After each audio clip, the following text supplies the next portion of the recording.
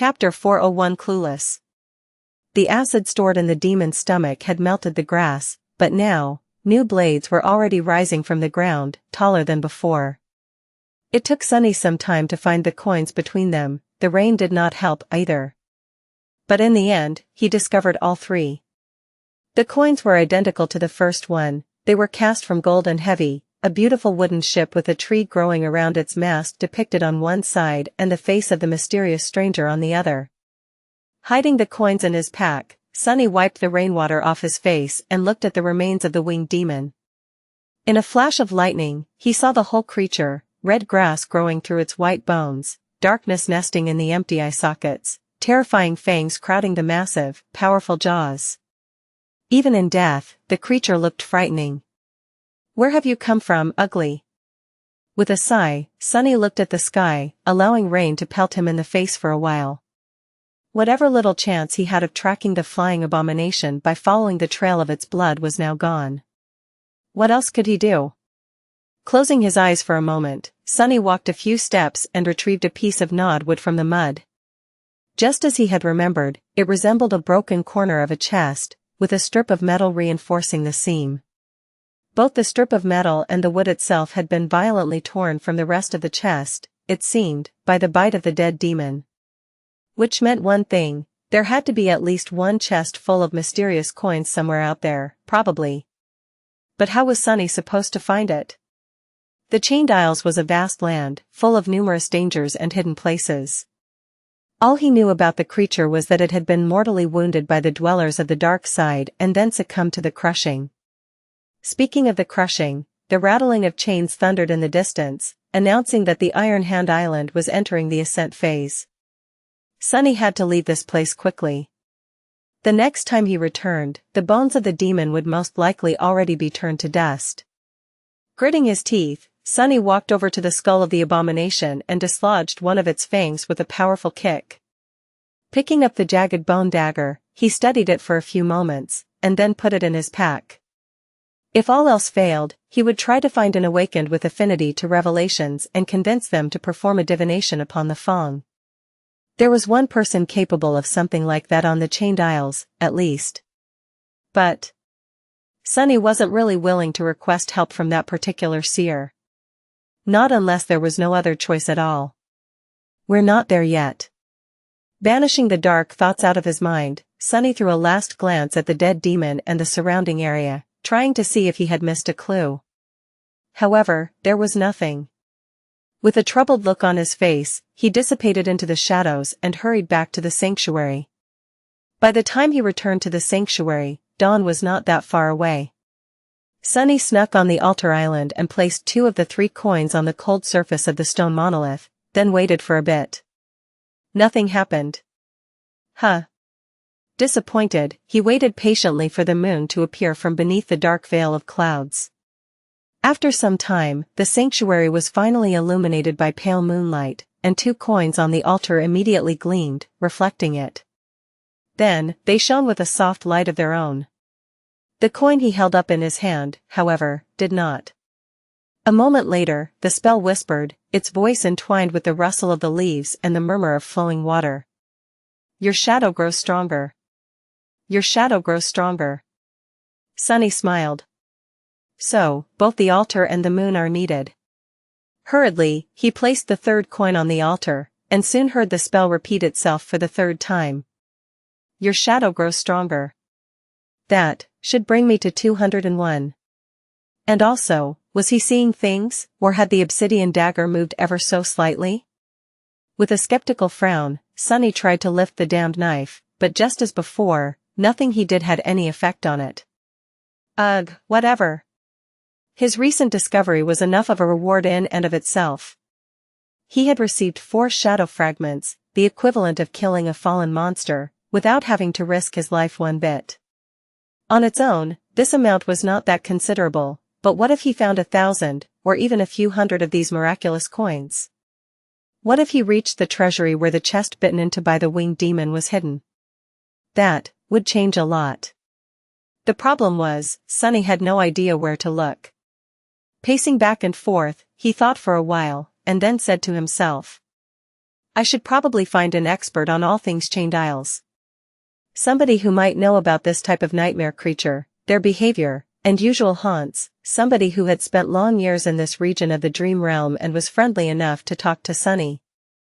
Now who do I know who fits into all these criteria? Sunny stopped pacing, lingered for a few moments, and then turned his head to the ring of massive menhirs. A strange expression appeared on his face. In the early morning, a lone figure approached the hallway leading to the White Feather clan's residence. Saint Tyrus and her people occupied the northern part of the sanctuary's interior. Sunny had no idea what went on there, since he had never been invited, but he knew that both entrances to their compound were usually guarded. Today was not an exception. Before Sunny could step foot inside the hallway, a young warrior in a cuirass decorated with etchings of hawk feathers appeared from an alcove and glanced at him with a vigilant expression. "State your business, Awakened." Sunny stared at the young man with an earnest expression, then smiled. "Oh. I am here to see Master Roan. He once told me to come find him if I need anything. So, here I am. In need of something. Can you fetch him really quick?" The guard blinked a couple of times, then frowned. "What is this about, exactly?" Sunny grinned, lingered for a few moments, and then said honestly. "Demon hunting." Chapter 402 Chainworm. Sunny had no idea if Master Roan was currently in the sanctuary, but judging by the fact that the guard did not immediately send him away, he probably was. The young Awakened gave Sunny an evaluating look, then whistled softly and returned to his alcove. Nothing seemed to happen for a few minutes, but then, Sunny heard the sound of approaching footsteps. A young woman wearing a simple white garment appeared from behind the curve of the corridor and glanced at him, then gestured for him to follow. Sunny shifted slightly, then moved forward, walking behind the girl. "What would you know? I am walking into the lair of a legacy clan of my own free will. Never say never, I guess." He had really never expected himself to do something like this anytime soon. Instead of walking further into the compound, they entered a narrow staircase and ascended to the very top of the sanctuary. There, massive stone monoliths lay flat on top of the menhirs, creating an almost uninterrupted surface. There was a whole separate world above the citadel, as it turned out. Grass and moss covered the expansive stone circle, which stretched far into the distance. Sunny could see guards standing at the outer edge of it, keeping watch on the neighboring islands.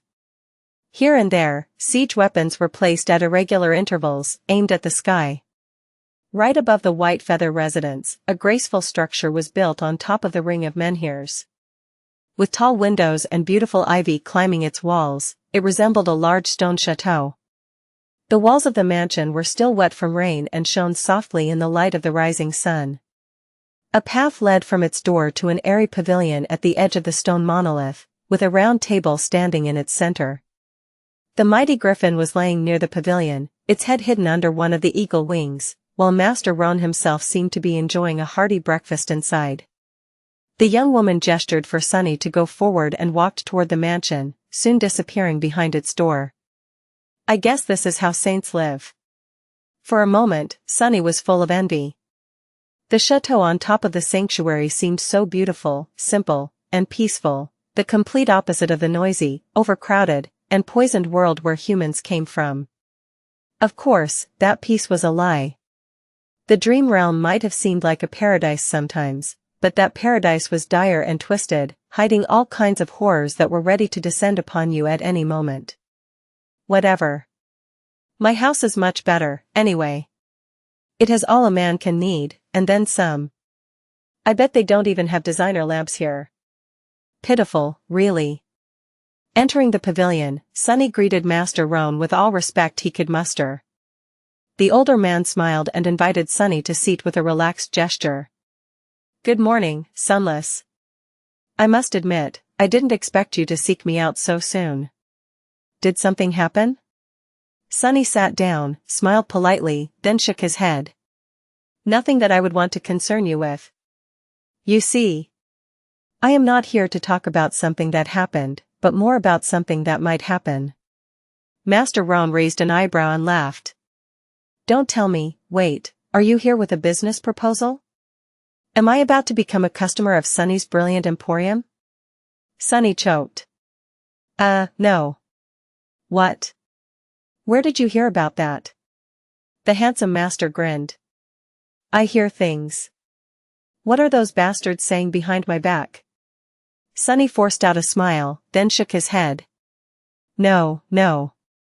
I am not here as a highly respected, rich, and famous entrepreneur.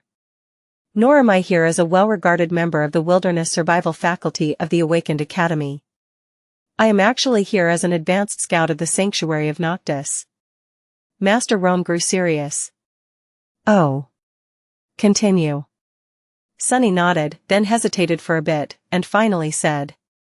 After we parted 2 days ago, I returned to the Sanctuary. On my way back, however, I rested for a while on the Iron Hand Island. And there, well, I found the remains of a nightmare creature there. The older man frowned slightly. That's not unheard of. Iron Hand is usually safe, but you know how chained isles are. Nightmare creatures migrate, sometimes naturally, sometimes to avoid the crushing. Sunny scratched the back of his head. That's true. However, the abomination was a fallen demon. It is strange to see one that close to the sanctuary, and especially so because I have never seen or even heard about that type of creature. It was rather scary. Roan's frown deepened. A fallen demon on the Iron Hand Island? That is indeed strange. You've done well to bring me this information, Sunless. Did you get a good look at it, by any chance? Sunny sighed. Well, you see, it was in the depths of night. Then, he smiled. But, luckily, I can see perfectly in the dark. So, yes.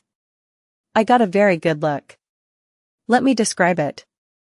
He described the demon to the best of his ability, not sparing any detail. He even remembered every wound and injury on the abomination's body, hoping that their nature can shine a light on what exactly had killed the bastard. The longer Sunny talked, the darker Master Roan's face became. Finishing his report, Sunny glanced at the older man and asked. So, what type of a demon was that, exactly? And why have I never encountered one before? Master Roan shook his head. You are lucky to have never met one of these fiends, kid. They are a very rare and vicious breed of nightmare creatures, known as chainworms. Luckily, it was already dead. Otherwise, I doubt that we would be having this conversation right now. Even I am reluctant to face a demon such as this alone. No offense, Sunless, but if that thing was alive, you would have ended up as its dinner. Sunny hesitated for a bit, then asked cautiously. Chainworms? Why are they called that? The older man sighed, then looked at the breathtaking vista of the chained isles in front of them. After a while, he said. It is because these creatures feed on metal. Once one of the heavenly chains is weakened, they appear from the dark side to feast on it. Steel weapons are useless against these abominable things, so fighting one, let alone many, is almost an impossible task. Master Roan stared into the distance with a bleak expression, and then added darkly. I've seen whole islands crumble into the below because of their hunger. Chapter 403 Sky Tide. Master Roan grew silent for a few moments, then smiled after noticing Sunny's troubled expression.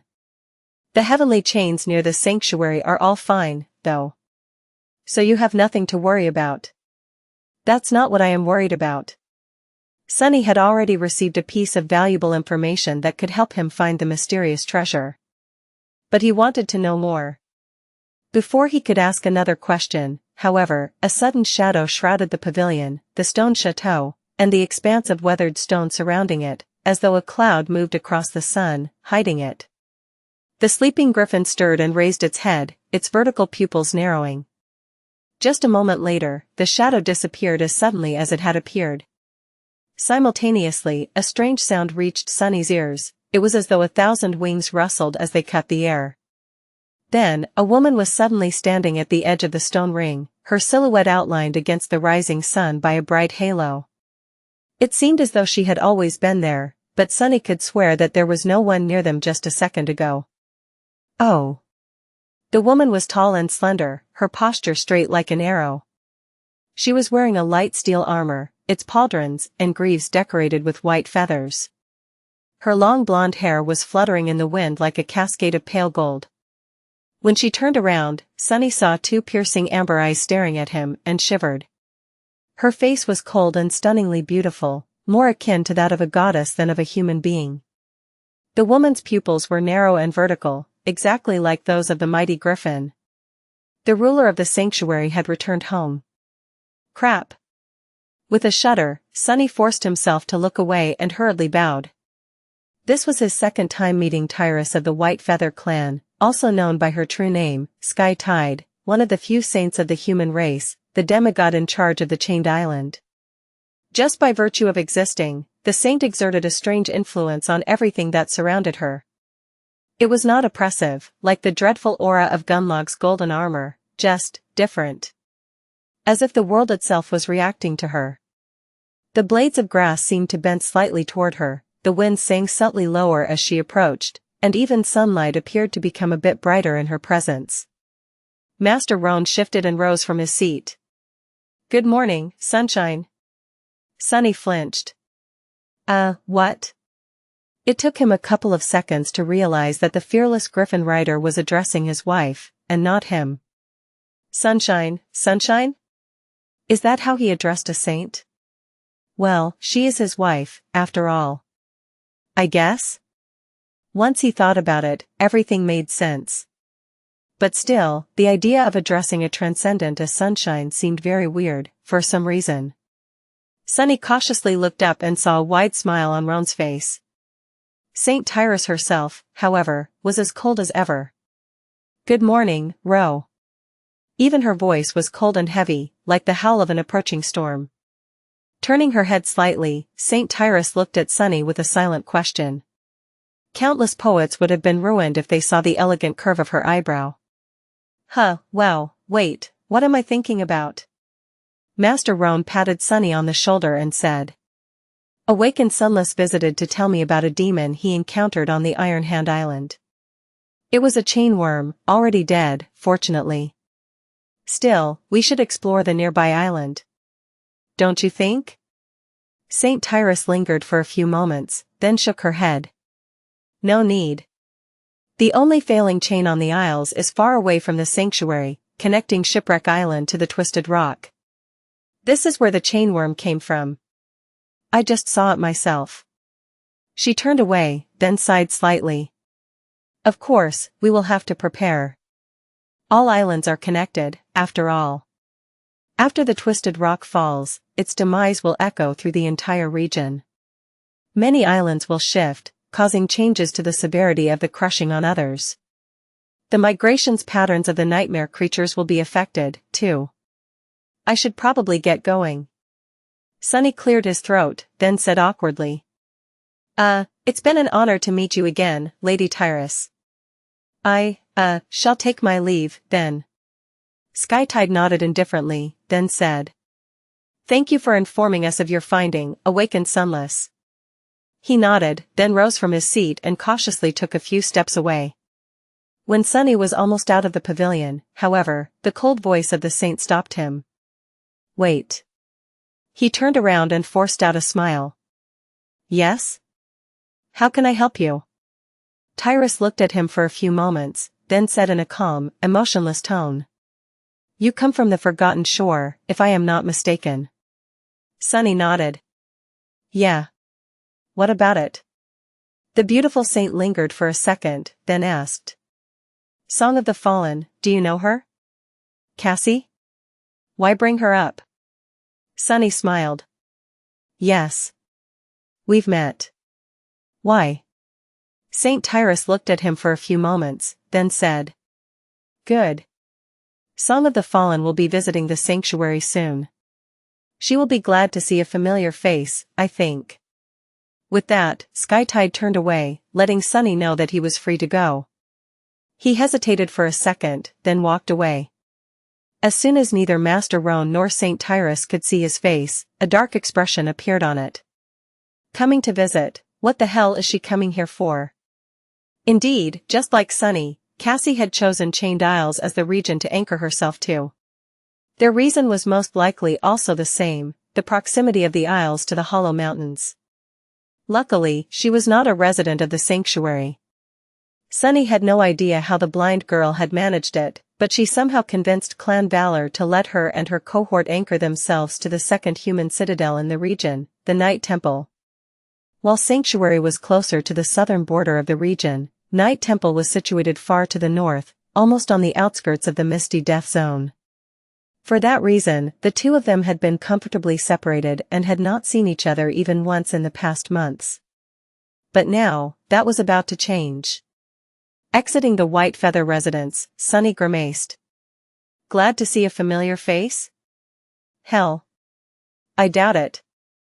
Chapter 404 Soft Life. The sanctuary was slowly waking up. Now that the sun had risen, groups of awakened were preparing to venture outside, while those who had stuff to do in the citadel itself were going about their business. A few of them greeted Sunny as he walked toward the altar island. By now, he should have been able to return to the real world. After everything he had discovered during the night, there was a flame burning inside his chest that demanded action. His eyes gleamed when he thought about the mysterious treasure hidden somewhere out there, in the darkness. But although Sunny was a very rapacious person, he knew how to keep his avarice in check, well, most of the time. Shipwreck Island. Sunny had never been that far away from the sanctuary, but he had heard about that deadly place. The Shipwreck Island was situated almost at the center of the Chained Isles, far removed from both human citadels. The nightmare creatures there were especially ferocious, and the islands themselves were far more bizarre and dangerous than those closer to the edges of the region. If one could somehow survive the crushing and look upon the Chained Isles from above, they would see that there was a vast empty space at the very heart of this shattered land. Some people assumed that this was where the Ivory Tower had once been chained, before all 7 of its anchors were broken. After that, the islands bordering the tier slowly fell into the sky below one after another, making it grow wider and wider. The hole at the heart of the Chained Isles was slowly expanding, and one day, thousands of years from now, it was probably going to devour the whole region. But Sunny had no interest in that remote future. What concerned him right now was that the Shipwreck Island was on the very edge of the tier, and as such, presented a lot of danger for a young awakened like him. If Sunny wanted to venture out that far, he would have to study and thoroughly prepare for a long and perilous expedition. And in the meantime, he had to hurry to the real world. Even though he felt the call of treasure with every fiber of his being, desperate to reduce the gap between himself and Nephi's, the things he had to do back in reality were crucial. Calm down. It's nothing serious, really. Approaching the white altar, he glanced at the obsidian dagger suspiciously, then placed his hand on the cold marble. There's no reason to worry, so. The lid of the steel sarcophagus silently opened, letting out beams of light and clouds of cool mist. Sunny yawned and climbed out of the sleeping pod, then stretched with a satisfied smile on his lips. His body felt refreshed and energized, as if he just had a long, perfectly comfortable sleep, not at all like what he had to endure in the past 2 months while using cheaper academy pods. Now that is what I call money well spent. Indeed, the luxurious machine might have been the best purchase he had ever made. Not counting the mantle of the underworld, of course. Leaving the compact underground fortress of his basement, Sunny walked over to the kitchen, glanced at the broken remains of his fridge with a bit of shame, and retrieved a few ingredients to cook himself breakfast from the debris. Out here in the real world, it was currently early morning. He sent the happy shadow outside to observe the surroundings, and then turned on the stove. Real eggs, real lettuce and tomatoes, real bread, real bacon, real coffee, real juice. It took him just a few minutes to cook himself a breakfast that would have been considered the epitome of a lavish lifestyle by any inhabitant of the outskirts. Walking to a dining table that was too large for one person, he placed his breakfast on its synthwood surface and activated his communicator. There were no new messages, and he didn't really know what else to do with that thing. Usually, people of his age would have an active presence on the network and feeds breaking with all kinds of news, events, and videos, but Sunny had almost no digital presence whatsoever. Nor did he want to have one, really. He knew how to access various resources and services, of course, And many of the things on the network had once been the stuff of his dreams. The unlimited amount of games, books, shows, and entertainment of all sorts was on the tip of his finger. But, ironically, now that Sunny had free access to all these alluring things, he had no time to dive into any of them. Right now, he had too much to do, and his dreams were filled with only clangor of steel and nightmarish abominations. Maybe one day. Slowly consuming his food, Sunny used the communicator to quickly sketch and describe the coin he had found, keeping its true secrets to himself, of course. Outside, his neighbors were preparing to face the new day. The sun was rising above the giant city, and crowds of people were on their way to work. The shadow found a hidden spot on the porch of his new home and observed the quiet street from its shelter. It saw a few PTVs drive by, humming slowly as they rolled or levitated toward the exit from the terrace district. Several well-dressed adults walked by, heading for the public transport terminal. Some time later, it was time for the students in school uniforms to follow them. Sunny sipped coffee and observed these children through the shadow, trying to imagine himself having such a life. Waking up in a safe home. Eating the delicious food a parent had prepared for you, not having to think about where your next meal would come from. Going to a place where an unlimited amount of knowledge and mentorship was available to you, completely free. Having no real worries and no real fears. Just living. What a strange existence that would be. He stared at the students with a complicated expression. They were so soft. Their clothes were soft, their eyes were soft, and their lives, too, were soft. How were these children going to survive the real world? The real world was hard, cruel, and unforgiving. Just like Sunny himself was. A person like him had a much better chance of surviving in such a world. Not to mention the hellscapes of the dream realm. Finally, the stream of students grew thin. One of the last to walk past Sunny's house was a young girl of around 14 years. She was about as tall as him, with pale skin and black hair. The girl seemed to be a bit uncomfortable in her own body, like all teenagers tended to be, and the school uniform did no favors to her slender physique. Her dark eyes, however, were very sharp and clear.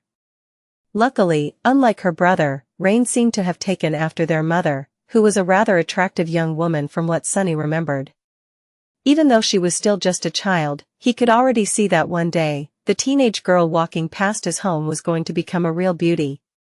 Finishing his coffee, Sunny placed the empty cup on the table and sighed. Found you. Chapter 405 Going Back to School Plus, Turn Off Reset. Chapter 405 Going Back to School. Indeed, the awkward 14-year-old girl was his little sister, Rain.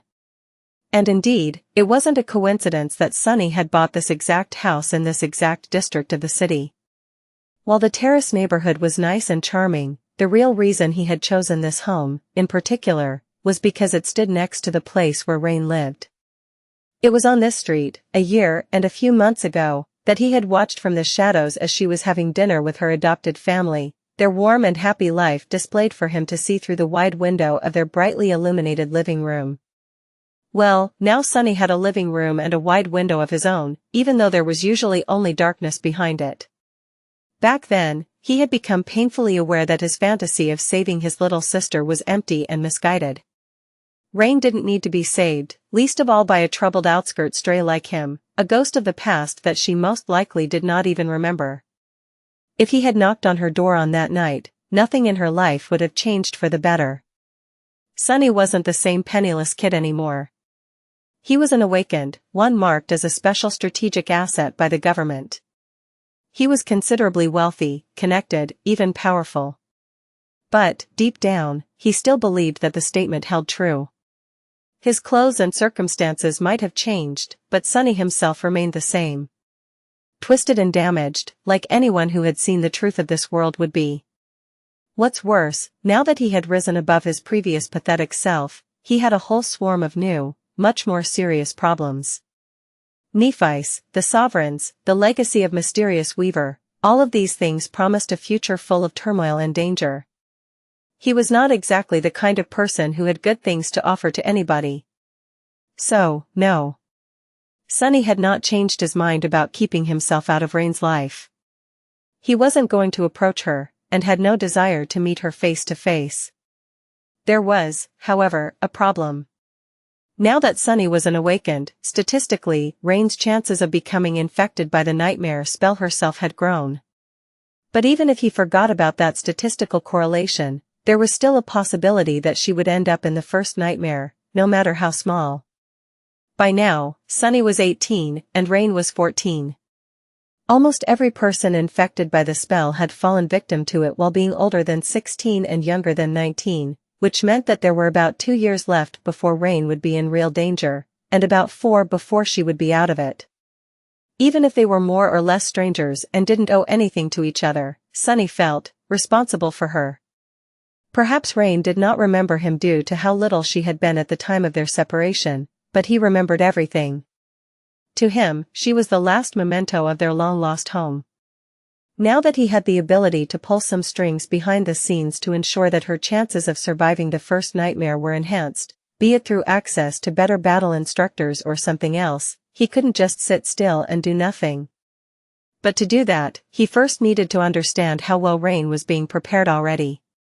Hence, he bought a house near the place where she lived and let his shadows loose to explore the neighborhood and spy on her and her family. When I put it that way, it sure sounds a bit creepy.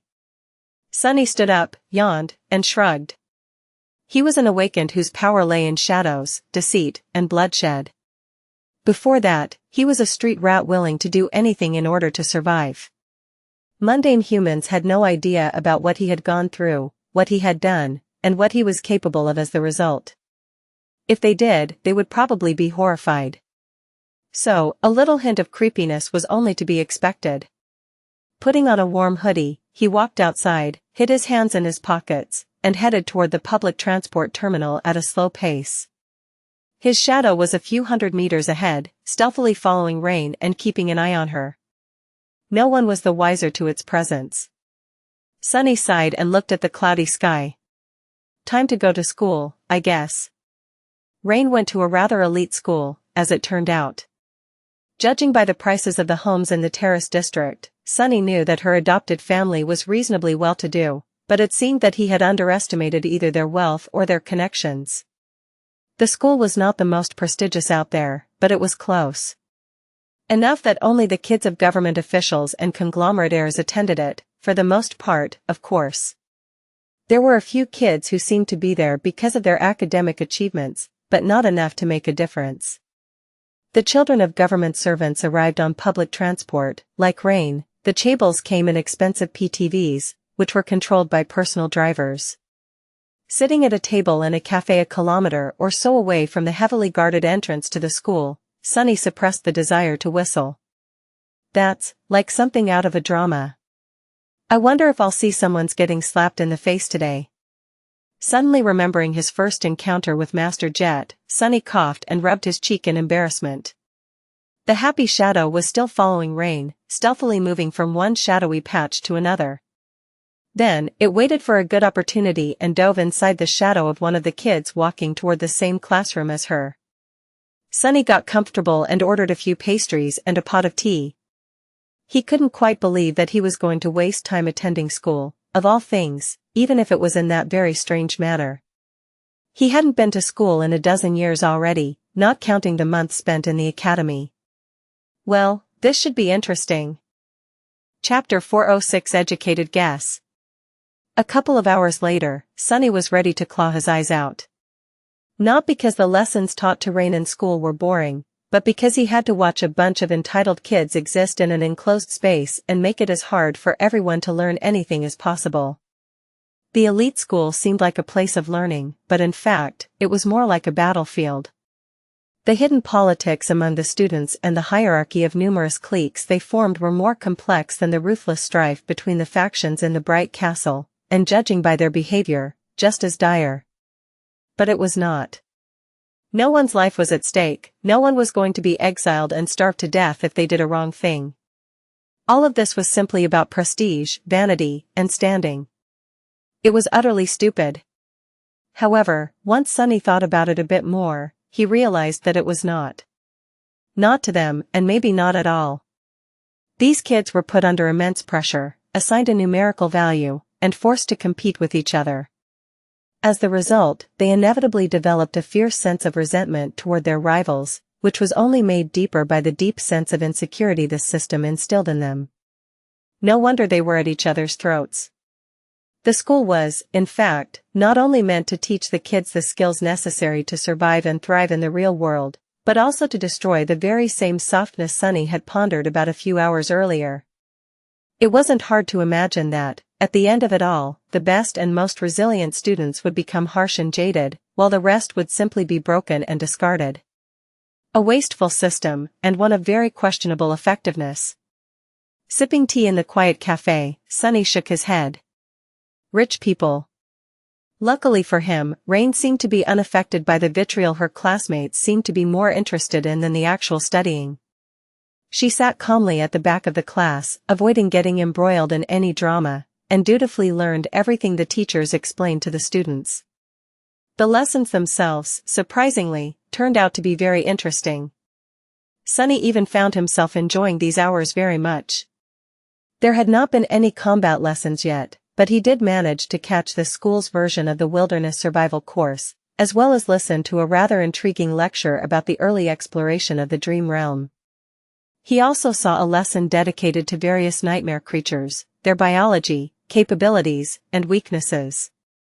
If he had known that much during his first months on the Forgotten Shore, well, it would not have changed much, really.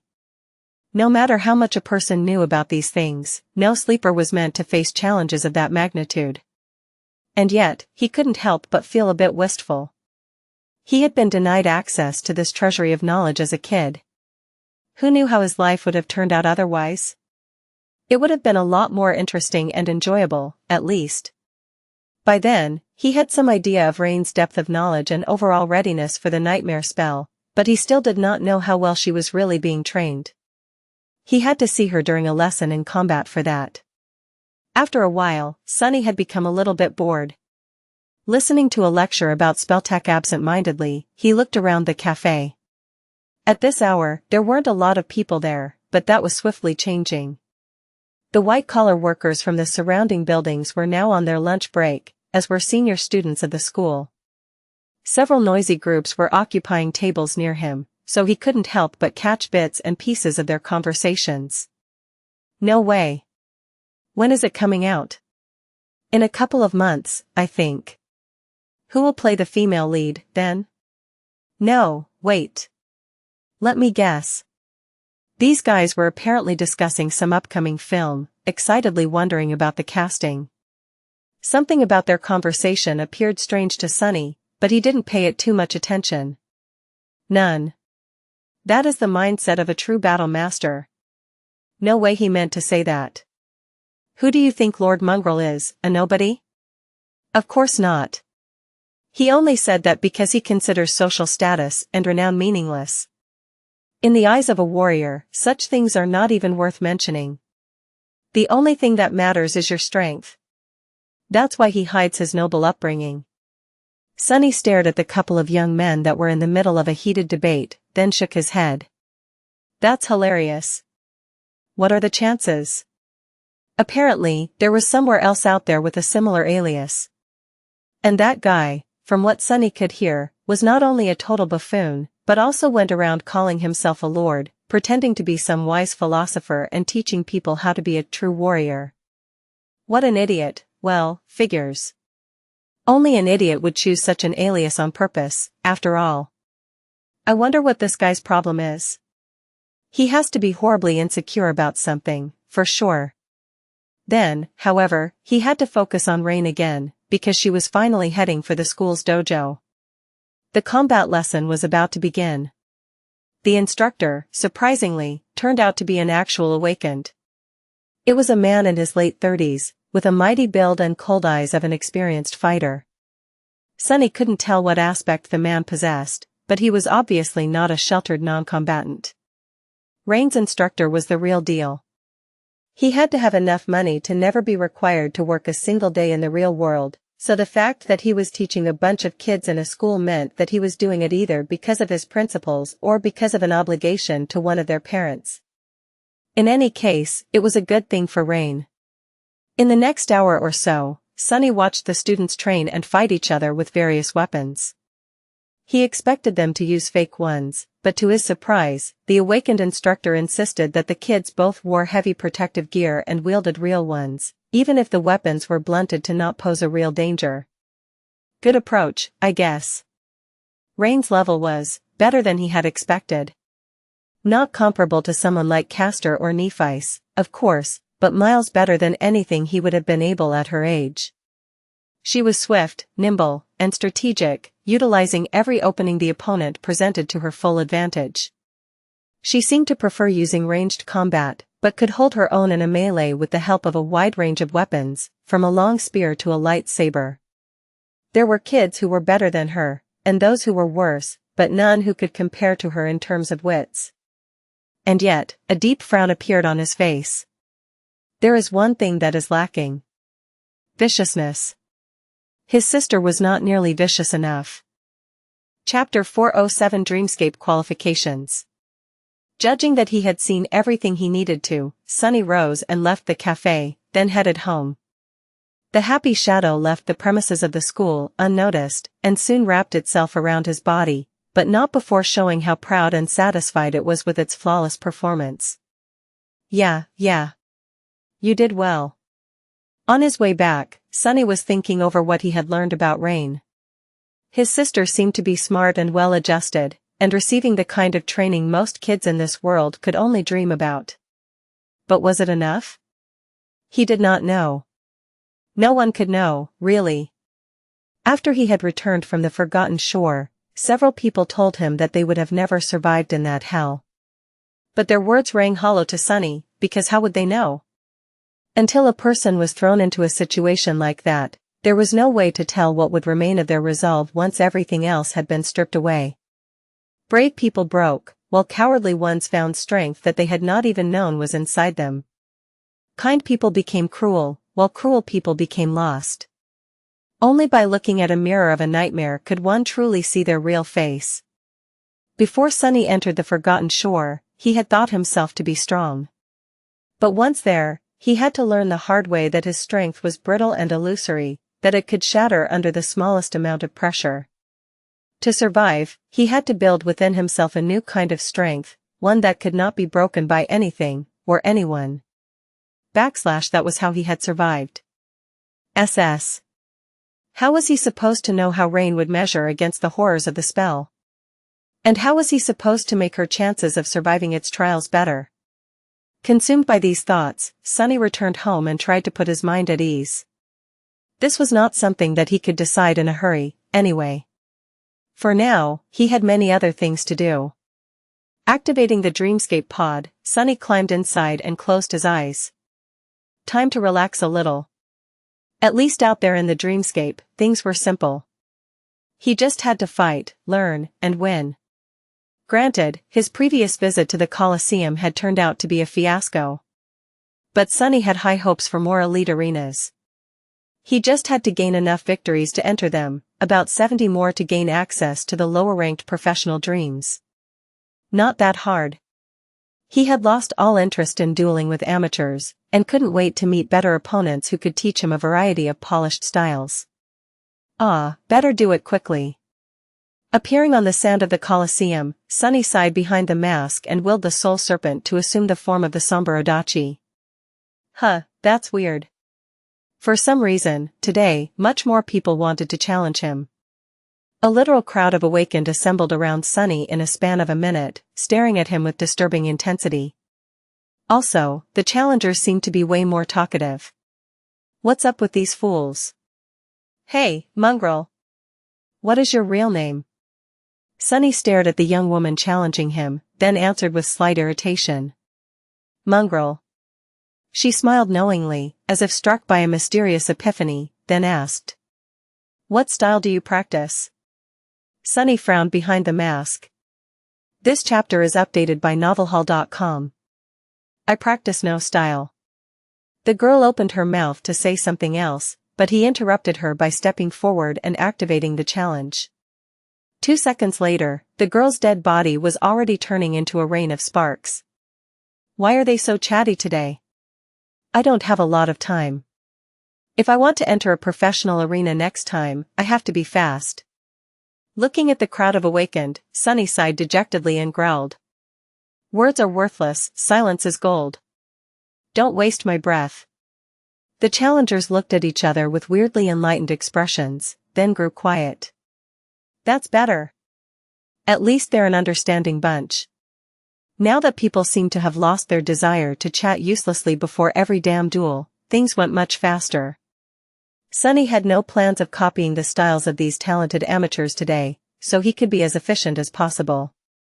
It required him to really exert himself, though. They were all awakened, after all, each and every one of them. Behind the black mask, Sunny was sweating an ocean and silently whispering curses. But what could he do? He just had to get it done. Because he took no breaks between the duels, his reserves of shadow essence grew dangerously low at some point. Sunny was forced to command the soul serpent to return to his body to accelerate the accumulation of essence and slow down its expenditure. Noticing that he had dismissed his sword, the challengers assumed that he wasn't going to fight anymore and sighed with disappointment. Glancing at them, Sunny gritted his teeth and hissed. Next? He was not that far from accomplishing his goal for today, and the mantle of the underworld was like a weapon itself. Especially if he manipulated its weight to make his blows carry the weight of a mountain, metaphorically speaking. His aching muscles protested, but he endured the torment and continued. Just a few more. As the next challenger stepped forward, Sunny dashed toward him, deflected the glancing blow of a spiked mace with a vambrace, and struck the young man in the face with all the strength he could muster.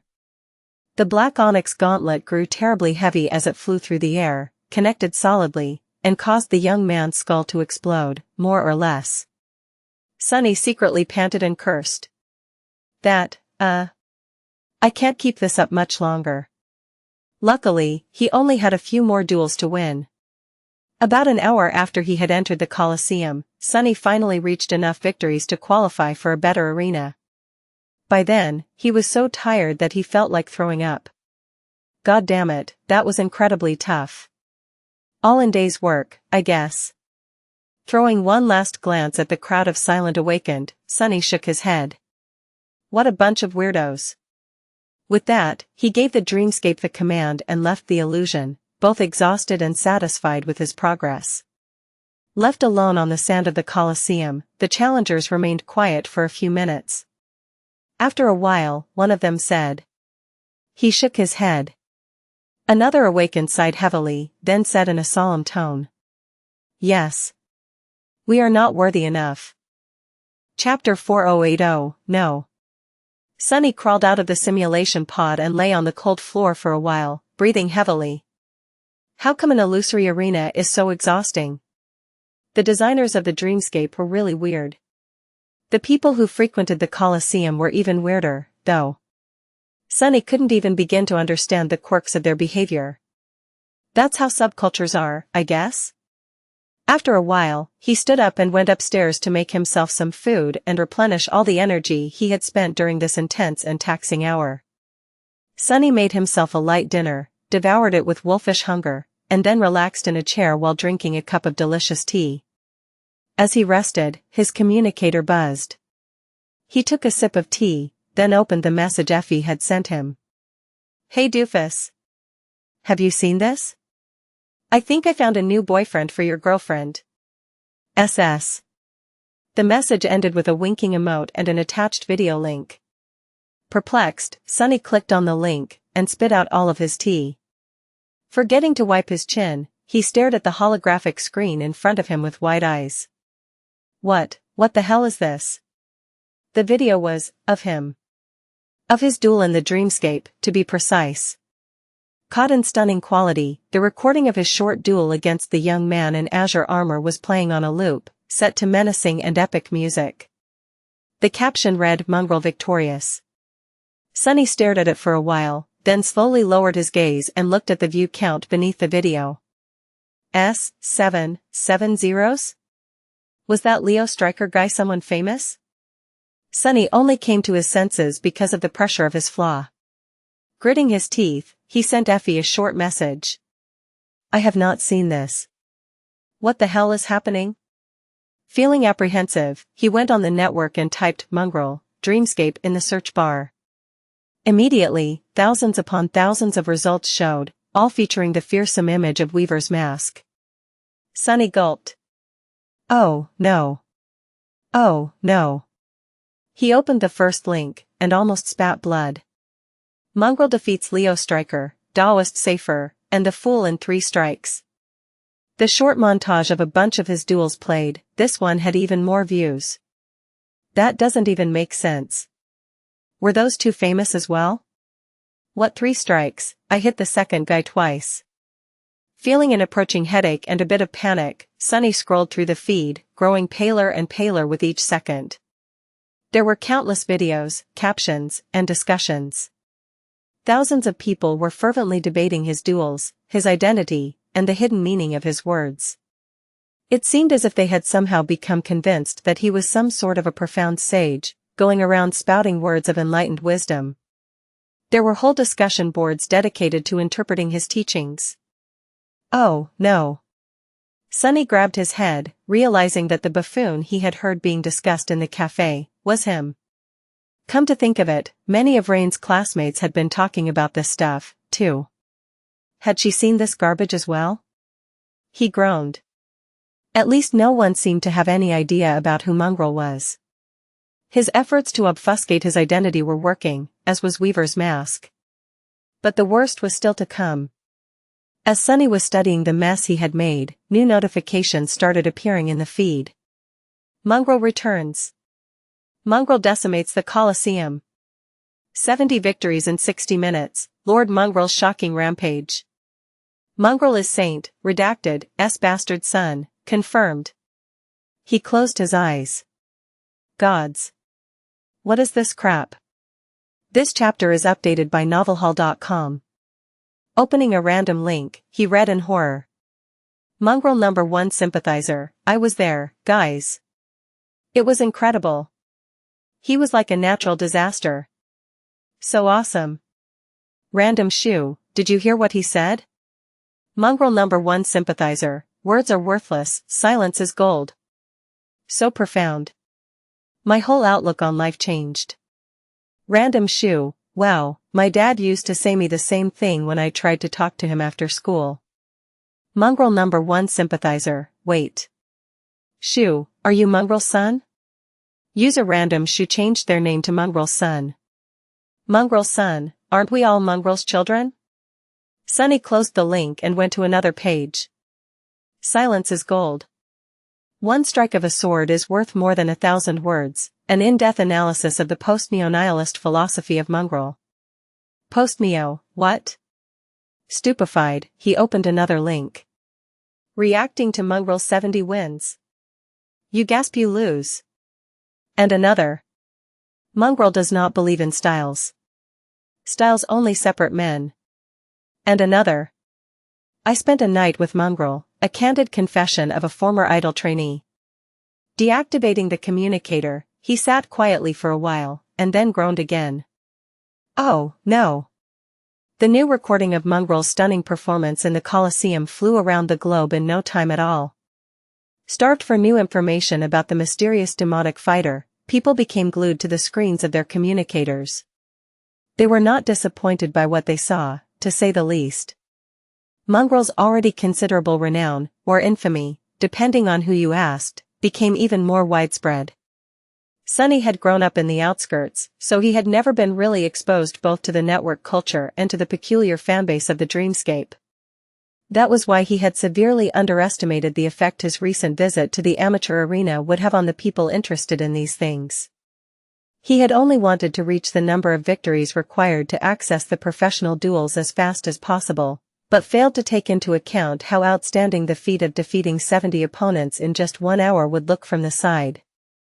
Especially considering the fact that he had killed the last half a dozen or so with his bare hands, not even bothering to use a weapon.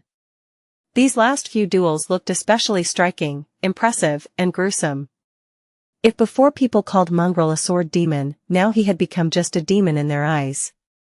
What's worse, even though it took all of his power and lots of effort for Sunny to achieve these victories, due to the fact that his face was always hidden behind the fearsome mask, he appeared to be completely calm and indifferent, as if defeating so many people in a row was nothing to him.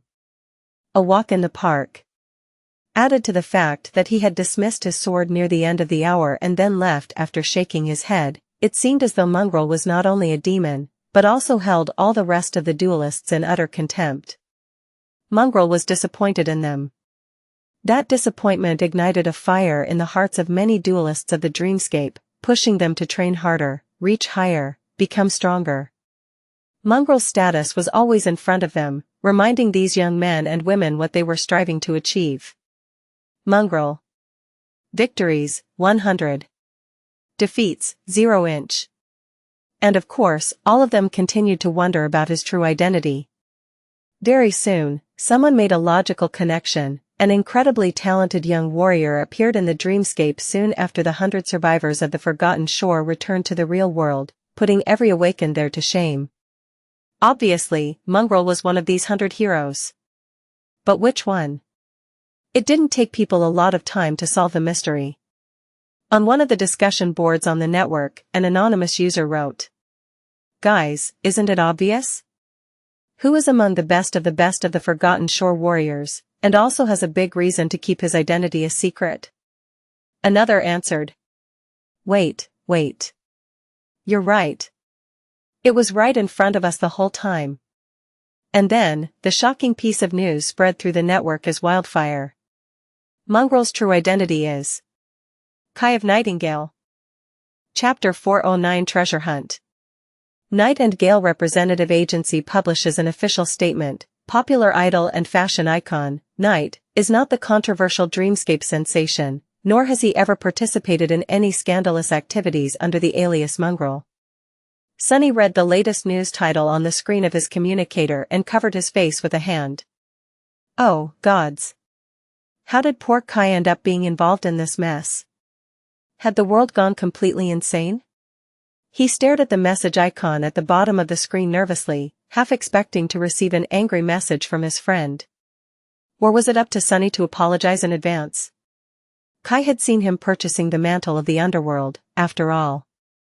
Even though the onyx armor did not look the same as it had before being repaired and turning from pure stone to the strange stone-like metal, there was a possibility that he would recognize it. Ugh. Why is life so hard? Sunny shook his head resentfully and stared at the ceiling. And then there was the issue of Rain. Sunny had watched her walk home through the eyes of the shadow, and was once again consumed by uncertainty. Did he need to intervene? What was the best way to help her? Did she even require his help? There was no easy answer to any of these questions. He turned off the communicator, sat in the darkness for a while, then stood up and went to the kitchen. Retrieving all the things that could spoil quickly from the ruined refrigerator, Sunny cooked himself a decadent dinner and ate in tense silence. To hell with this. I'll deal with all these problems after returning from this shipwreck island. It shouldn't take me that long to reach it, investigate, and come back anyway. A week at most. Why waste time on all this nonsense when there was a treasure waiting for him in the dream realm? Sunny had already retrieved all the pertinent information he could find from the Academy database. All awakened had some level of access to the base of shared knowledge about the dream realm and the nightmare creatures, and due to his position as the research assistant assigned to the Wilderness Survival faculty, he had more than most. It wasn't really enough to venture on such a dangerous expedition, but at least gave him a basic understanding of what to expect. The rest he was going to have to learn from the people in the sanctuary who had actual experience of traversing those parts of the Chained Isles. And then, there was also Cassie, she could help him even more. With a dark grimace, Sunny washed the plates, spent a few moments admiring their design and craftsmanship, then went about preparing himself for a long stay in the dream realm. Soon, he entered the basement, activated the maximum level of security measures, and climbed into the steel coffin of the sleeping pod. As the lid of the sarcophagus closed, he sighed and thought. 1 week. I bet everyone will forget all about this mongrel idiocy in a week.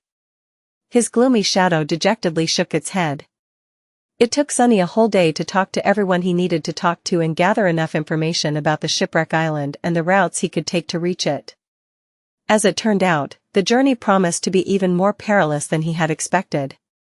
Awakened did not usually go that far into the wilderness of the Chained Isles alone, and even established cohorts were reluctant to venture this close to the tier. The nightmare creatures out there were ferocious and powerful, and the islands themselves presented more danger than here on the edges of the region. Those people did not have his aspect, though.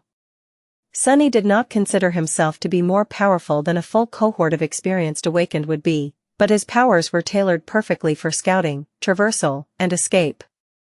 Even if he was going to find himself facing against an overwhelming foe, he was reasonably certain of his ability to at least run away. Plus, he had Saint. The taciturn demon was worth half a cohort alone and by herself. As the sun was crawling down from the heights of the sky above, he found himself in his room, studying the makeshift map of the Chained Isles. On it, Sunny had marked the potential routes to the Shipwreck Isles, as well as known dangers he would face on the way. Of course, such a map was not completely reliable. Nightmare creatures tended to migrate and travel between islands to escape the crushing, but the really terrifying ones tended to stay put. Even taking into account that some of the places he wanted to go through could turn out to be inaccessible due to entering the ascent phase, Sunny was more or less sure that he could reach the Shipwreck Island in 3 to 4 days while remaining comparatively safe. With one exception. No matter how he looked at it, he was going to have to traverse an island known among the inhabitants of the sanctuary as the Reckoning. Not much was known about that place except for the fact that several cohorts lost members there, while others had not come back at all. Apparently, the creature that inhabited the island was especially twisted and deadly, and was capable of messing with a person's sight. No one really knew what it was, however. All that Sunny was able to find out was that the creature was most likely not corrupted.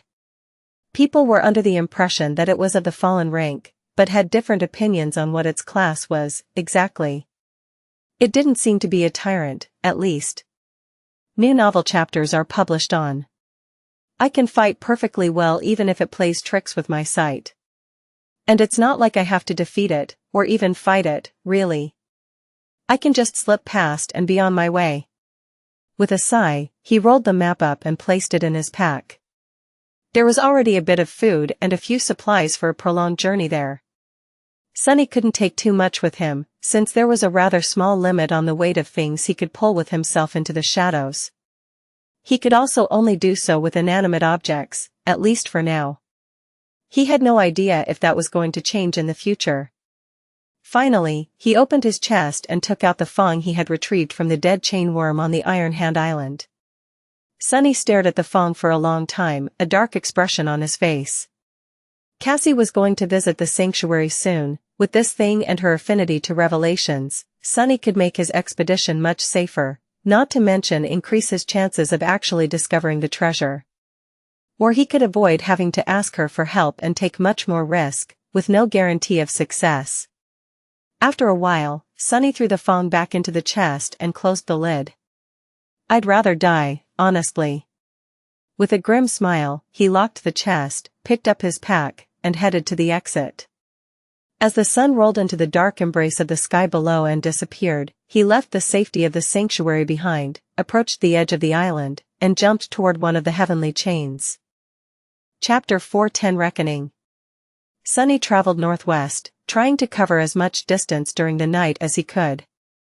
He rushed across gargantuan chains as a swift shadow, soared up onto the island, traversed them on foot, and dove into the darkness once he reached the other side. He was moving across the Chained Isles with enviable speed, but still not as fast as someone capable of flight would. Using Shadow Step expended up a lot of shadow essence, so he had to replenish it often to continue riding the heavenly chains. That, however, put him in a lot of danger. The islands were teeming with nightmare creatures of all kinds, as well as deadly natural, well, unnatural, really, threats. Sunny had to remain cautious at all times, keeping one shadow wrapped around his body while the other scouted ahead. He hid in the shadows to avoid fighting with wandering abominations or, if there was no other choice, teleported away. These jumps, however, only served to devour more of his essence, forcing him to rest and circulate it through the coils of the soul serpent as he waited for his cores to fill up. Most of the time, he didn't feel like there was a real threat to his life. Sunny's combination of attributes and abilities made him a very hard prey to hunt. No matter what kind of a horror tried, he always managed to slip away, for now, at least. As long as he did not venture into the territory of the really terrifying nightmare creatures, like those corrupted fiends that claimed some of the islands or the beings that dwelled on the dark side of them, he was going to be alright for as long as he managed his essence carefully. Against those powerful abominations, though, even being a shadow was not a guarantee of safety. He still remembered the 2 ghostly torches in the dungeon beneath the ruined cathedral in the Dark City. On his way, Sunny visited many islands that he had already explored before, and some that he never had a reason to visit. Each was lethal in its own way, and hid alluring mysteries, most of which were bound to turn out to be nothing but inescapable traps, of course. He suppressed his curiosity and moved past. With 2 skies full of bright stars, the Chained Isles were stunning at night. Even while rushing forward and hiding from the abominations populating this breathtaking and terrible land, Sunny couldn't help but marvel at its dark beauty. But beautiful things were the most dangerous. By now, he had learned that lesson all too well. At dawn, Sunny finally reached the island that was supposed to be the first stop on his journey. It was a desolate place where nothing lived, with rocky ground and plenty of small impact craters that had been left behind by the debris on the neighboring island. The chains holding that island in place had broken once, a long time ago. As the result, not restrained by anything, it soared high into the sky and eventually fell apart, ripped to pieces by the crushing. Its remaining neighbor was not of any particular to Sunny, but it was a good place to rest and catch his breath. Hiding in one of the craters, Sunny ate a miserly breakfast and drank from the endless spring. Then, he looked at the rising sun, studied his map for a few minutes, and summoned Saint. As the taciturn demon stepped out of his shadow, at enough of a distance to not subject him to the soul-eroding effect of the broken oath, of course, Sunny glanced at her, tiredly rubbed his face, and said, "I am going to sleep. You stand watch, please." The shadow stared at him indifferently for a second, then knocked an arrow on the string of her bow and turned away. Sunny sighed. He could do without sleep for a couple more days, but it was wise to keep himself in the best possible shape. One never knew what could happen in the dream realm, after all. Using his pack as a pillow, Sunny lay down and closed his eyes. Just a few hours. A day later, he reached the reckoning. The ominous island that so many people in the sanctuary dreaded was large, spanning no less than a dozen kilometers across. What's worse, it was supported by only 2 chains, which were situated almost exactly opposite of each other. To get to the next one, Sunny had no choice but to travel the whole length of the island. There was grass covering the ground, with a forest of tall evergreen trees visible in the distance. He could see a rocky hill far away, with a waterfall rushing from a weathered cliff. Just like everywhere on the Chained Isles, it was unclear where the water came from and where it went. Sunny was already used to the strangeness of this land to pay it any attention. The reckoning seemed like a beautiful and tranquil place. Idyllic, even. However, looking at it through the eyes of the shadow, Sunny couldn't help but feel a deep sense of unease. Something was very wrong with this place.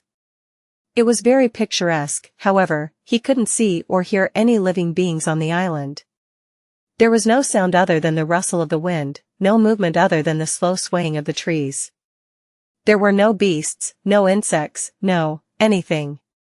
Not a single nightmare creature could be seen wandering the expanse of the peaceful island. What could be so terrible that even nightmare creatures did not dare to come to this place? Or had they been slaughtered by the owner of the island? If so, where were the bones? Or bone dust, at least. I don't like this. Initially, Sunny thought of traversing the reckoning in his usual manner, on foot. But now, he changed his mind. It was better to waste an additional amount of shadow essence than to risk meeting the ruler of this ominous place face to face. If it had a face.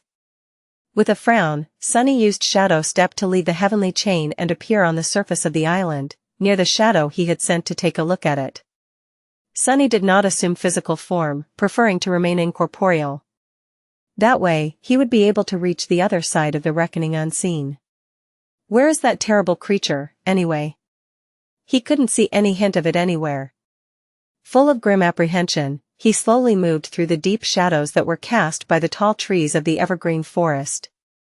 No matter how hard Sunny looked, he didn't notice any movement near him. It was as though the fallen abomination that gave the island its name, Reckoning, had simply disappeared. Maybe it can't be seen. Sunny cut off his vision and concentrated on the shadow sense. His perception of shadows came into focus, reaching far and wide. And there. What was that? There was one shadow in particular that didn't belong to anything, approaching him with terrible speed. The bastard is invisible. Sunny froze, becoming absolutely still. In this state, he was not only one of the shadows, but also indistinguishable from the larger shadow he was hiding in. He didn't possess a physical body, so nothing was supposed to be able to hurt him in that state. At least physically. The invisible creature continued to move in his direction, even faster than before. Wait, no, something doesn't make sense. Even if the abomination was invisible, why was there no sound? Why didn't grass bend beneath its feet? It was almost as if the nightmare creature that dwelt on the reckoning was, really, a shadow. Before Sunny could react, the owner of the reckoning was upon him. And then, he learned that shadows, too, could feel pain. Chapter 411 Reflection. Sunny had never fought in his shadow form, and really, he didn't even know how. All he had were his instincts, but that wasn't enough. In fact, trusting your instincts too much was a sure way to get yourself killed. Intelligence was the most dangerous weapon in the arsenal of a human, and it was Sunny's mind that ended up saving his life. He had realized that his enemy was not invisible, but a shadow just like him only a moment before the creature was upon him. In that split second, Sunny managed to come up with the only way to escape death. As sharp pain pierced his entire being, he lunged forward, and escaped the shadows, rolling away on the grass. Jumping to his feet, Sunny staggered and clutched at his side, blood flowing between his fingers. Arg! The shadow of the unknown abomination lunged in pursuit, and swiped uselessly across his body, not causing him any harm. It was just a shadow, after all. Throwing a glance at the thin tear in the puppeteer's shroud and a deep wound beneath it, Sunny took a step back. Simultaneously, he gave his shadows a command to hide themselves under his armor and augment his body.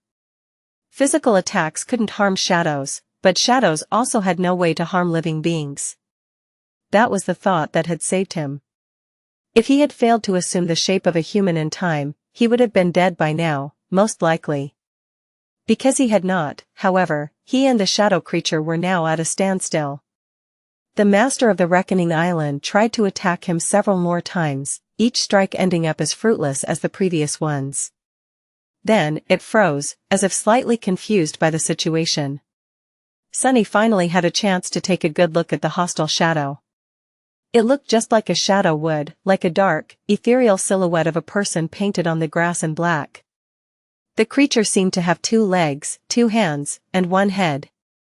If Sunny didn't know what it really was, he would have assumed that the shadow was cast by an ordinary person. There was no one else in sight, though. Backing away and grimacing because of the pain radiating from the deep wound in his side, Sunny stared at the enemy and thought feverishly. No, this is wrong.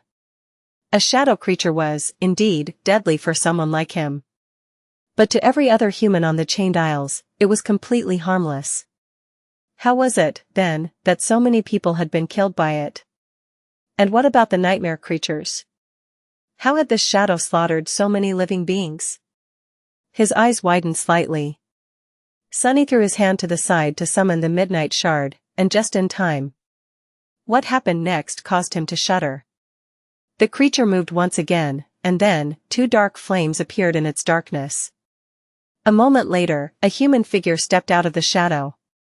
It was a young man with pale skin and cold, cruel eyes of an experienced killer. A spark of madness burned in their depths. The stranger had black hair and was wearing a light armor made out of soft silk and black, lusterless leather. In his hands, the apparition was holding a long, slightly curved blade of an austere tachi. Sunny felt fear grip his heart as he recognized the face in front of him. Of course, he did. It was his own face, after all. Looking at the Devil of Reckoning was like looking into a mirror. Since when was I so scary? Sunny recoiled in shock. What the hell are you? The apparition mimicked his expression, then opened its mouth. Its lips moved, however, there was sound, as if the abomination was mute. Sunny had no problem reading its lips, though. What the hell are you? What is going on?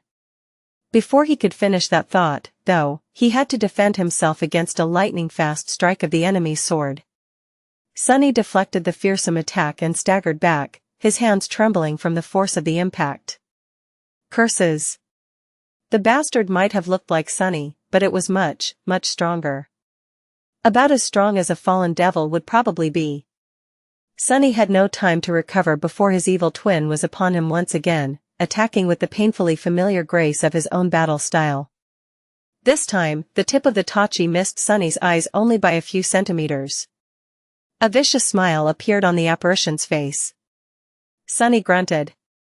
As the abomination launched a flurry of lethal attacks his way, each swift and vicious, he struggled to defend himself and fought through the pain. He was barely holding on, for now, at least. Because of how strong and fast the creature was, Sunny had no doubt that he'll be killed eventually. How could he fight against someone who knew all his tricks, but was also much more powerful? Even the shadow dance was useless. What was the point in trying to mirror the style of an opponent who had stolen his technique from Sunny himself? The situation did not look good, at all. Especially because blood was still streaming down Sunny's torso. Between two strikes, he dashed back and pierced the apparition with a furious gaze. You, poor bastard, of all the faces out there, you just had to choose mine? Fool, couldn't you have chosen someone, I don't know, taller? Internally, though, he couldn't help but think. Not gonna lie, the evil version of me looks sort of awesome. Am I really this dashing in real life? Sunny didn't really know how to feel about this.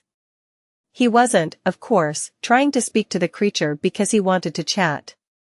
He was just trying to distract it while Saint was drawing her bow. A moment later, a black arrow whistled in the air, aimed at the devil's heart. However, the young man with cruel dark eyes simply stepped to the side and swiped the arrow away with his sword. Sunny cursed. He became really despondent, though, only a moment later, when a sudden ripple spread through the bizarre creature's body. In a blink of an eye, the apparition changed. Its face suddenly became white as alabaster and inhumanly beautiful, with ruby eyes, high cheekbones, and full lips. The soft fabric of its armor turned black as onyx and hard as stone. The shape and height of its body changed, too. Before Sunny could even react, he wasn't facing his own reflection anymore. Instead, he was facing Saint's. Crap. As the sickening feeling of his soul slowly falling apart permeated Sunny's entire being, the perfect copy of the taciturn demon raised its bow and sent an arrow flying straight at his heart. Chapter 412 Perfect Adversary. Well, one mystery is solved, at least. Sunny became painfully aware of how the Devil of the Reckoning was able to slaughter so many awakened, and why no nightmare creature could survive on its island. If the bastard was able to turn into a copy of any enemy while remaining as powerful as a fallen devil, then very few things could ever hope to escape from it alive. And those awakened who had escaped despite everything mistakenly believed that their companions fell to a creature that could mess with people's sight. What else would they think after watching a human being killed by what looked like their exact copy? Well, why had no one thought that it was an actual copy and not a trick on the eye, damn it? If there was one thing that landed Sunny in this dire situation, it was that people in the sanctuary severely lacked imagination. All these thoughts flashed through his mind as he used Shadow Step to disappear and fall awkwardly to the ground a dozen meters behind the devil, completely out of the way of the flying arrow. Great, but now what? Just a few moments before, Sunny had been contemplating abandoning the fight and simply running away. Unlike some humans he had met in the past, he wasn't burdened by useless things like pride or vanity. If the situation called for a cowardly escape, he was ready and willing to do just that.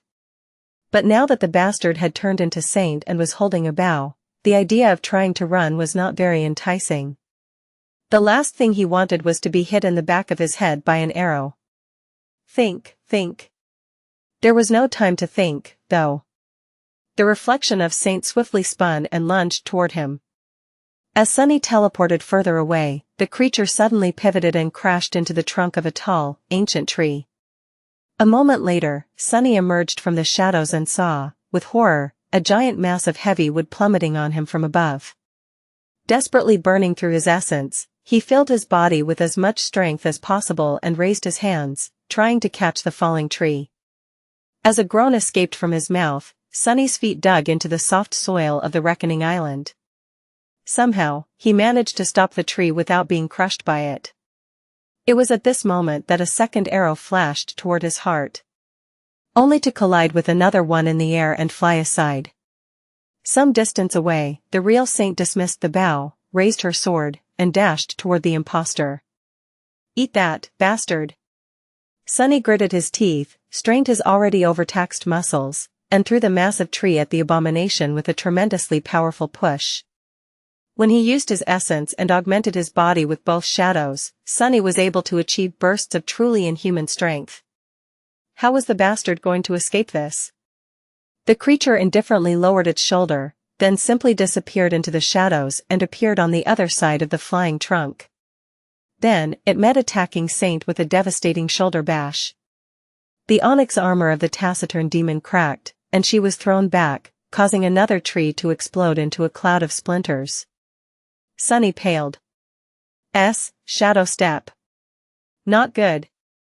The apparition turned to him and mockingly tilted its head. Something was very wrong with that thing. It seemed maleficent and utterly mad, but at the same time, incomplete, somehow. Behind the evil will and terrifying killing intent that dwelled in its ruby eyes, there was a hint of some other, boundless emotion. Sunny faintly recognized the feeling of it, since he had felt the same deep and indescribable emotion one time before. Far below the hollow mountains, in the darkness of the misty stone labyrinth between two otherworldly rivers, he had sensed the same feeling of loss, anguish, and confusion in the shadows left behind by companions of the first lord of the bright castle. What even is that thing? He had no time to ponder about its nature, though, because the creature had once again turned into a pale young man with dark eyes and was lunging at him, a vicious smile frozen on its lips.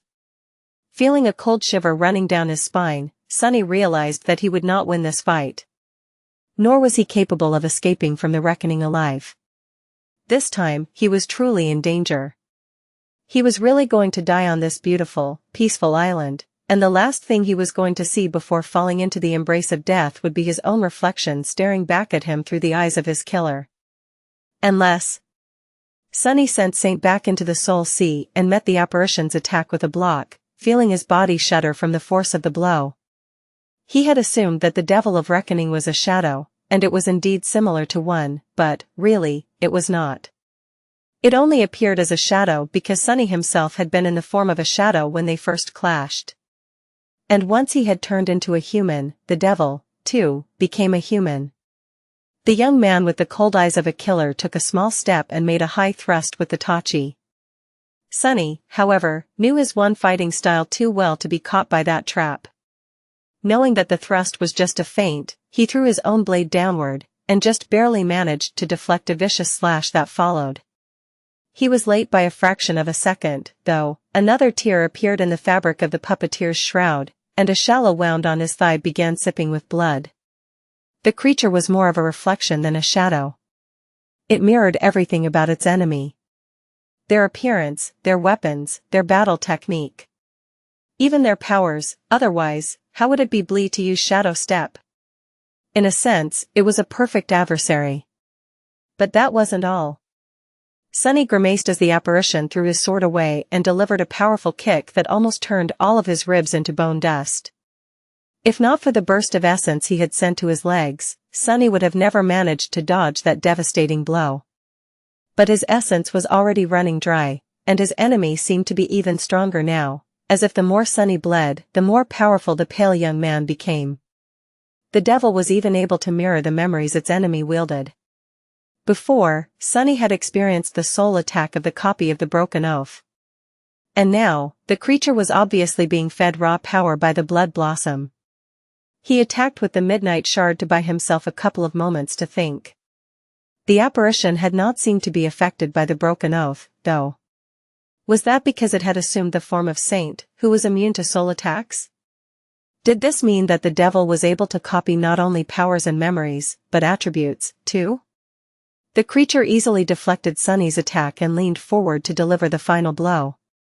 Sunny's only hope to escape it was to jump back. But what else did the creature copy? Was it really a perfect reflection? There was only one way to find out. Instead of jumping back, Sunny stepped forward and collided against the apparition, completely open, unable to escape being struck down by the enemy's blade. Before the deadly strike came, however, he leaned close to the devil's ear and whispered, so softly that no one except for the two of them would ever be able to hear what he had said. "Stop, lost from light." And then, the devil froze, as if suddenly turned to stone. Sunny smiled. It was a perfect reflection, indeed. Chapter 413 Mirror Beast. The apparition stood motionlessly, frozen in place by Sunny's quiet command. He could see his face reflecting in its dark eyes, even paler than usual, beads of sweat glistening in the sun. The creature was completely still, all its terrifying strength shackled by the four simple words Sunny had whispered to it. It was enslaved. No matter how powerful the strange abomination was, no amount of power could ever allow it to disobey the command of its new master. Sunny. By stealing his face and his powers, the creature had also inherited his innate ability, Shadow Bond. Sunny had made use of that bond to subjugate the devil, and now, it was at his mercy. For now, at least. With a pained grimace, Sunny fell to the ground and drew in a hoarse breath. That was close. The wound on his thigh was not too serious, but the cut he had received as a shadow was long and deep. Bloodweave had prevented him from losing too much blood and was going to ensure a fast recovery, but it had its limits. The wounds needed to be tended to, however, they could wait. Right now, Sunny had to decide what to do with the former ruler Reckoning, the dreadful creature that had slain plenty of humans, and only gods knew how many nightmare creatures, which was now under his full control. Such a powerful abomination, it would surely be very helpful to have something that fearsome serving him, unable to disobey any command. He glanced at the frozen creature and shivered. Looking at it was still like looking in a mirror, after all. Despite knowing that the thing in front of him was a nightmare creature, he couldn't help but see a slight young man with pale skin and dark eyes, couldn't help but see himself. Yes, having a fallen devil do his bidding would be extremely beneficial, especially because the apparition looked exactly like him. With a bit of cunning and preparation, Sunny would be able to seemingly appear in two places at the same time.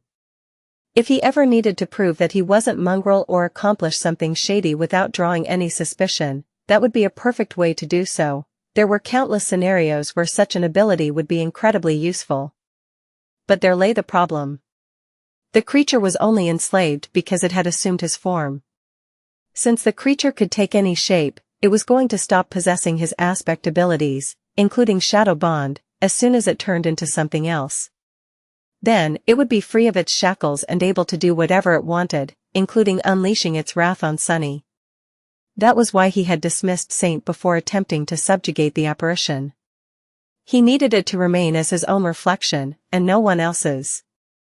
Yes, he could circumvent the possibility of losing control over the terrifying creature with a long series of complex orders that would limit when and how it could use its shapeshifting. But coming up with a foolproof net of prohibitions was a Herculean task. Sunny wasn't even sure that it was possible. He had spent a long time thinking of ways to escape this exact fate, so he knew better than most, better than anyone, perhaps, how hard it was to keep an unwilling slave under control. Especially if the enslaved being was more powerful than its master. There would always be a way to twist words, find a loophole, and turn the orders given by the master against themselves. Sunny was sure of it. He had to be. So, what was he supposed to do with the frozen abomination? Standing up with a grimace, Sunny faced his perfect copy and looked at it with regret. The main reason for what he was about to do, nevertheless, was way less complicated. He simply didn't want to be a slaver. He didn't want to own any living thing. Sunny lingered for a while and then said, "Don't be scared. I won't make you a slave. That would be too cruel of a fate, don't you think? Even for a nightmare creature like you." With that, he raised his hand, as if to caress the cheek of the pale young man, and then swiped it swiftly across his neck. Almost invisible in the bright light, the ghostly blade of the moonlight shard trembled as drops of crimson blood fell from it into the vibrant grass. The young man didn't move, but his pupils widened. A few moments later, blood flowed from between his lips, painting his pale skin red. Sunny looked at the dying apparition, deeply disturbed by the visage in front of him. It was not every day that one got to see himself die. That is. He paled slightly, but did not look away. In front of him, a person who looked exactly like himself was slowly drowning in blood, a crimson torrent flowing from his cut throat. A few moments later, when the creature was on the death's doorstep, its body suddenly trembled, and then shifted slightly. A tortured smile appeared on its face. The apparition's lips moved, but just as before, no sound escaped from them. However, Sunny thought that he had managed to read a few words. "We, never, searching." That was what the apparition had tried to say. Then, the light in its eyes extinguished. A strange ripple spread over the young man's body, and a moment later, thin cracks appeared on his skin. After a second or two, the creature shattered into a rain of silver glass, which then turned into a stream of light and disappeared. Only one jagged mirror shard remained laying in the grass, reflecting nothing but cold darkness. As Sunny stared at all this in bewilderment, the spell whispered, "You have slain an ascended reflection, mirror beast." Sunny blinked. Wait, what did it just say? The spell, however, wasn't done speaking. "You have received a memory." Chapter 414 Mystery of the Dark Mirror Plus, Turn Off Reset. Chapter 414 Mystery of the Dark Mirror. Sunny stared at the ground, confused. What just happened? Why did the spell call that thing an ascended reflection? What was a reflection? And why was it ascended instead of fallen? How could a nightmare creature be ascended? He frowned. Was it not a nightmare creature? How is that possible? The apparition was definitely not a human, so what else could it be if not one of the dream realm's abominations? And one more thing. The spell did not say that his shadow had grown stronger, did it? To make sure, Sunny checked the number of his shadow fragments.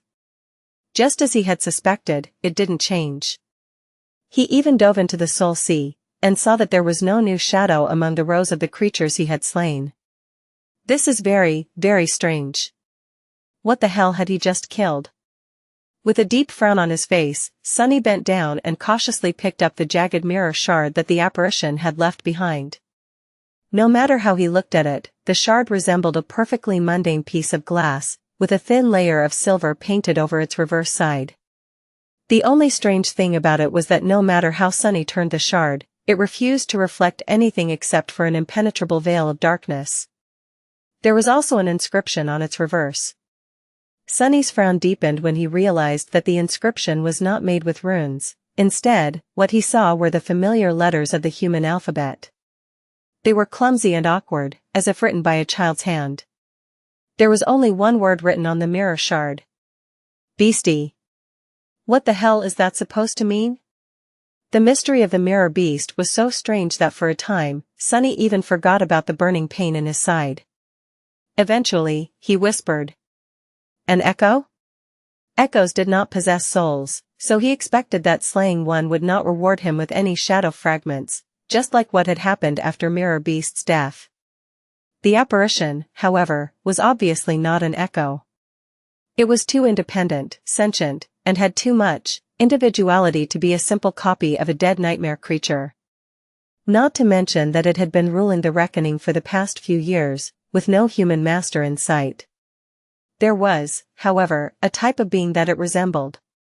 Sunny threw a dark look at the remains of a tree that had been shattered by Saint's body.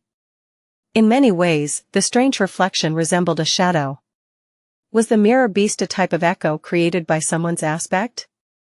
Its creator must have been incredibly powerful, then. If so, where were they? What had happened to them, and why was their reflection wandering the chained isles in a feral state? There were no answers. It was just a theory, anyway. Sunny had no proof whatsoever to substantiate it. Maybe his new memory would give him some answers. He was about to summon the runes, but a sudden pulse of pain reminded him that he was, in fact, still wounded. With a hiss, Sunny clutched at his side and looked around, searching for shelter. He was going to have to tend to his wounds, and rest after the fight with Mirror Beast. The memory could wait until after he wasn't bleeding so much. Wrapping the strange mirror shard in a piece of fabric and placing it into his pack, Sunny used some of his last remaining reserve of shadow essence to step through the shadows and appear near the rocky hill in the center of the island.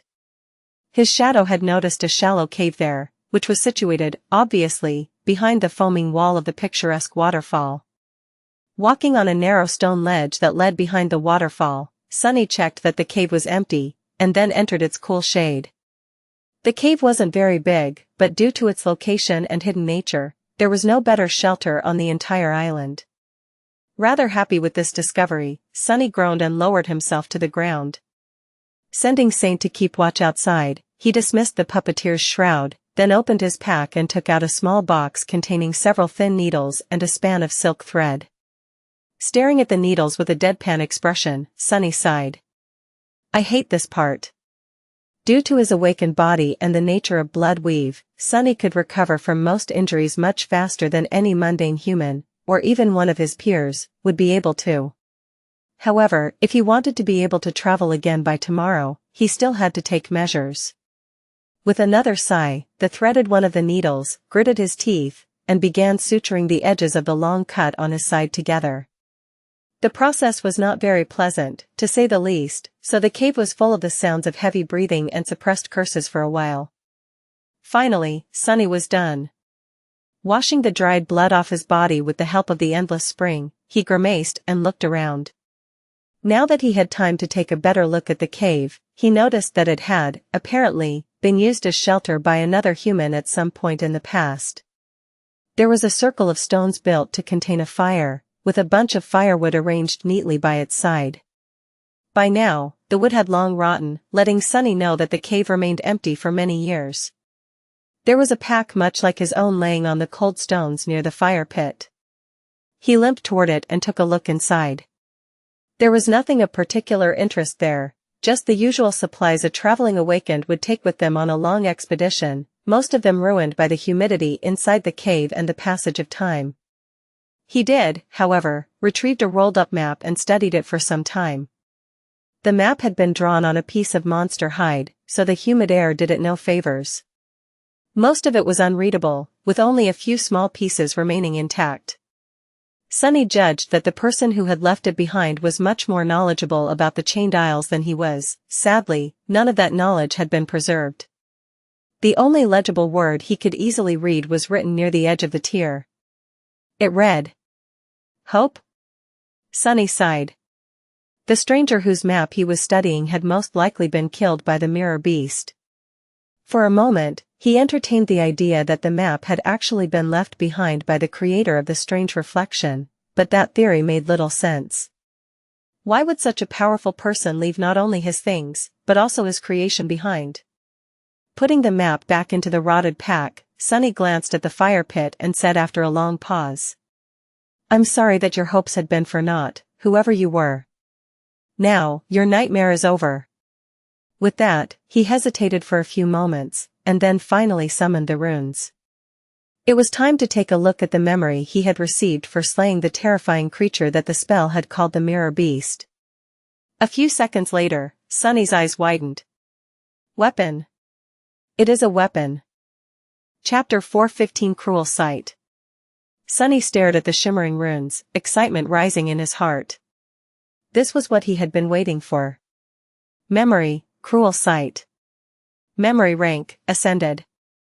Memory tier, 4. Memory type, weapon. A weapon. Sunny had been searching for a new weapon for a long time. He was very fond of the Midnight Shard, since that was the sword he had carried through the darkest time of his life, and with which he had fought his way out of the hell of the Forgotten Shore. It was a very powerful memory, too, one whose enchantment had saved his life on several occasions. However, Sunny felt that he had outgrown the austere Tachi. Or rather, the obstacles he was facing these days had. Many of the nightmare creatures on the Shen's Isles were of the fallen rank, and their tough hides presented a lot of resistance to the sharp blade of the awakened sword. Not to mention those corrupted horrors that Sunny avoided to the best of his ability, for now, but was inevitably bound to encounter one day.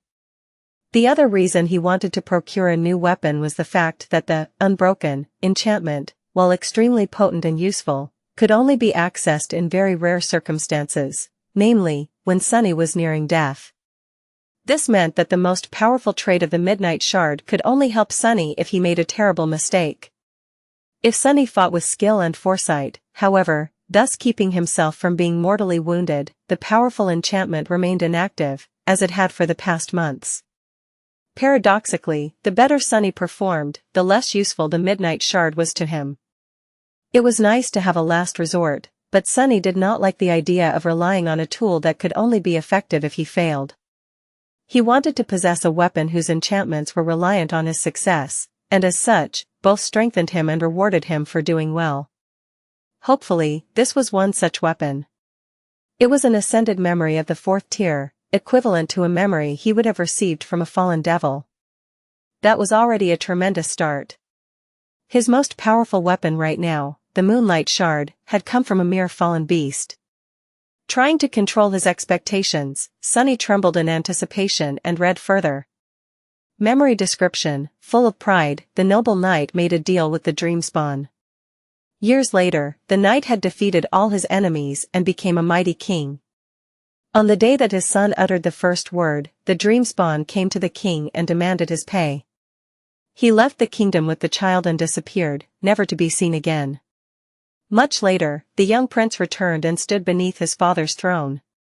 He expected to be met with joy and warmth, but was met with fear and suspicion instead. Sunny frowned. What the hell does that mean? The description mentioned a Dreamspawn, or rather, the Dreamspawn. That was the name of an attribute Nephi's had, which she possessed because of being born from a hollow mother. Were there other people with the same attribute among the human race? There had to be, and, judging by this strange tale, they had been feared even here, in the dream realm? No, that didn't make any sense. Nephi was described as being born of 2 worlds, so how could a native of the dream realm possess the same attribute? Very strange, maybe the name is just a conscience. Sunny shrugged, then concentrated on the runes. Tell me what you can do.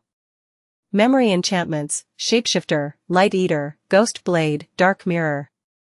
4 of them. His eyes gleamed. Shapeshifter, enchantment description, this weapon can shift form between a sword and a spear. Sunny hesitated for a moment, then turned away from the runes and summoned the cruel sight. He just had to see this. A tenebrous mist shrouded his hand, and then, an elegant sword appeared in it. It was much shorter than the Midnight Shard, with a leaf-shaped blade that was about as long as the distance between Sunny's elbow and the tip of his middle finger. The blade seemed to be forged out of polished silver, and served as a perfectly clear mirror. Looking into it, Sunny could see the reflection of his pale face and the wall of the cave behind him. The hilt of the short sword was made out of polished black wood, which was encased in intricately engraved silver near the guard and at the pommel. The cruel sight was light and swift. Sunny slashed the air several times and smiled. It was going to take some time to get used to using a single-handed sword, but he liked it. It already felt like an extension of his hand. It was much more suited for stealth attacks, too. The sword was also double-edged, which gave him more freedom in how to use it. But that wasn't all. Following a mental command, the hilt of the sword suddenly began to extend. A second later, Sunny was holding a long, graceful spear. The black shaft contrasted against the silver blade, creating a beautiful and somber image. The blade itself kept its length, so Sunny could perform not only thrusting attacks, but also cuts and slashes. He stared at the somber, elegant spear for a bit, then commanded it to turn back into the sword. This was going to be a challenge. Sunny wasn't really proficient with polearms, but he had seen how versatile, unpredictable, and deadly they could be in the hands of a master. Not to mention that he had wished to have more distance between himself and the nightmare creatures he fought on numerous occasions. This weapon was a perfect combination of mobility and reach, allowing him to effortlessly switch between a nimble shortsword and a devastating long spear. It gave him access to the best of both worlds. His smile widened. Perfect, this is perfect. What else could it do? There were 3 enchantments left. Light Eater, enchantment description, the blade of this weapon can reflect, absorb, and expel light. That would be useful to control shadows, as well as potentially blinding the opponents. Ghost Blade, enchantment description, this weapon can strike at incorporeal targets. An incredible ability that would give Sunny the ability to fight against some of the most dangerous creatures in the dream realm, those wraiths that were immune to physical damage. Dark Mirror, enchantment description, each attack of this weapon can be augmented with elemental damage. It can be charged with any element the wielder has been damaged by. Current charge, none. Sunny gasped. A permanent elemental augmentation. This is incredible. Chapter 416 Hanged Man. Sunny stared at the emptiness for some time, thinking. His new weapon was an ascended one of the 4th rank, which already made it much more formidable than anything else in his arsenal. It was adamantine and sharp as a razor, which would allow him to cut through fallen creatures as if they were made of butter. Well, not exactly, but rather close. Added to that were the considerable reach of its spear form and the incredible swiftness of its sword form. But there was more. The cruel sight was capable of augmenting its attacks with elemental damage. That meant that each wound Sunny would deliver to his enemies would be more dire. Not only that, but the nature of the augmentation could be changed, which meant that if given enough time to prepare, he would be able to exploit the weaknesses of his opponents with the element they were most vulnerable to. He just had to get himself wounded by that same element. Ouch. Everything that was worth it had to hurt a little. Sunny had learned it many years ago. Speaking of which. He sighed, then summoned the cruel sight and held it in his hands for a bit. Then, he stood up and walked toward the exit from the cave. As the sound of the waterfall grew louder and louder, he prepared himself. A second later, Sunny entered the field of soul erosion emanated from Saint's armor. Instantly, he felt weak and in pain, as though the very essence of his self was being dissolved by a terrible force. Arg, curses! No matter how many times he was subjected to the effect of the broken oath, it was a vile feeling every time. The only good thing about it was that souls, just like bodies, could heal with time. And as long as he did not spend too much time being damaged by the evil memory, he would be able to recover in a day or 2. Gritting his teeth, Sunny summoned the runes describing the cruel sight and simultaneously send essence into its silver blade, activating the Dark Mirror enchantment. As his contorted face reflected in the polished silver of the elegant sword, nothing about it changed. However, the cruel sight suddenly seemed different. As if an invisible, cold, and sharp aura surrounded its edges. Sunny looked at the description of the Dark Mirror. Current charge, soul. With a relieved sigh, he took a few steps back and escaped the radius of the broken oath. The sensation of his soul being slowly destroyed swiftly disappeared. The runes, however, did not change. Sunny had to feed the memory with a small amount of shadow essence to activate the augmenting enchantment, but its blade would remain entwined with the element of his choice until he charged it with another. A cruel smile appeared on his lips. Just like that, Sunny now possessed a weapon capable of dealing soul damage, the rarest and most insidious type of damage he knew of, one that very few beings out there had any resistance to. In a span of one day, his lethality had grown many-fold. Dismissing the somber sword, Sunny turned around and walked back into the cave. I guess I am the true harbinger of reckoning now. His gloomy shadow lingered for a bit, then scratched the back of its head. For once, it had nothing to add. 2 days later, Sunny was finally approaching Shipwreck Island. Currently, he was on the neighboring one, hiding in the shadow of a collapsed stone tower that had long ago become overgrown with moss. Somewhere behind him, the body of a giant worm-like creature lay on the ground, its body sipping with foul black blood. Sunny had spent a lot of essence jumping through shadows to avoid being devoured by that thing. No matter how many times he had pierced its flesh with his spear, the worm seemed to possess an almost endless amount of vitality. The fact that Sunny had no idea where any of the abomination's vital organs were only made the situation worse. In the end, however, the nightmare creature had succumbed to the damage being continuously dealt to its soul. And now, it was dead. Swarms of smaller, but no less repulsive worms were already emerging from the ground to feast on its flesh. Sunny did not care, he had already retrieved the soul shard from the creature's body, and he surely had no plans of using the worm's meat as food. And regardless, his attention was currently concentrated elsewhere. What the hell? The Shipwreck Island was currently at the height of its ascent phase, and loomed high above in the sky. As the result, Sunny was able to see its underbelly, far away in the distance. The downside of the island was shrouded in eternal shadow, and something vast and terrifying was moving in it. The inhabitants of the dark side were all powerful and unsightly, but the thing nesting under that one, in particular, was especially harrowing. Perhaps all islands this close to the tier sheltered such horrors. But even that was not the thing Sunny was looking at.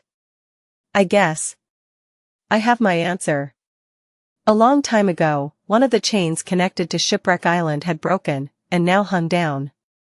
Entangled in it, a giant iron corpse swayed slowly in the wind. The creature resembled a man made entirely out of metal.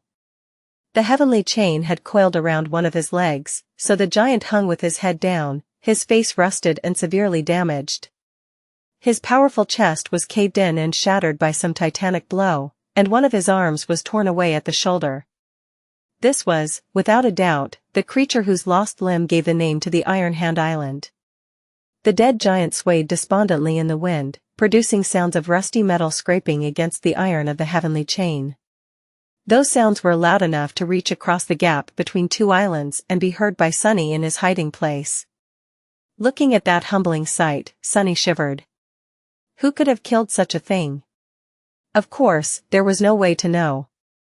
Just like always, finding one answer had immediately presented Sunny with a dozen new questions. Nervously shifting his gaze between the hanged giant and the swarm of worms ravenously devouring their elder, Sunny remained hidden in the shadows and waited. Soon, the rattling of chains announced that the Shipwreck Island was starting to descend. Sunny tensed. It's time. Chapter 417 Shipwreck. The chain leading to the Shipwreck Island was about 4 kilometers long, which was on the shorter side by the chained isle standards. As a swift shadow, Sunny would have been able to ride it all the way to his destination in just a few minutes. Sadly, the heavenly chain was currently drawn taut and nowhere near the sky below, which meant that its links weren't covered by a thick layer of shadows. He was going to have to cross it on foot. As the ground behind him started to move, announcing the approach of something far more hungry and terrifying than the swarm of gluttonous maggots, Sunny slid out of his hiding spot, dashed toward the edge of the island, and jumped down. Falling through the vast expanse of the blue sky, he landed on the iron surface of the heavenly chain, rolled down a few meters, and then finally caught his balance. The chain stretched far into the distance, rising higher and higher until it connected with the slowly descending Shipwreck Island. Unlike how it was with the other pieces of land Sunny had seen in this strange region of the dream realm, the chain didn't simply disappear into the soil, but instead led to a tall stone structure that resembled a castle gate. 2 massive pillars rose high into the sky, overgrown by vines and moss. The gate itself had been broken a long time ago, and now, the space between the pillars was empty, the wind passing freely through its vast opening. Further away, the corpse of the iron giant continued to sway in the air, his one remaining hand pointed at the sky below. Summoning the cruel sight, Sunny turned it into the spear and cautiously moved forward. The further he walked, the lower the Shipwreck Island descended, until finally the heavenly chain became almost horizontal. In about an hour, Sunny crossed the abyss separating two isles and approached the stone structure he had noticed from afar. Up close, it was even more monumental.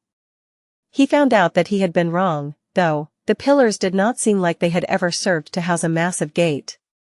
Instead, they just reached for the sky, built for some unknown purpose. There were weathered steps cut into each of the pillars, leading all the way to the top. Sunny frowned. Who would be crazy enough to climb that high? Even now that the island had descended, up there on top of the monumental pillars the crushing must have been suffocating. With a shrug, he used the dark wing to glide upward and climbed onto a wide stone platform between the pillars. From here, the remains of an ancient road led further into the island. Following it to reach the top of a low hill, Sunny stopped and looked down, at the sight of the peculiar landmark that gave this place its name. At the very heart of the desolate island, a large wooden ship lay broken on the ground. It must have been beautiful and magnificent once, but now, all that remained of its former glory were the fluid lines of the graceful and narrow hull. The ancient wood somehow remained untouched by the passage of time, but the bow of the ship was completely shattered. There were also large breaches here and there along the length of the wreck, and green vines covering large sections of it. What was a ship doing at the heart of a land that had no rivers and no seas remained a mystery, but Sunny became hypnotized by the sight of a crushed vessel for a completely different reason. A triumphant spark appeared in his eyes. I guess I am in luck today. With a dark smile, he shifted his gaze and looked at the tall mast of the ship. A dead, withered tree coiled around it, its naked branches stretching into the sky like bones. Sunny recognized that tree, even if it looked very different from how it was depicted on the reverse side of the mysterious coins, full of life and in bloom. This was the same ship he had seen before. Which meant that the coin might have come from inside the wreck, or at least was connected to it somehow. Initially, Sunny had only planned to scout the vicinity of the island and search for the traces left by the dead chainworm. But now, he felt as if this scouting expedition could actually lead him directly to the treasure he so desperately wanted to find. What were the chances that the coins depicting the strange ship came from somewhere else? Close to zero, most likely. Now, he only had to sneak into the wreck, explore it, and return in one piece. Which was not an easy task, considering how close to the tier the island was. Sunny could not see any nightmare creatures moving across its surface, but he knew that there had to be some, and that they were going to be of the truly dreadful kind. Still, he wasn't going to turn back now. It's worth it. Sunny spent some time observing the island. No matter how hard he looked and how much his shadows roamed around, he couldn't see any abominations anywhere near the ancient ship. That didn't mean there were none, though. It just meant that they were better at hiding than he was at looking. After a while, Sunny frowned and summoned Saint. The taciturn demon stepped out of his shadow a few hundred meters down the slope of the hill and indifferently looked around. Then, she dismissed her bow, and instead summoned a melee weapon.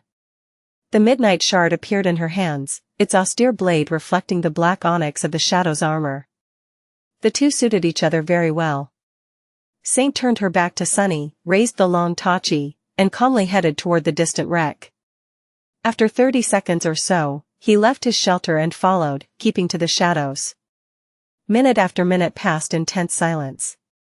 Despite his expectations, they didn't meet any powerful abominations. The island was quiet and deserted, covered only by overgrown ruins, vines, and piles of broken wood. When they were halfway to the ship, however, something finally changed. As Saint approached one of the piles of debris, it suddenly moved. And then assembled itself into the shape of a tall, menacing humanoid creature, its hands ending in long jagged blades. As countless similar piles of splintered wood began to move all around them, Sunny breathed out a curse. It had started so well. Chapter 418 Remnant Crew. Damnation. Before the first wood wraith could even fully form, Saint was already upon it. The blade of the midnight shard flashed through the air, and bit into the body of the creature with the dull sound of an axe striking the bark of a tree. The effect was somewhat the same, although she managed to do some damage, the wraith simply ignored the shallow cut and lurched forward, towering above the graceful stone knight with destructive menace. Its hands fell down with crushing force, the wooden blades aimed at Saint's helmet. Wood couldn't cut stone. Right? The shadow seemed reluctant to check. She easily sidestepped the creature's attack and thrust upward, driving the tip of the midnight shard into the enemy's neck. Augmented by one of Sunny's shadows, the sword went deep into the adamantine wood.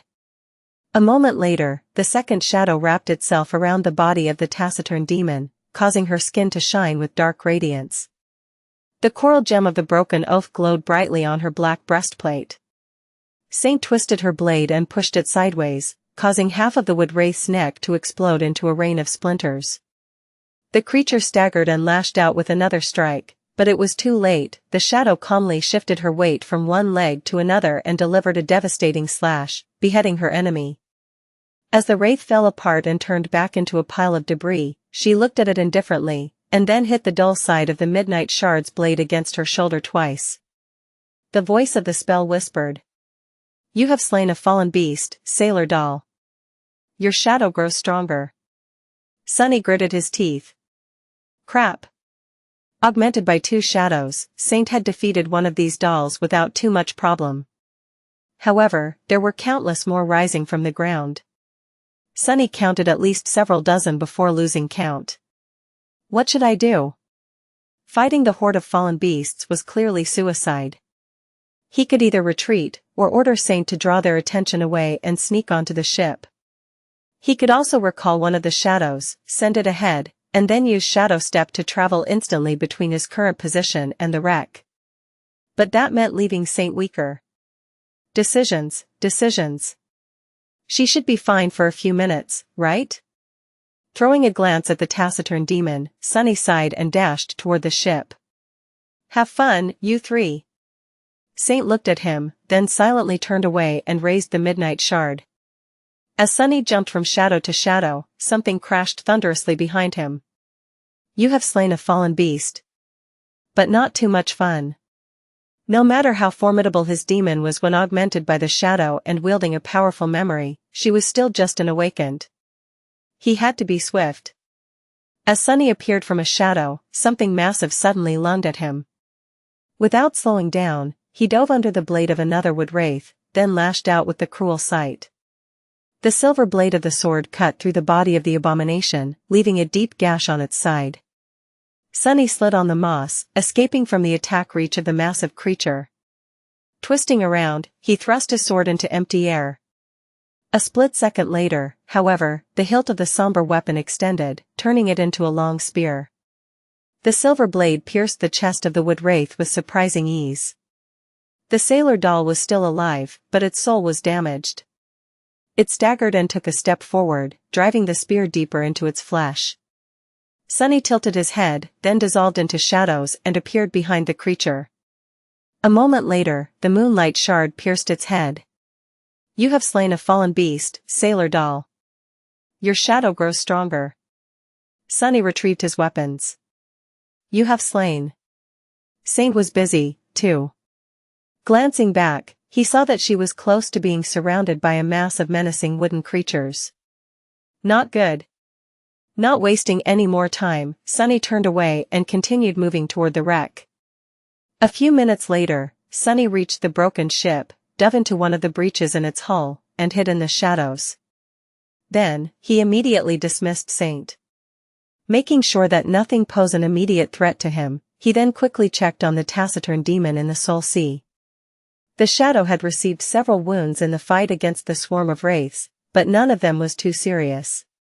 She was going to have to spend some time restoring herself in the nurturing black flames of the shadow core, still. Rest well, Saint. You deserve it.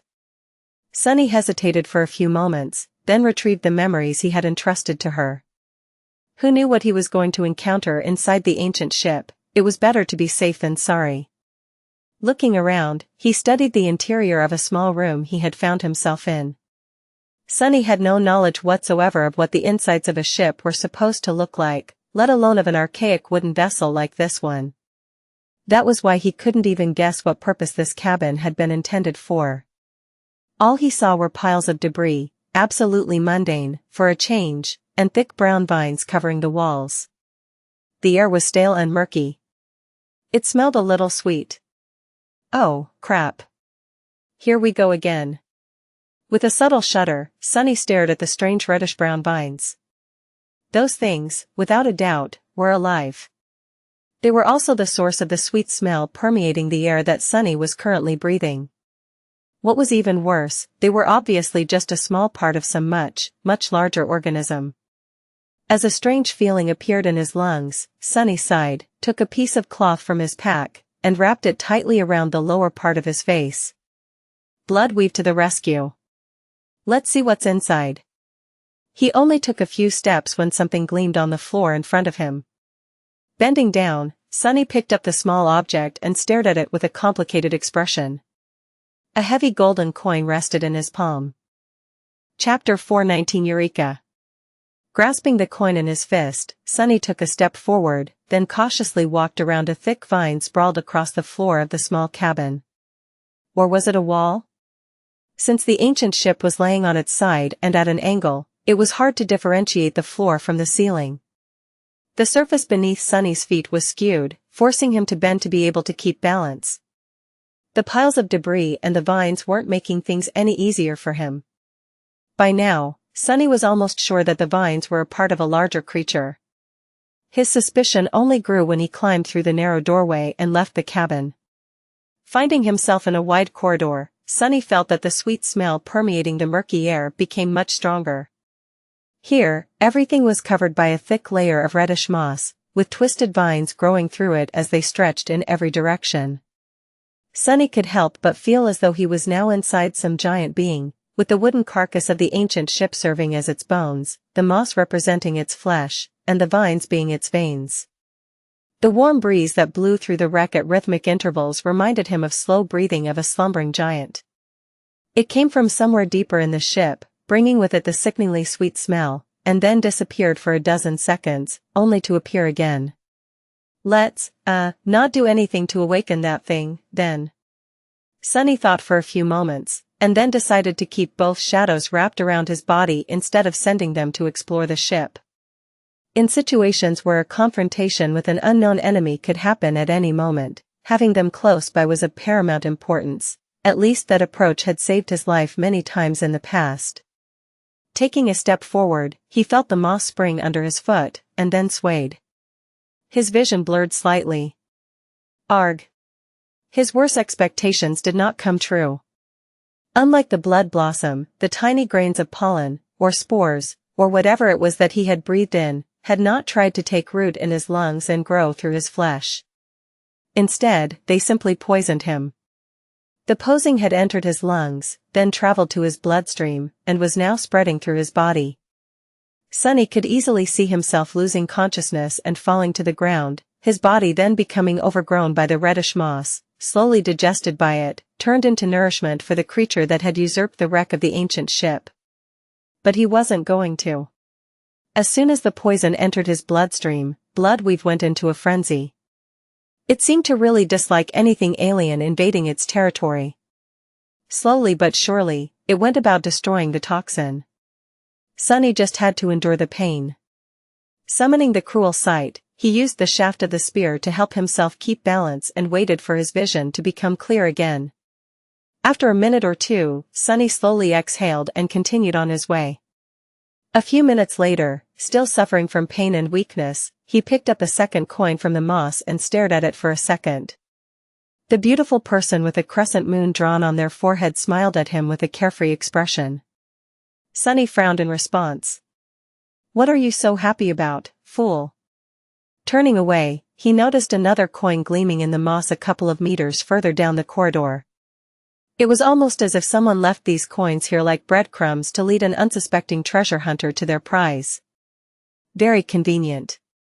Full of unease, Sunny walked to the third coin, picked it up, hid it in his pack, and then cautiously moved deeper into the wreck.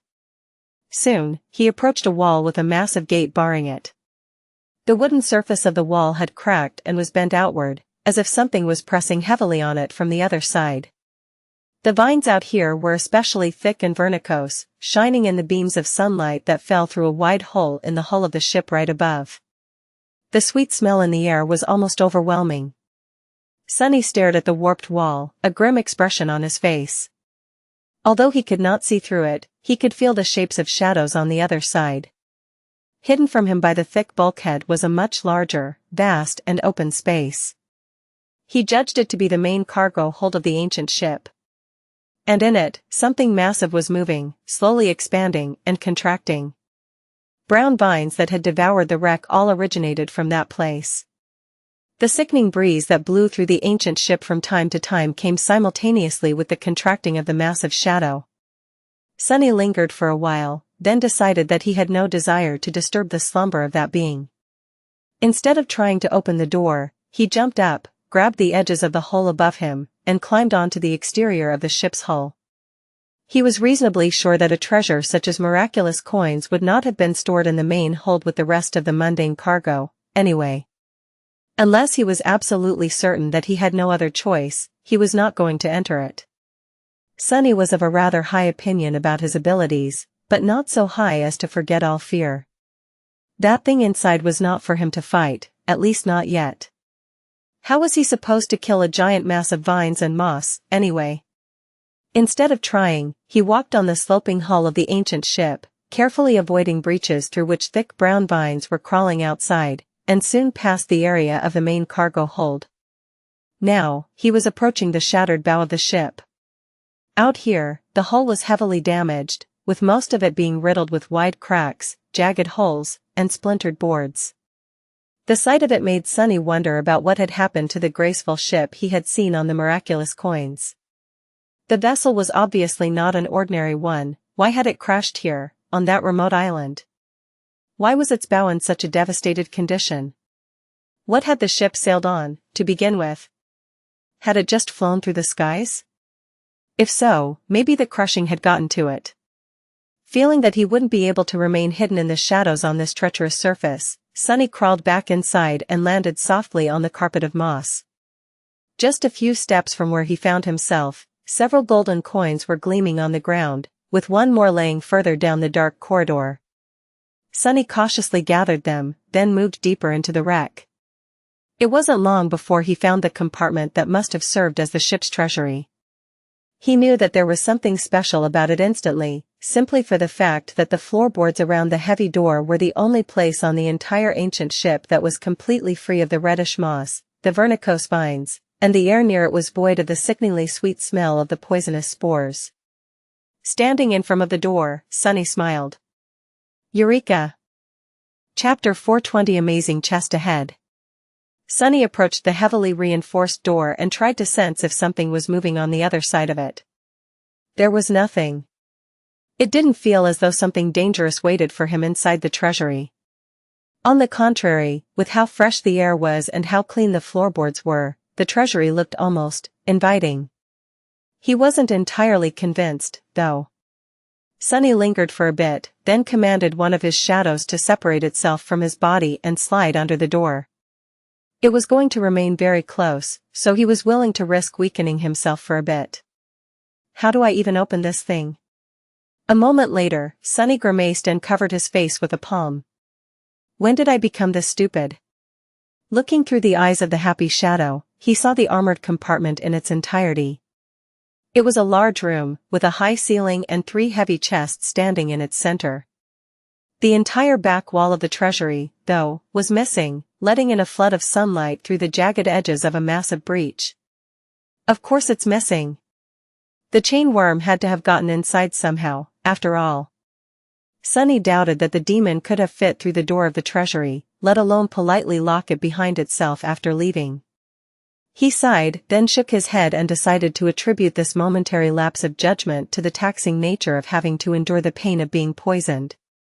No one was there to witness him making a fool out of himself, anyway. Regardless, there was no terrifying nightmare creature laying in wait on the other side of the reinforced door. Nothing was going to attack him if he entered. Sunny considered climbing back on top of the hull of the ship and finding a way to enter through the breach in the back wall of the treasury, then simply stepped through the shadows and appeared inside.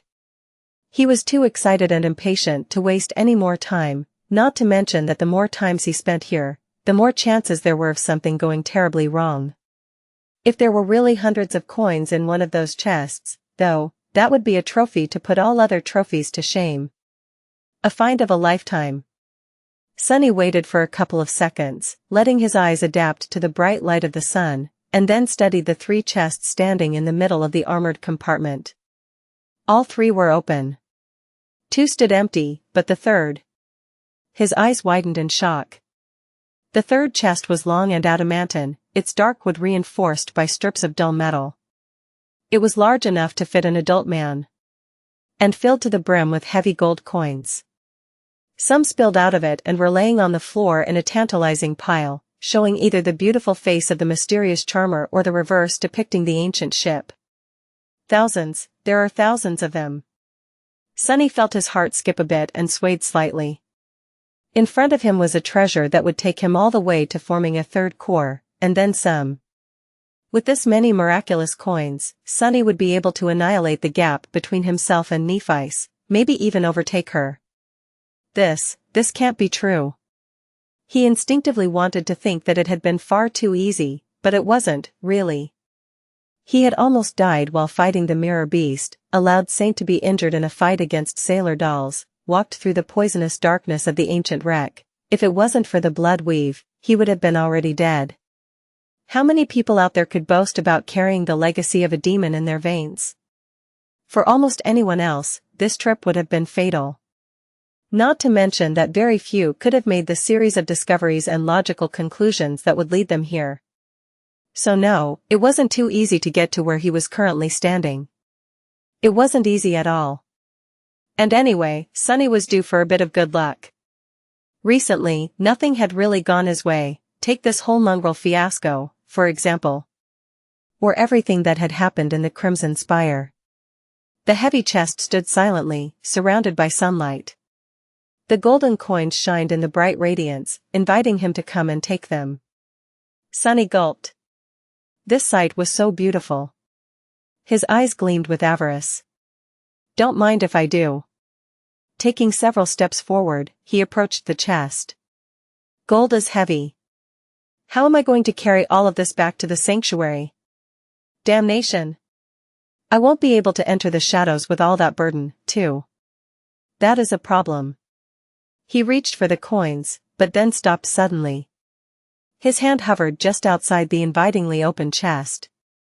Something wasn't quite right. Sunny frowned. What is it? Maybe it can bury the chest and make several trips. Wait, no, what's wrong here? His frown deepened. There was no danger inside the treasury. Nor was there anything moving outside of it. The terrifying creature that had been slumbering in the cargo hold of the ancient ship was still asleep. There were no sailor dolls wandering nearby, too. So what was disturbing him? The chain worm. The chain worm had swallowed several coins. He also had a piece of the chest in its stomach, the wood splintered, the strips of metal torn. Sunny had even thought how lucky he was that the demon decided to feast on the metal reinforcing the chest and bit a chunk out of it, swallowing the coins in the process. So, if he had torn a piece from the chest, why wasn't the chest missing a piece? And what had mortally wounded the chain worm, anyway? Confused, Sunny glanced at the 2 empty chests. They were perfectly whole, with no parts missing. Then, he looked back at the large, heavy chest in front of him, his hand still hovering a few centimeters away from the pile of gold inside. The chest had all its corners, too. One of them, though, was of a slightly different color. Like a patch of new skin that had grown over a wound, and didn't quite match all the rest. Since when were chests capable of healing? What the H? Before Sunny could finish the thought, though, the chest seemed to have sensed his hesitation. It suddenly lurched forward, and as massive jagged teeth suddenly appeared from beneath the gold, its heavy lid closed on Sunny's hand with a sickening sound of breaking bones. Chapter 421 Ecstasy of Gold. As golden coins moved, revealing several rows of terrifying triangular teeth, Sunny recoiled, but it was too late. The heavy lid of the chest suddenly came to life and closed with astonishing speed, another row of fangs appearing from behind its edge. What? Just a fraction of a second before the creature sunk its teeth into his forearm, Sunny's other hand shot forward. The blade of the cruel sight slid between the falling guillotine of the chest's lid and the fabric of the puppeteer's shroud. A moment later, the chest closed, and Sunny screamed. Because of his quick reaction, the creature failed to bite his whole hand off. However, its jaws turned out to be horribly powerful. With a sickening sound, the bones in his arms shattered. Neither the leather vambrace of the puppeteer's shroud nor the augmentation of the shadow managed to resist the terrible strength of the gluttonous chest. Sunny found himself caught in the abomination's crushing maw, with the blade of cruel sight laying flat on top of his broken arm and protecting it from being pierced by the sharp teeth that protruded from the lid of the chest. From below, several triangular fangs were slowly sinking into his vambrace. There was no obvious way to free himself. What the hell is that thing? As several coins fell out of the creature's mouth and rolled on the floor, the chest pressed down harder, making Sunny shriek from blinding pain. Bastard! Let go of me, you vile piece of rotten wood! Instead of doing that, the chest moved closer, forcing Sunny to fall to his knees. Something wet and coarse touched his hand, and a disturbingly long and wide tongue emerged from beneath the golden coins, sliding across his arm and dripping with viscous saliva. Then, the tongue moved toward his neck. Sunny stared at the horrid sight in outrage, then screamed. What the spell? As the second shadow wrapped itself around his body, gifting him a vast boost in strength, Sunny tried to pull his broken arm out of the abomination's maw, but its bite was just too damn overbearing. All he accomplished was almost knocking himself out from the pain of bone shards scraping against each other. Arg! Crap! As the unnaturally long tongue of the chest almost reached Sunny's neck, he growled, and then commanded the cruel sight to turn into a spear. At the same time, he activated the Dark Mirror enchantment with a burst of shadow essence, imbuing the silver blade with soul-destroying power. The memory extended inside the creature's mouth, hitting it in the back of the whatever it had instead of a throat. The tip of the spear sunk into the adamantine wood only by a centimeter or two. The wound was by no means serious, but it must have hurt the chest a lot, because it suddenly let out a shrill shriek, and then spat Sunny's maimed arm out. Sunny fell to the floor and rolled away, then rose to one knee. Yes. Before he could celebrate getting his freedom back, however, the chest suddenly swayed, and then rose into the air, revealing a gaunt and revolting body hiding beneath. More coins rolled on the floor. The abomination must have been a masterful contortionist, because at its full height, it was almost 3 meters tall. Sunny had no idea how the creature managed to hide all that bony flesh inside the fake chest, even if the chest was large enough to swallow a human whole. Its long and emaciated limbs unfolded with repulsive cracking sounds, and then, it towered menacingly above Sunny, the long tongue dripping with saliva. Oh, cursed! Before he could even react, the creature moved one of its long legs, and kicked him in the chest with the force of a derailing train. Sunny's body shot back, smashed through the reinforced door of the armored compartment, and rolled into the corridor outside. He tried to groan, but all the air had been knocked out of his lungs by the terrible collision. His skull seemed to be in one piece, as was his spine, barely. It did feel, however, as though his entire body had recently suffered from being stomped on by a whole herd of elephants. In his disoriented state, Sunny couldn't help but think confusedly. Elephant, what the hell is an elephant? Then, however, all thoughts disappeared from his head, because he noticed the vile creature falling on all fours, and then launching itself forward, the lid of the chest rising for another bite. When the abomination landed, though, there was nothing to bite into. Sunny had used Shadow Step and fell out of a shadow 10 meters further into the corridor, then landed awkwardly on his broken arm and whimpered. Oh, damn, that hurts. The toothy chest hovered in the air for a couple of moments, as if bewildered, then slowly turned to face him. Sunny sighed, then picked himself up from the floor and tried to stand up. His first attempt failed. Gritting his teeth and hiding how much pain he was currently experiencing, Sunny threw a furious glance at the creature and growled. Come here, you bastard. With that, he used the cruel sight to help himself stand up, and then pointed the spear at the creature. The chest tilted to the side. How come? It seems as though the bastard is grinning. How can a chest even grin? But there was no mistaking it, the abomination was mocking him. It became especially apparent after a grating, high-pitched giggle escaped from somewhere inside it. The sound of it was so offensive, both to Sunny's pride and his ears, that he would rather have his arm broken all over again than listen to it. Funny, is it? Sunny smiled, then unhurriedly lowered the spear and thrust it into one of the thick brown vines sprawled on the floorboards in front of him.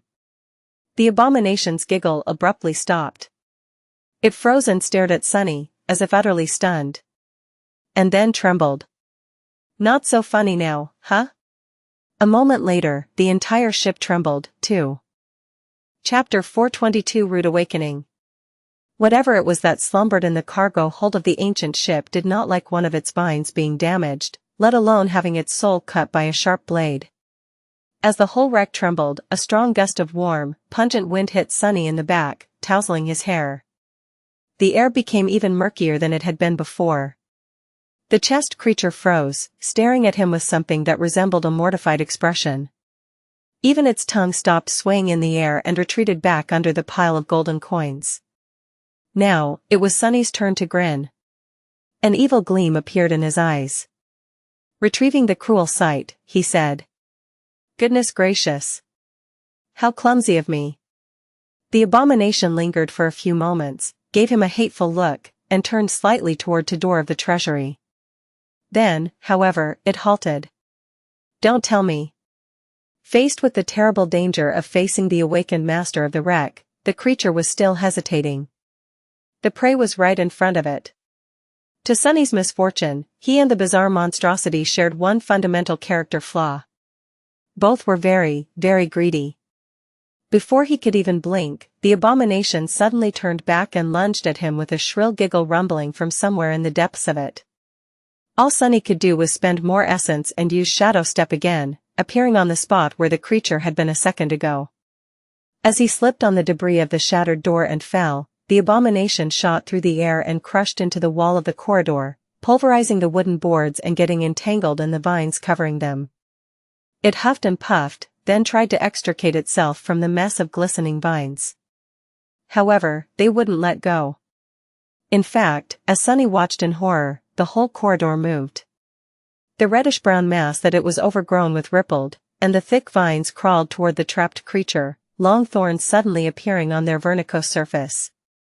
The abomination giggled again, this time nervously, and doubled its efforts to free itself, slashing at the vines with its talons and biting into them with its terrifying teeth. As sickeningly pungent juice flowed into its maw, the creature shuddered. Crap, crap, crap. Turning on his stomach, Sunny lunged himself forward and rolled into the treasury. Here, there were no vines and no moss, only 2 empty chests and a scattering of gold coins gleaming on the floor. As he hesitated, thinking of what to do next, something crashed with a deafening noise in the corridor behind him, and a moment later, the tall silhouette of the gaunt monstrosity appeared in the doorway. Sunny's eyes widened, and he brandished the cruel sight, preparing to defend himself. The abomination, however, did not pay him any attention anymore. Jumping over Sunny, it landed in the middle of the armored compartment, and then ran as fast as it could toward the breach in the back wall. Without stopping even for a second, it reached the breach and dove through it, escaping the awakening wreck. Sunny followed its escape with his eyes, and then blinked. Huh. Then, his gaze fell on the floor of the treasury. The coins were still there, glinting in the bright sunlight. They didn't disappear or dissipate after the creature had run away. The coins were real. They're real. As the ancient ship shook and trembled, and the mass of vines crawled toward the treasury, Sunny gritted his teeth and lunged toward the coins, grabbing them and pushing them into his pack. Real, they're real. He was in such a hurry to gather all the coins that he even cut himself slightly on the piece of mirror that was still stored in the pack. Ouch. If these coins are real, then the rest of them inside that damn chest are real, too. Perhaps there weren't as many as he had thought, since the chest turned out to have a false everything, but just the top layer that was visible to the naked eyes had to contain 1,000 or more coins, at least. As Sunny hunted down the last shiny golden disc left in the treasury, his attention was elsewhere. It was concentrated on his shadow, the one he had hidden in the abomination's own shade when it jumped over him. Now, the shadow was following the bizarre creature as it ran toward the edge of the island, its gangly arms swaying in the air.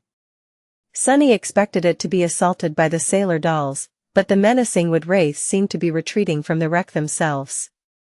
Some even dropped to the ground, turning back into piles of debris. The ground was moving. Well, what do you know?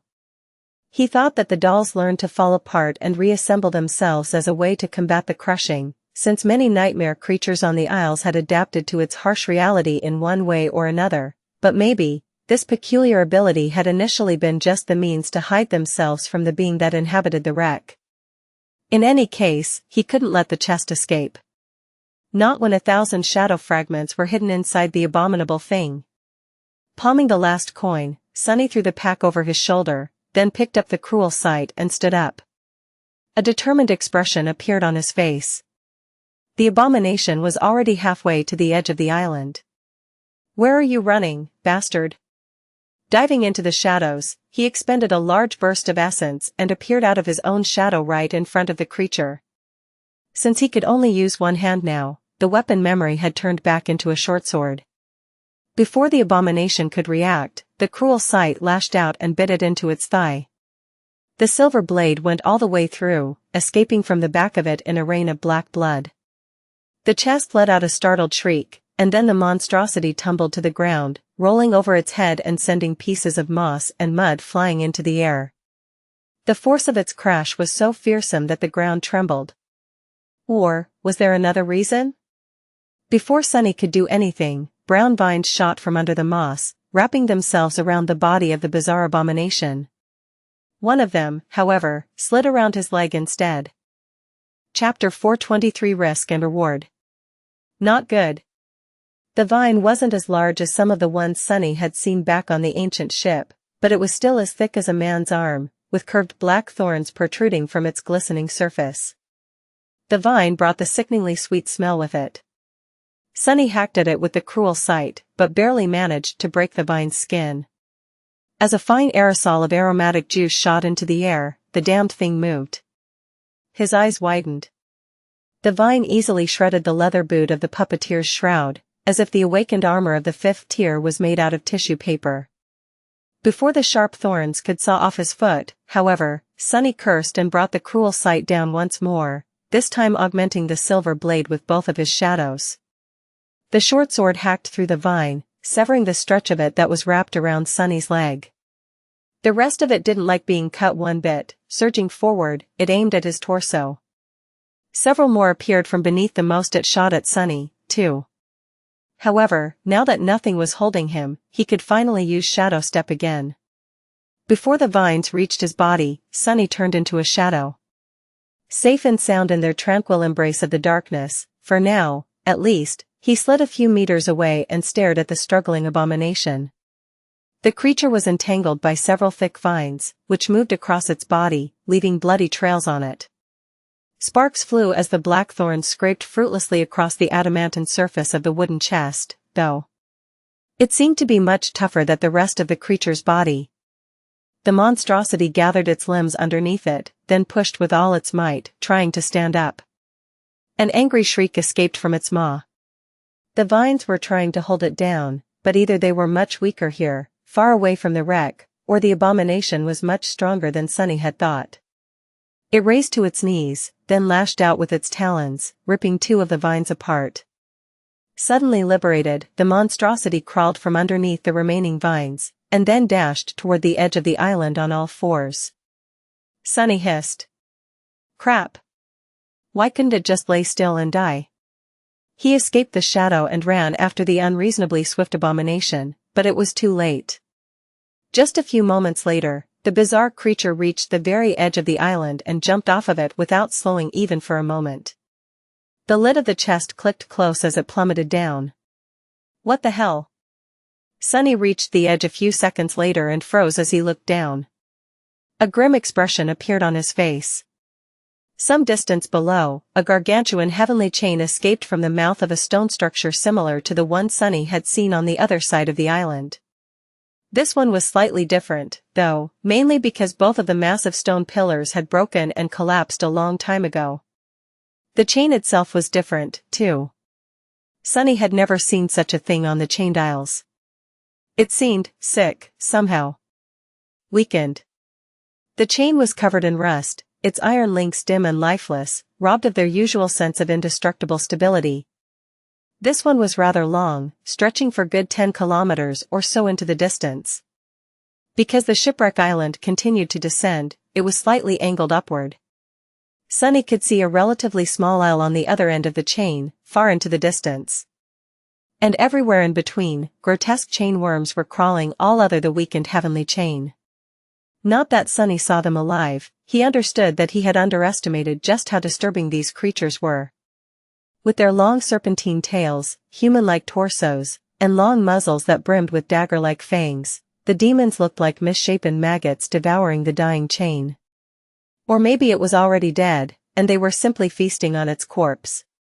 Some were thin like the one Sunny had seen before, some engorged on the rusty iron and bloated beyond any reasonable measure, towering above the damaged chain like small hills of flesh. The scales on the latter ones looked like they were now made out of steel, and shined as they reflected the sunlight. Those who had not satiated their hunger yet were much thinner and flew around, resembling giant metal dragonflies. Crap. The damned chest creature landed directly on the rusted heavenly chain, gathered its long limbs, and dashed away from the Shipwreck Island, swaying dangerously as it went. From time to time, it fell to all fours and launched itself into the air, jumping from one link to another. It wasn't long before the bizarre abomination encountered a chainworm. The winged creature lunged at it, only to be kicked in the muzzle and have one of its wings ruthlessly torn apart. The chest creature tossed the maimed chainworm back toward the island, where its body was suddenly grabbed by a long root that lazily extended from the darkness of the dark side, then disappeared from view. The abomination took in the terrible sight, giggled, then turned around, and continued running away. Sunny hesitated. His prize was getting away. But the small island he could see in the distance had to be the Twisted Rock, the isle directly bordering the tier. There would be no more land to escape to if he went there. And the only chain that connected Twisted Rock to the chained isles was currently being devoured by the demonic worms. It didn't seem to be on the verge of collapse just yet, however, how would Sunny know? It's not like he had seen a heavenly chain break before. Perhaps it was time to give up on his pursuit and turn back. He lingered on the very edge of the island, sensing brown vines crawling closer and closer. Risk it all or retreat and lose the chance to get his hands on the miraculous treasure forever? Nephi's was about to become a devil in just a few days. No matter what decision he was going to make, he had to make it right now. In the end, Sunny had to silence his avarice and consider the situation objectively. Going after the bizarre abomination posed a huge risk, but it also promised a huge reward. In the end, what made him decide was not greed, emotions, or even rational thought. It was his intuition. For whatever reason, Sunny felt a strong aversion to the idea of turning back. It was as though Twisted Rock exerted an invisible pull on him, drawing him closer. He had never experienced something like this, at least not to this degree. He knew that his intuition was not a simple thing. It was connected to the fated attribute and the special properties his eyes had inherited from Weaver. Somehow, Sunny was capable of perceiving the trembling of the strings of fate around him, from time to time. Considering how strong his intuition was pushing him toward the Twisted Rock, something out there had to be of utmost importance to his fate, or at least have a connection to it. Fine. Let's get those coins.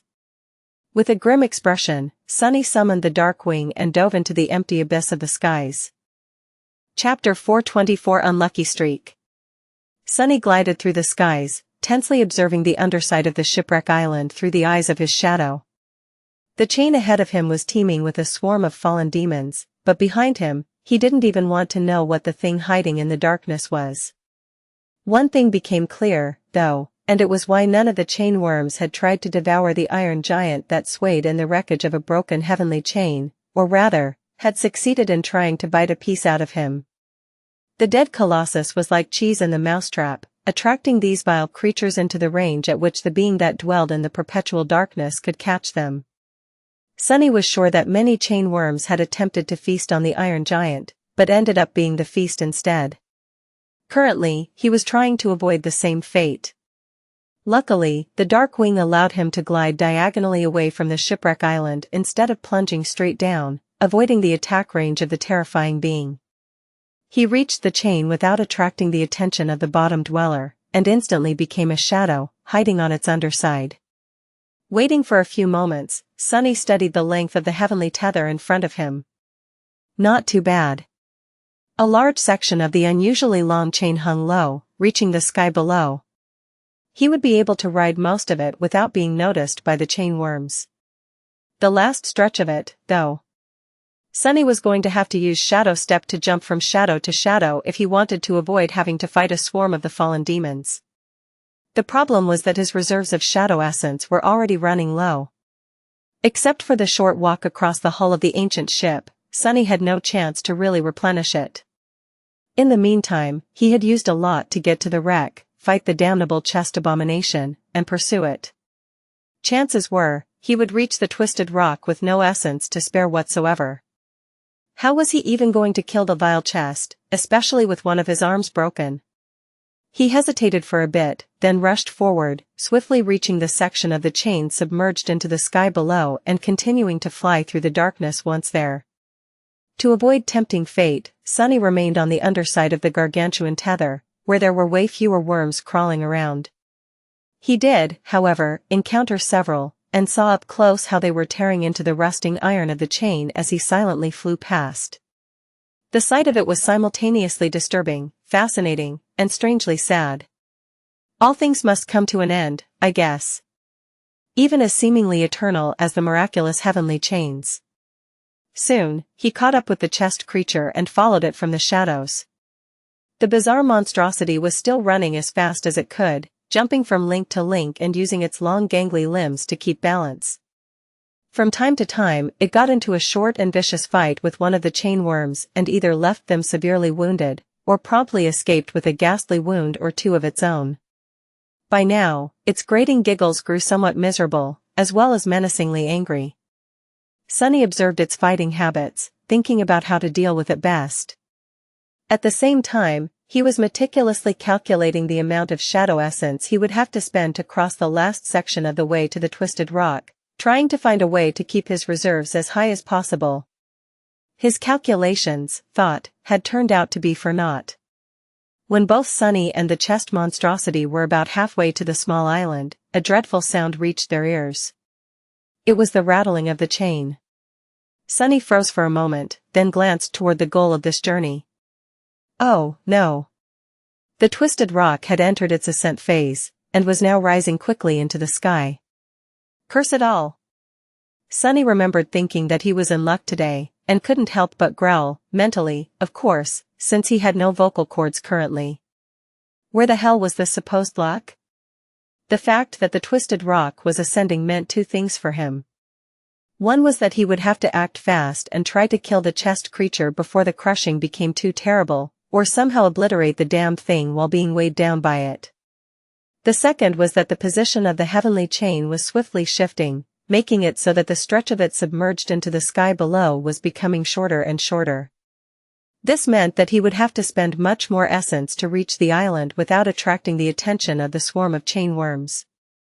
And he didn't have a lot of essence to spare, to begin with. Damn it. As the angle of the chain increased and the bizarre monstrosity swayed, then fell on all fours and rushed forward even faster, Sunny tried to deal with the resentment growing in his heart and followed it. Was my intuition wrong? Things didn't seem too good for him right now. Soon, the two of them emerged from the darkness of the sky below and saw the sunlight again. The chest creature seemed indifferent to it, but to Sunny, it was an ill omen. Out here in the sunlit expanse of the sky above, the heavenly chain was not covered in an uninterrupted layer of shadows anymore. That meant that he couldn't move through it unobstructed. Instead, Sunny had to either step from one shadow to another, if they were close enough, or send his own forward and make use of it to jump over long stretches of brightly lit parts of the heavenly tether. Damn it. Knowing that there was no other choice now, Sunny burned through his essence in order to not fall behind the rushing monstrosity. Soon, his reserves grew dangerously low. It was still enough to reach the twisted rock, probably, but once there, he would have to fight while both of his cores were nearly empty. That meant no bursts of speed, strength, and resilience that he had already gotten used to. No access to active enchantment like the Dark Mirror.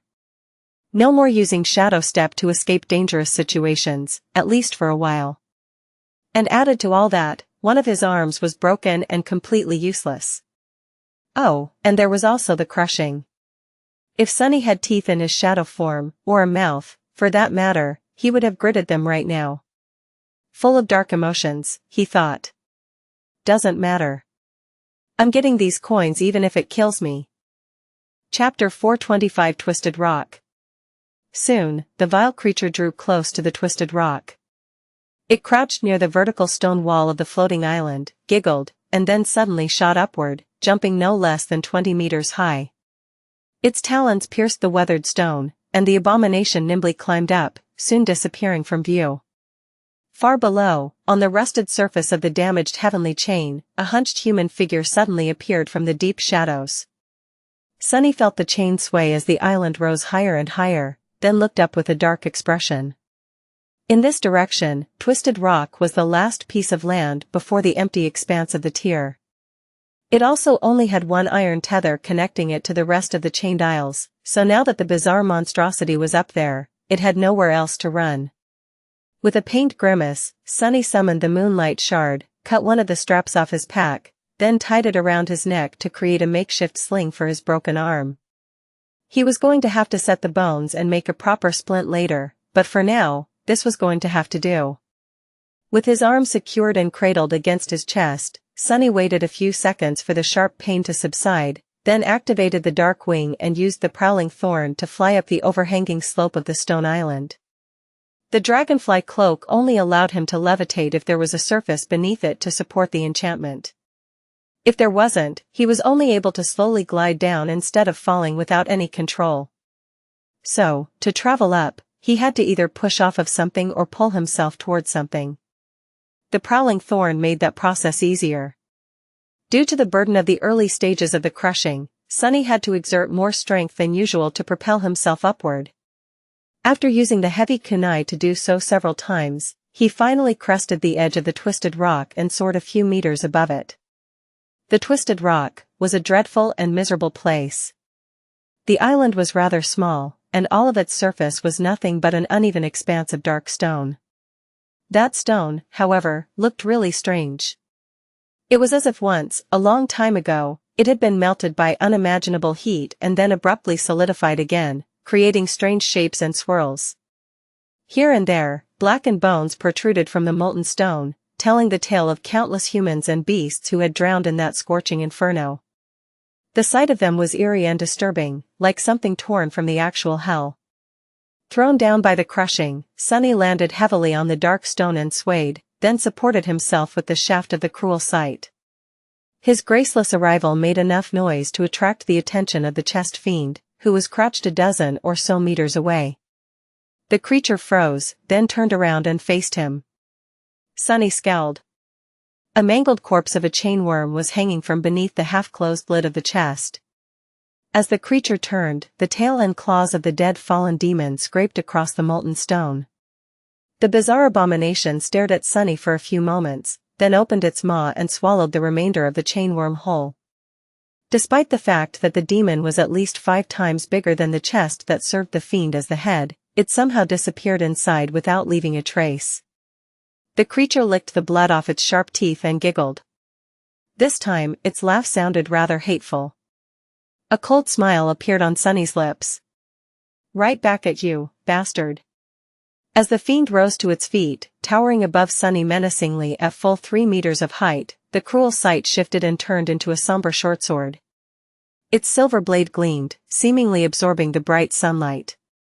The heavenly chain rattled below, and as its rusted links scraped against each other, the twisted rock continued to ascend. The smile disappeared from Sunny's face. Staring at the gluttonous abomination, he couldn't help but feel a bit of fear.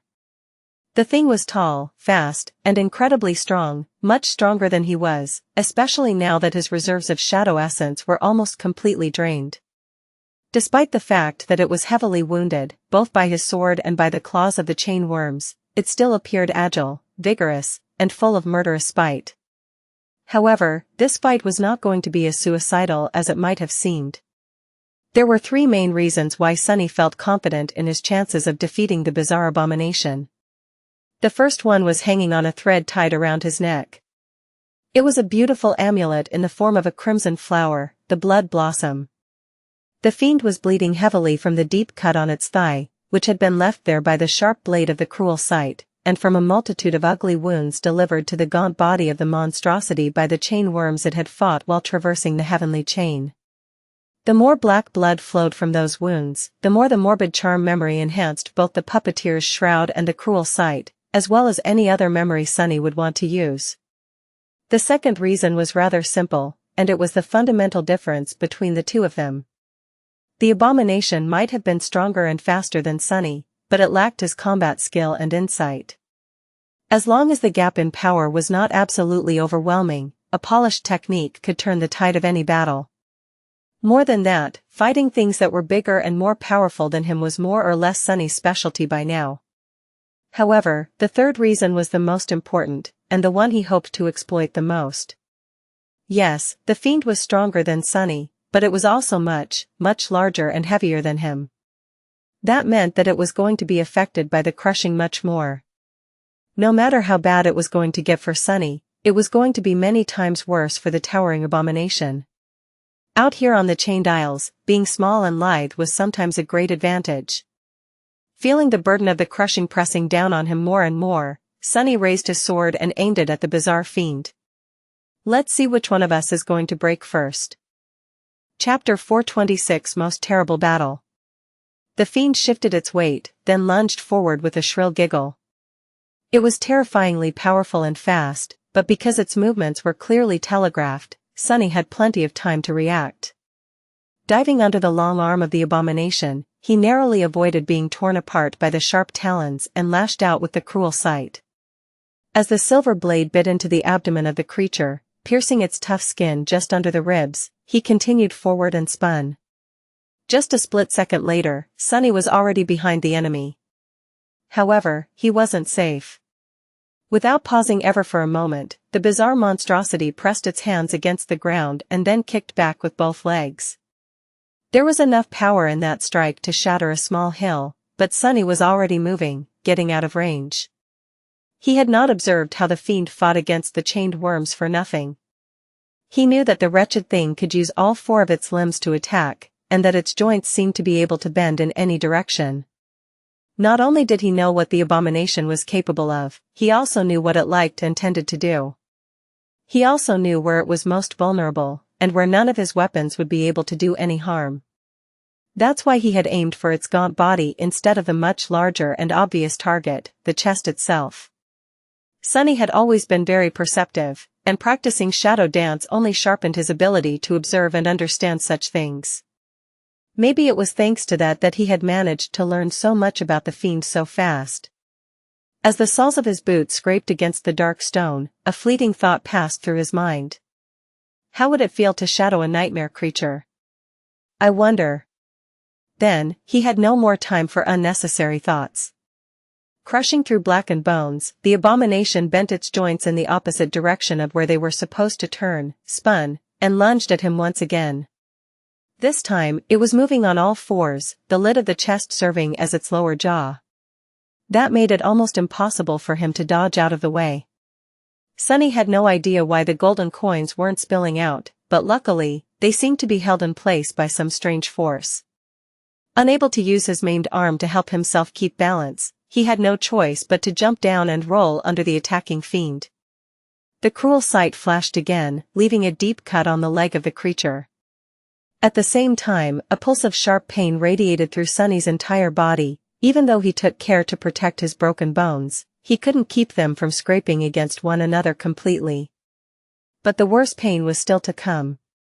That is going to hurt. Sunny had already known that he would not be able to get back to his feet before the next attack came. Due to the fact that the abomination would have to perform it from an awkward position, it was not going to be as devastating as the previous blows. The crushing had also become considerable enough to slow down both of their movements. But those long and sharp talons were absolutely deadly even if there was not much force behind them. As the fiend pivoted and snapped one of its limbs in his direction, Sunny sent both of his shadows from his body to encompass the puppeteer's shroud. A moment later, the talons slashed across his torso, and slid from the lusterless black leather of the chest guard without piercing it. The strike itself, however, was still powerful enough to throw Sunny flying back. He counted on that, though, and used the momentum to create distance between himself and the vile creature. Landing on his feet, Sunny suppressed a groan and brandished the cruel sight once again. As the heavenly chain rattled, twisted rock rose even higher, and the burden of the crushing suddenly pressed him down even more. Some time later, Sunny was on the verge of passing out from exhaustion and pain. Arg! Curse you! He staggered back and hunched over, using the shaft of the cruel sight to keep himself standing upright. His breath was ragged and pained, and drops of both sweat and blood were rolling down his face. Things were not going great. For the both of them, actually. The ferocious clash between himself and the vile giggling fiend had gone for much longer than either of them had ever expected. After the first few minutes, it had become apparent that neither one could easily kill the other. Sunny was too devious and slippery to be caught by the bizarre creature, and the damn chest monster was too vigorous and resilient to succumb to the dozens of shallow wounds that Sunny had delivered to it. What's worse, all of its vital organs seemed to be hidden inside the chest, which was nearly indestructible. It was the most terrible battle of all. A battle between two cockroaches. As the result, their fight lasted for a simply stupid amount of time. By now, both were in rough shape. Sunny was almost dead from exhaustion, bleeding from several ugly wounds, and in a world of pain. The abomination looked even worse. Its gaunt body seemed to have gone through a meat grinder, and its long tongue was hanging lifelessly over the edge of the chest, not even trying to move. Neither was ready to give up, though. The fiend panted heavily and stared at Sunny. Then, it giggled once again. This time, the giggle sounded tired, slightly bewildered, but mostly full of searing hatred. The bastard really wanted to rip Sunny to shreds now. Staggering forward, it tried to swipe at him with one hand, but crashed heavily to the ground instead. Lying there motionlessly, the bizarre creature let out a despondent growl. The crushing was almost unbearable by now. Sunny wasn't sure that he would be able to withstand it for much longer, so the abomination had to be having an extremely rough time, too. In fact, it was certainly being tortured by the oppressive force much more. Very soon, both of them were going to be completely immobilized. He just had to kill it before that happened. Not sure that he would be able to take another step, Sunny extended the cruel sight to its full length and thrust it forward. The silver blade pierced the skin of the fiend, causing more black blood to seep out. Good, bleed to death, you piece of crap. He could feel the enhancement of the blood blossom become a tiny bit stronger, but at this point, it was already meaningless. The charm was just an awakened memory of the second tier, after all. Whatever boost it could provide was not that substantial when dealing with fallen nightmare creatures and ascended weapons, especially past the point where the incremental increases in its potency were truly substantial. The abomination tried to dodge the attack, but failed to move fast enough due to the merciless pressure of the crushing. It tried to stand up, but failed. A grim smile appeared on Sunny's face. Got you. His enemy, it seemed, was now completely helpless. But Sunny could still move, he could still attack, he had not even used any of the shadow essence that had been accumulating in his cores this whole time. The reserves weren't large, but there was some. Retrieving his spear, he gathered his strength, and then thrust it forward again, delivering another wound to the bizarre creature. And then again, and then. Die, just die already. And then, the fiend giggled mockingly, and suddenly gathered its limbs, which then disappeared into the bottom of the chest. A few seconds later, the whole body of the creature was out of sight, leaving only the adamantine, indestructible chest standing in the middle of the stone island. The tip of the spear scraped against the dark wood, not leaving even a scratch on it. Sunny stared at it, dumbfounded. Then, he let out a yelp, and as the power of the crushing increased even further, fell to his knees. What the hell? Come back here, you coward. His hands trembled from strain as he lifted the cruel sight and struck the chest once again, to no result whatsoever. Sunny seemed to have overexerted himself with that last strike, because the spear fell out of his hands and plunged to the ground, striking the stone with enough force to send a few cracks through it. Then, it bounced and rolled away, finally getting caught on a piece of bone about 2 meters away. He stared at the cruel sight with a shocked expression, and then dismissed the memory instead of trying to walk, or crawl, that far to retrieve it. Sunny turned to the chest and gritted his teeth. A moment later, sparks of light appeared around his hand again. Don't think that it's over. The lid of the chest trembled, and then rose a bit. The creature clearly strained to achieve even that much. A gloating, hateful giggle emerged from the depths of it a moment later. That was the exact moment when Sunny tossed a polished crimson gem that had appeared in his hand toward the chest. Just a split second after the broken oath flew inside the abomination's maw, the lid snapped close, pressed down by the obliterating force of the crushing. A muffled sound resounded from within the chest, but no matter how much the lid trembled, it didn't rise again. Sunny fell to the ground and laughed, then groaned and whimpered as he arduously crawled a few meters away and finally grew still just outside of the broken oath's soul-destroying reach. Laying there in complete exhaustion, unable to move anymore, Sunny grinned. Who's laughing now? Try to swallow that, you bastard. Chapter 427 Death of a Mimic Plus, Turn Off Reset. Chapter 427 Death of a Mimic. The twisted rock soared higher and higher into the sky, and as it did, a terrible crushing force assaulted the 2 living beings that were pressed into its surface, separated only by a dozen meters of dark stone. The large adamantine chest did not look too good. The wood was slowly losing its color, the strips of metal reinforcing it showed growing patches of rust. It seemed as though the creature was struck by some terrible disease. In a sense, it was, after all, the broken oath was currently destroying its soul bit by little bit. Sunny did not look that much better, though. He was laying on the hard stone, looking at the merciless skies, struggling to breathe and endure the pain. His armor was soaked in blood, and his broken arm was pressed tightly against his chest. His face was deathly pale, almost the same color as the tall and majestic ivory tower that floated high above the world, shrouded in the whitest of clouds. Every breath was a torture. Sunny knew that he was not going to bleed to death because of the blood weave, but the wounds still needed to be tended to. His broken bones, especially, were in need of attention. This crushing was turning out to be tragically long, though, not giving him the chance to do so. Well, that was not a surprise. The single chain connecting the twisted rock to the rest of the isles was much longer than most, which meant that the small island was going to rise very, very high. Higher than Sunny had ever been in this strange and deadly land. The crushing was not only going to last longer, but would also be vastly more terrible than the few previous times he had experienced it. By now, the hours of hardship he had endured together with Master Roan several days ago seemed like a pleasant walk in the park. Now, it seemed as though he was being slowly crushed under the weight of the entirety of heaven. Sunny was only alive because he didn't have to hide his powers anymore, and could use all of his abilities without restraint.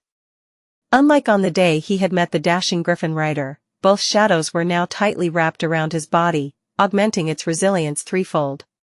For that reason, he had not turned into a puddle of bloody goo yet. Although it certainly felt as though he was getting close. If things became really unbearable, he could still escape into the shadows and either wait out the worst part of the crushing or try to escape back to the heavenly chain before his shadow essence ran out. Since he had spent this whole time patiently circulating it through the coils of the soul serpent, there was a considerable amount flowing through his cores by now. He had also spent this whole time waiting for the damn chest fiend to finally die, as well as considering his options on how to transport the gold coins back to the sanctuary of Noctis. Since it had turned out that only the upper layer of the treasure pile was real, he now had much more options. However, all of them required him to burn through a lot of essence to cross back through the swarm of chain worms. The problem was confounded by the fact that Twisted Rock was going to be destroyed soon, which meant that he could not risk making several trips to the Citadel and back. He had to carry his spoils away while the island was still attached to the rest of the chained isles. For that reason, Sunny was trying to endure as much of the crushing as he could before turning into a shadow. He also did not forget about the strange way his intuition had reacted to the dying island.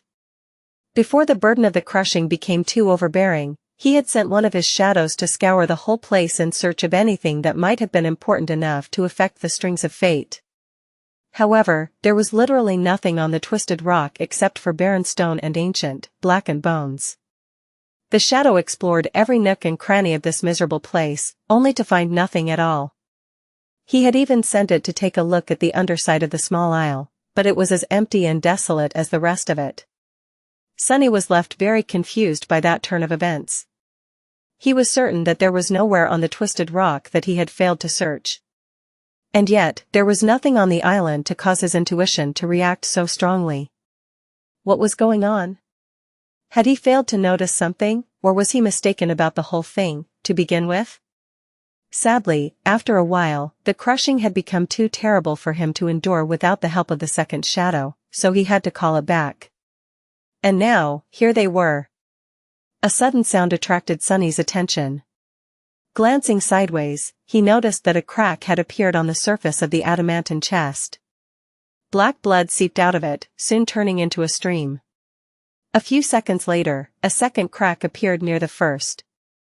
He would have smiled if not for the fact that even such a simple action was rather strenuous now, this high above the sky below. It's not going to be too long now. A few minutes later, there was a pool of black blood surrounding the large wooden chest. Sunny endured the pain and counted the seconds. Before he reached 1,000, the vile creature trembled slightly and giggled one last time, its grating voice full of doleful outrage. Then, the bizarre monstrosity shuddered and grew absolutely still. It was finally dead. Sunny couldn't help but grin slightly. Finally, all those coins are mine. As the heavenly chain rattled and groaned, the voice of the spell resounded above the hellish stone island. Its words sounded like music to his ears. You have slain a fallen devil, mordant mimic. Your shadow grows stronger. You have received a memory. Chapter 428 Covetous Coffer. Despite the torturous burden of the crushing, Sunny couldn't help but feel jubilant. Not only did he receive 8 shadow fragments and a powerful memory, he had also defeated a fallen devil all by himself, without even Saint providing him any help. The Black Knight, too, had been a fallen devil. So killing one solo meant a lot to Sunny. It was a poignant milestone that made him feel like all his hard work and all the vile things he had gone through were not for nothing. He was accomplishing his goal. Growing stronger. Of course, the mordant mimic was not as terrifying of a foe in battle as the guardian of the ruined cathedral had been. One was a creature that seemed to have been created solely for combat, while the other mostly relied on deceit and ambushing its prey to achieve victory. And yet, the chest fiend was by no means an easy foe. If anything, its devilish nature only made it that much more dangerous. Arg! As the Twisted Rock rose higher, the crushing struck at Sunny with even more dreadful force, making his mirth dissipate in a wave of miserable suffering. A muffled groan escaped from his lips. Endure, just endure a bit more, this hell is going to end soon. For now, he had no choice but to keep suffering, wait, and stare at the distant silhouette of the ivory tower. The beautiful pagoda seemed so close now that he could almost imagine himself reaching out and encompassing it in his fist. With nothing else to do, Sunny summoned the runes and found the familiar cluster out of habit. Shadow Fragments, 223/2000. I wonder how many coins are in that damn chest. Would he be able to create the third core with their help? Shifting his gaze, Sunny found the runes describing his memories. A new one was now shown at the end of the list. His eyes glistened slightly as he concentrated on it and read the description. Memory, Covetous Coffer. Memory rank, Ascended. Memory tier, 4. Huh. Sunny really couldn't believe his fortune. This was the second ascended memory of the 4th tier that he had acquired in a span of just a few days. Even without considering the main boon of the expedition, the miraculous coins, this journey had already proved to be incredibly fruitful. But what kind of a memory would the bizarre carnivorous chest leave behind? Curious, he read on. Memory type, tool. A utility memory. While not as showy as armors and weapons, utility memories were the foundation of every awakened's arsenal. Take Sunny, for example, some of his most precious memories were tools. Endless spring, ordinary rock, silver bell, even weaver's mask. Excited, he tried to forget about the obliterating pressure of the crushing and concentrate on the runes. Memory description, you are very strange, said Noctis. Why was his new friend so deathly afraid of chests? Why was he so timid and pale? Don't be afraid, these are just my treasure chests. They won't bite. Well, except for this one. This one will eat you alive. Sunny blinked. That is interesting. So Noctis of the Sanctuary of Noctis was a person, after all.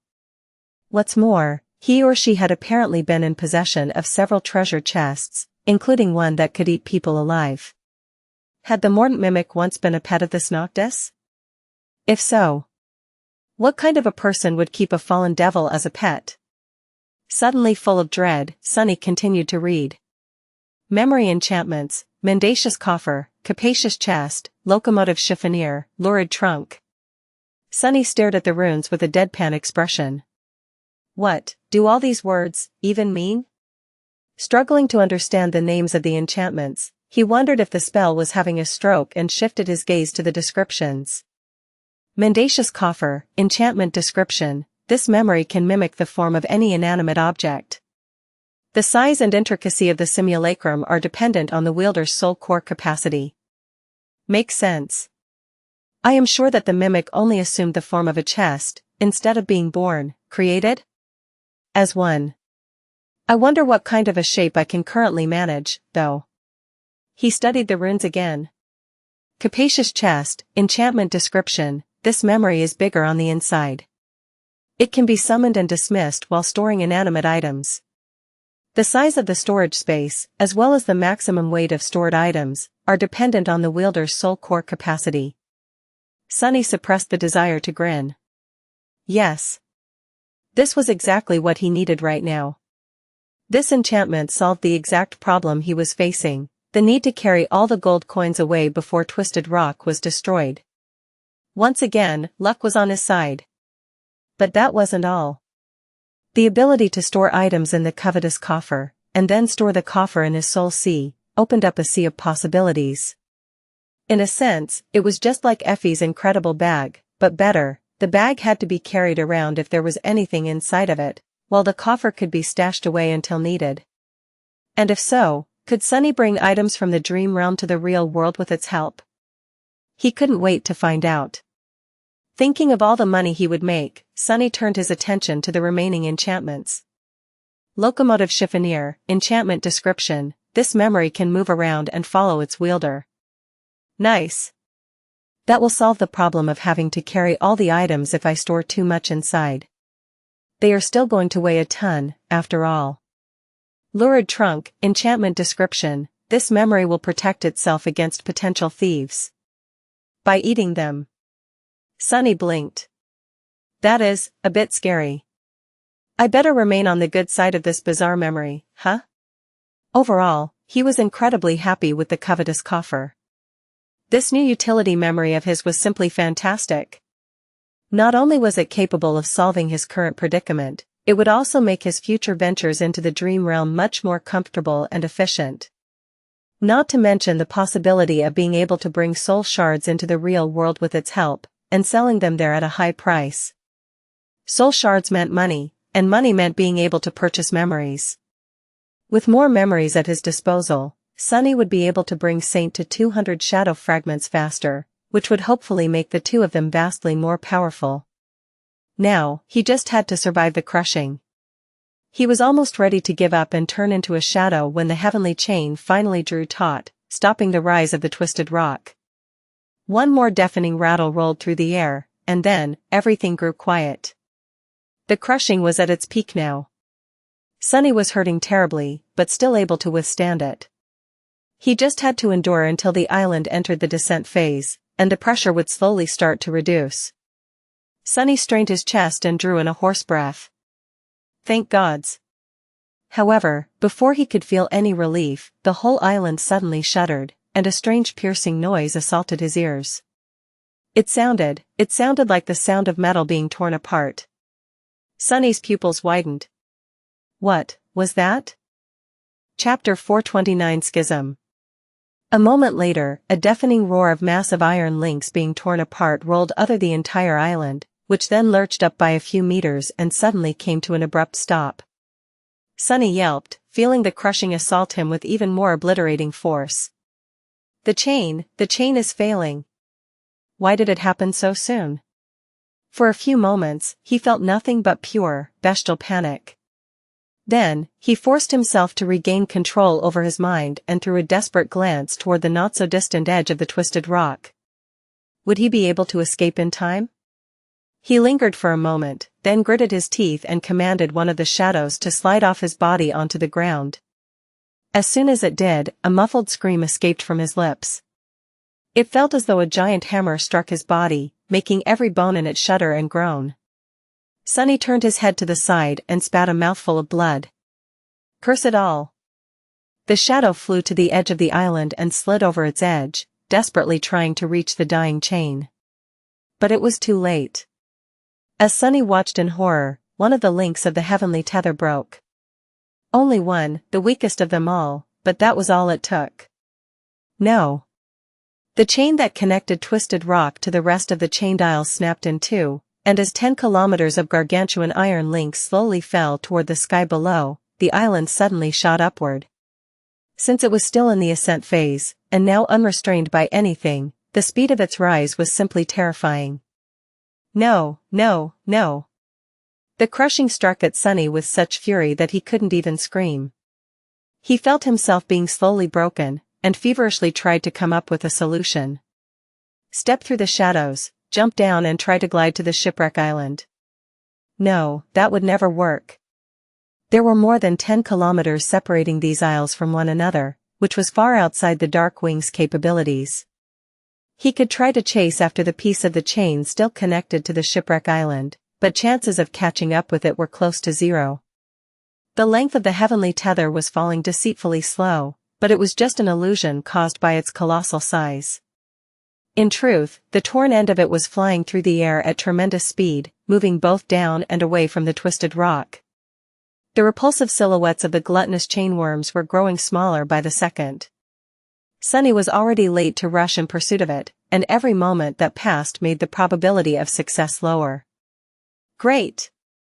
Goddamn great, you fool! You finally let your greed kill you. Sunny growled, full of fury at himself, but then suddenly stopped. No, that didn't make any sense. He was not on this island because of greed. Even though Sunny had made several risky decisions in order to get to the miraculous coins, at the end of it, standing on the edge of the Shipwreck Island, he put his avarice aside and made a sober choice. He came here because his intuition had told him that something on the twisted rock was very important to his future. But what was it? There was nothing but stone and bones in this damned place. What was he supposed to do? How was he supposed to survive? Sunny tried to calm down and think. He summoned his shadow back, and briefly regained the ability to breathe. It wasn't going to be for long, though. The crushing was already overwhelming his physical ability to resist its lethal pressure. Sunny had a few dozen seconds, at most, before he would be forced to retreat into the shadows or die. Think, there has to be a way out. Hide inside the dead mimic or the Covetous Coffer? No, the items inside the memory maintain their weight, which means that they, too, will be affected by the crushing. And even if not, what's the point? Even if the chest survives until the twisted rock itself is torn apart and plunges down into the sky below, I'll just be falling forever inside of a box instead of on my own. That's like dying inside of a coffin. And the twisted rock was going to be destroyed by the crushing, inevitably and without a doubt. As it rose higher and higher, it was going to start to fall apart. When enough of it was destroyed to obliterate the mysterious force that kept the isles afloat, the remaining debris was going to fall down and eventually disappear into the sky below. Alongside what was going to remain of Sunny. He lay motionlessly for a few seconds, then for a few seconds more. Another crack appeared on the corpse of the mordant mimic. Then, the stone beneath it cracked, too. Sunny did not move at all. The cracks on the stone widened and crawled in every direction. A few moments later, a heavy sigh escaped from his lips. Sunny had one last gamble left. Gathering all of his strength, he groaned and pushed himself off the ground. Even though it felt as if he was lifting a mountain, and every muscle in his body trembled at the edge of bursting apart, he somehow managed to sit up. Then, Sunny summoned Weaver's mask. After returning from the Forgotten Shore and deciding to create a separate persona to investigate the Sovereigns, as well as do all the things that Sunny didn't want to be associated with his name, the one which would then accidentally become known as the famous Lord Mongrel, he had decided to never use any of the equipment that it wielded if there was even the smallest chance of someone connecting him to the mysterious masked man. But he had little choice right now. His last hope was fate. He knew that something had drawn him to the twisted rock, even though in the end he failed to find it. In the past, his intuition only reacted that strongly to the things that were connected to the gods, the unknown, and Weaver. So, there was a high chance that Weaver's mask would show him the way to salvation. As the coal black would caress his kin, Sunny forced air into his lungs, and sent his shadow essence toward the mask. He was going to do something that he dreaded doing for many months. Activate the mysterious enchantment of the divine memory. When the power of his soul poured into the Weaver's mask, Sunny froze for a moment. And then let out a horrible, inhuman scream. Chapter 430 Tapestry of Fate. The moment Sunny's essence touched the black wooden surface of the divine memory, Weaver's mask suddenly reached into his very soul and hungrily drank more, and then more, and more, and more. In a fraction of a second, all of his reserve of shadow essence was sucked dry, with only a tiny bit of it remaining, almost as if these pitiful drops were not even worth being consumed by the mask. And even then, all it could achieve was activate the enchantment for just a single moment. That single moment, however, was enough to almost drive Sunny insane. Suddenly, a horrifying pain pierced his eyes and his mind, akin to the suffering he had experienced after consuming the drop of ichor, only so much worse. Infinitely worse. As he shrieked, all traces of intelligence disappearing from his voice, the world he saw changed. Suddenly, all Sunny could see was an endless, beautiful eternity of twisting threads. Those threads transfixed everything in existence, connecting every living being and every object, every thought and every concept, every dream and every nightmare, stretching infinitely into every direction, as well as into the past, the present, and the future. These were the strings of fate. They were just like the threads of light that the spell was woven of, but while the magnificent and inconceivably complex pattern that Sunny had seen twice in the empty void between dream and reality composed the function of the spell, what he glimpsed right now connected everything. All of the universe as it had existed, was existing, and was going to exist. Much worse, when observing the weave of the spell, Sunny could only sense and guess at its meaning. But the terrifying enchantment of Weaver's mask not only allowed him to see the tapestry of fate, but also forced the understanding of it onto him.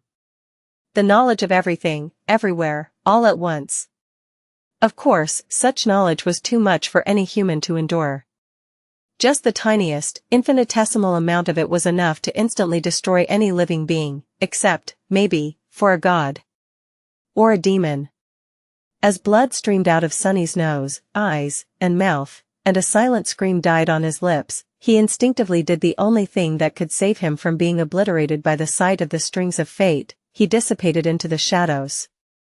This was, perhaps, the reason why his eyes did not turn into smoldering embers and his head did not just explode right there on the spot. Shadows had no eyes and no skulls, after all. However, falling into the embrace of darkness, Sunny realized with cold horror that Weaver's mask, somehow, was still resting on his face. When he turned into a shadow, it had turned into one, too. His vision shifted from that of a human to the colorless sight of a shadow, but he could still see the eternity of strings of fate. There were especially many of them near him. The infinite threads were tightly wrapped around his body, as well as around his soul, encompassing and piercing it. It looked almost as if he was strung on them like a small marionette.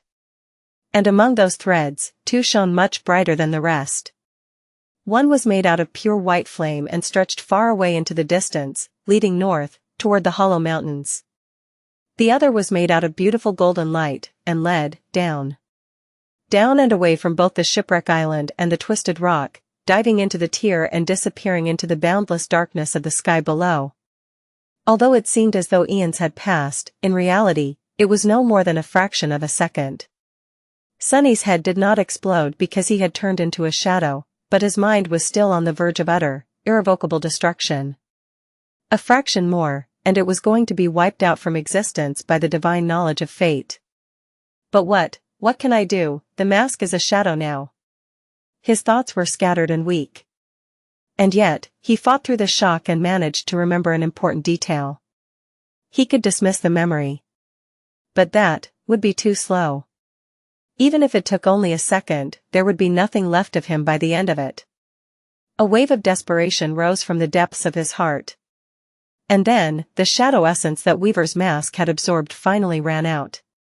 Instantly, the enchantment deactivated, and the ruthless worlds of endless threads disappeared with it. Sunny could only see what all humans, and shadows, were meant to be able to see. A piece of dark stone soaring into the sky as the merciless grinder of the crushing was slowly breaking it apart. Sunny sensed hazily that there was something urgent about the situation, but he was not entirely there. Although the terrible visage of the strings of fate was gone, his mind was scattered and empty. He couldn't really lose conscience while in the form of a shadow, but not being able to think or even recognize the existence of his self was very close to it. Soon, however, he started to slowly gather the pieces of his wounded, shattered mind back together. He was in dire danger, after all. The entire Twisted Rock was shaking and rumbling as it rose higher and higher into the sky above. Wide cracks appeared on its surface, growing larger with each second. The blackened bones had already been turned into dust, and now, the only thing standing above the stone was the ramshackle, lopsided, dead treasure chest. The corpse of the mordant mimic, strangely, seemed to be much more sturdy than the ascending island itself.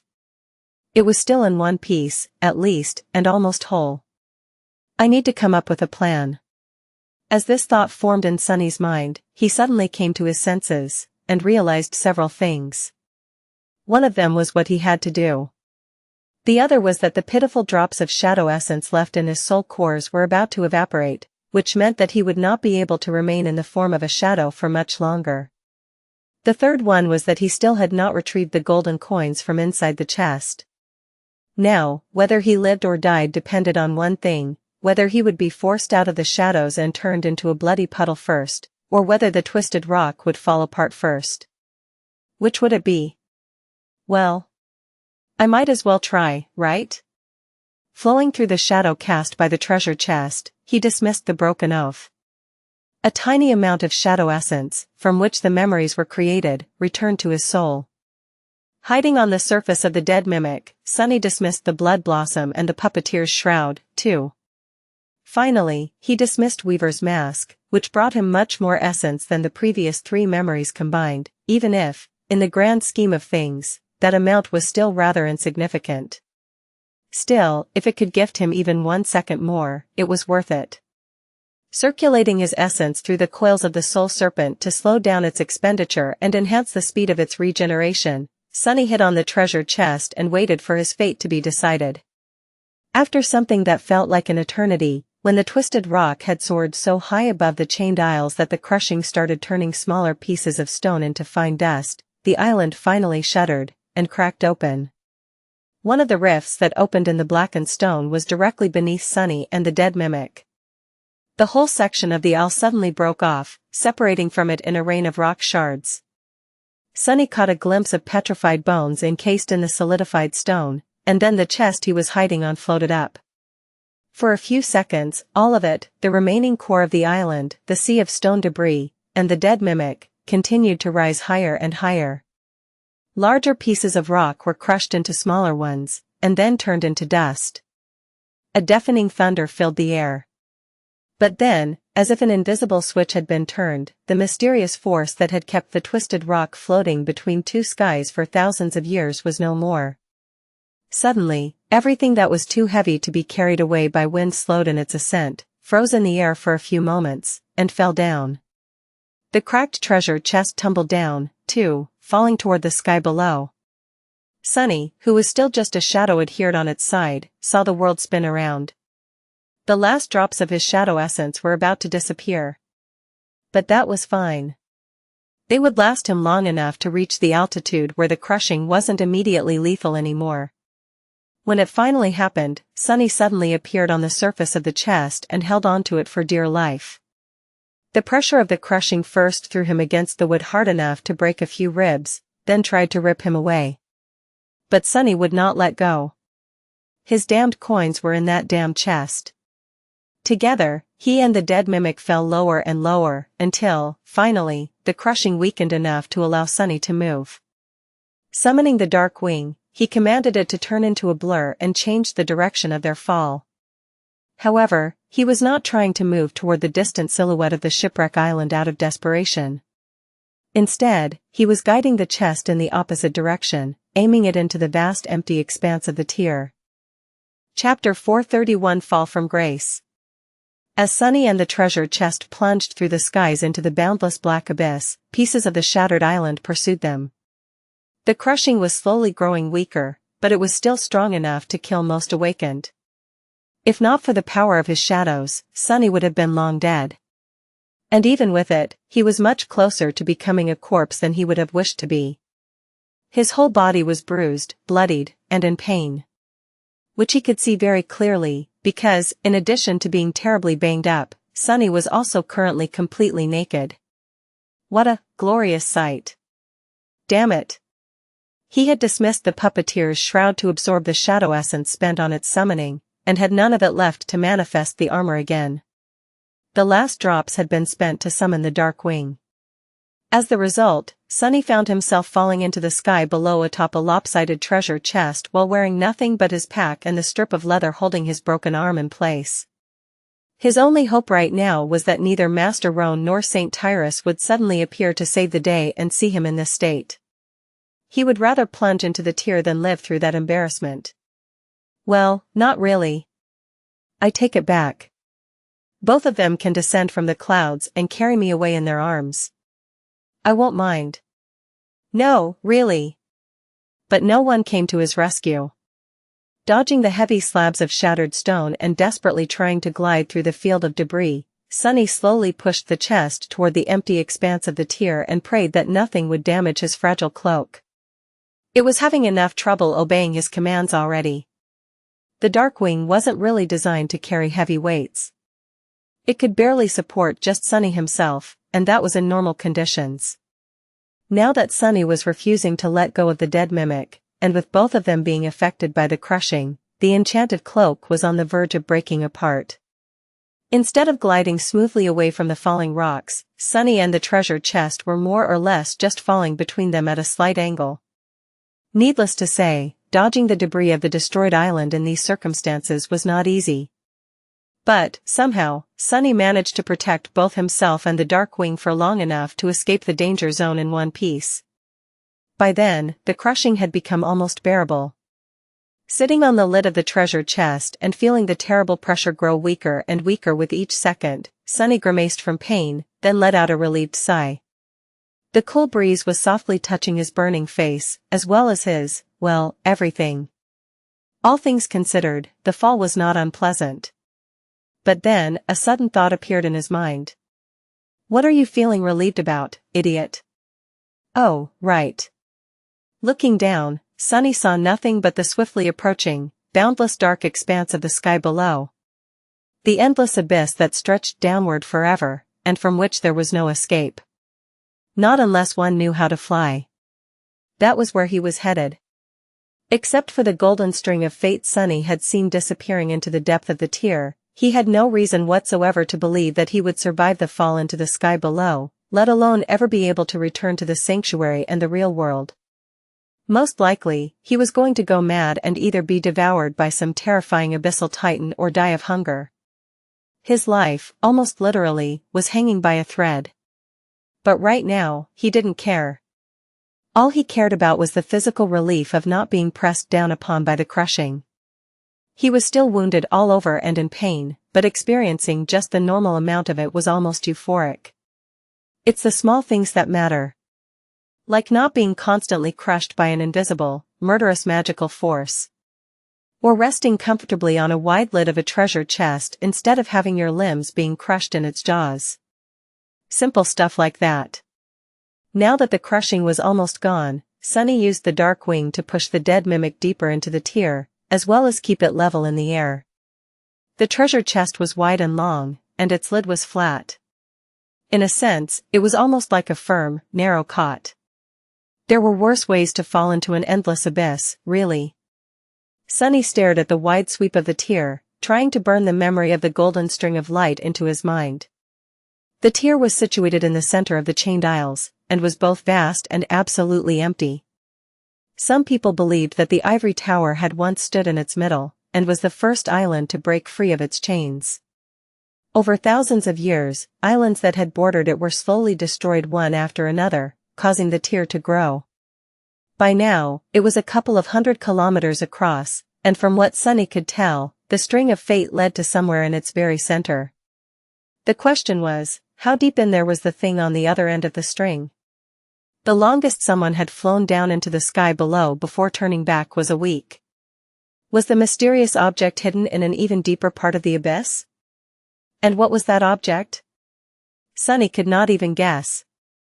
The only thing he knew was that his intuition had pushed him toward the twisted rock because of it. If so, it should have been something that would allow him to survive. Right? Of course, his fate might have been to just die there. Fate didn't really discriminate against any type of occurrence, including fatal ones. Regardless, Sunny was going to find out. It's not like he had a choice now. Feeling the air get colder, he shivered and watched the sky around him grow darker and darker. Soon, there was no light left in it at all. Sunny had fallen into the sky below. Chapter 432 First Day of Nothing Plus, Turn Off Reset. Chapter 432 First Day of Nothing. This is, sort of grim. Sunny was falling through a boundless, empty void of cold darkness. Far below, false stars were shimmering with pale white light. Their radiance, however, did very little to illuminate the sky below. Everywhere around him, there was just nothing. Sunny was still resting atop the treasure chest, holding onto it with his one healthy hand.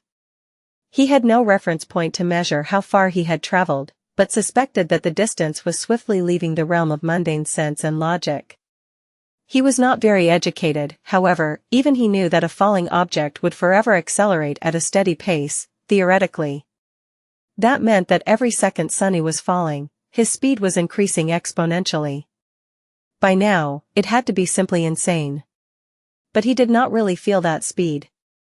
All he felt were wisps of cold wind caressing his skin from time to time. If there was one good thing about the situation, it was that he had accumulated a bit of shadow essence and was able to summon the puppeteer's shroud again. So he wasn't naked anymore, at least. If there was one thing he did know, though, it was the approximate speed with which he could glide forward with the help of the dark wing. Adding the weight of the dead treasure to the equation, he could more or less calculate the distance he was covering horizontally.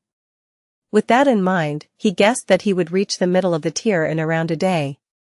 Problem was, he had no reliable way to measure time as well. There were some clues he could try to use, like the rate of shadow essence regeneration or the state of his wounds, but they were not exactly reliable.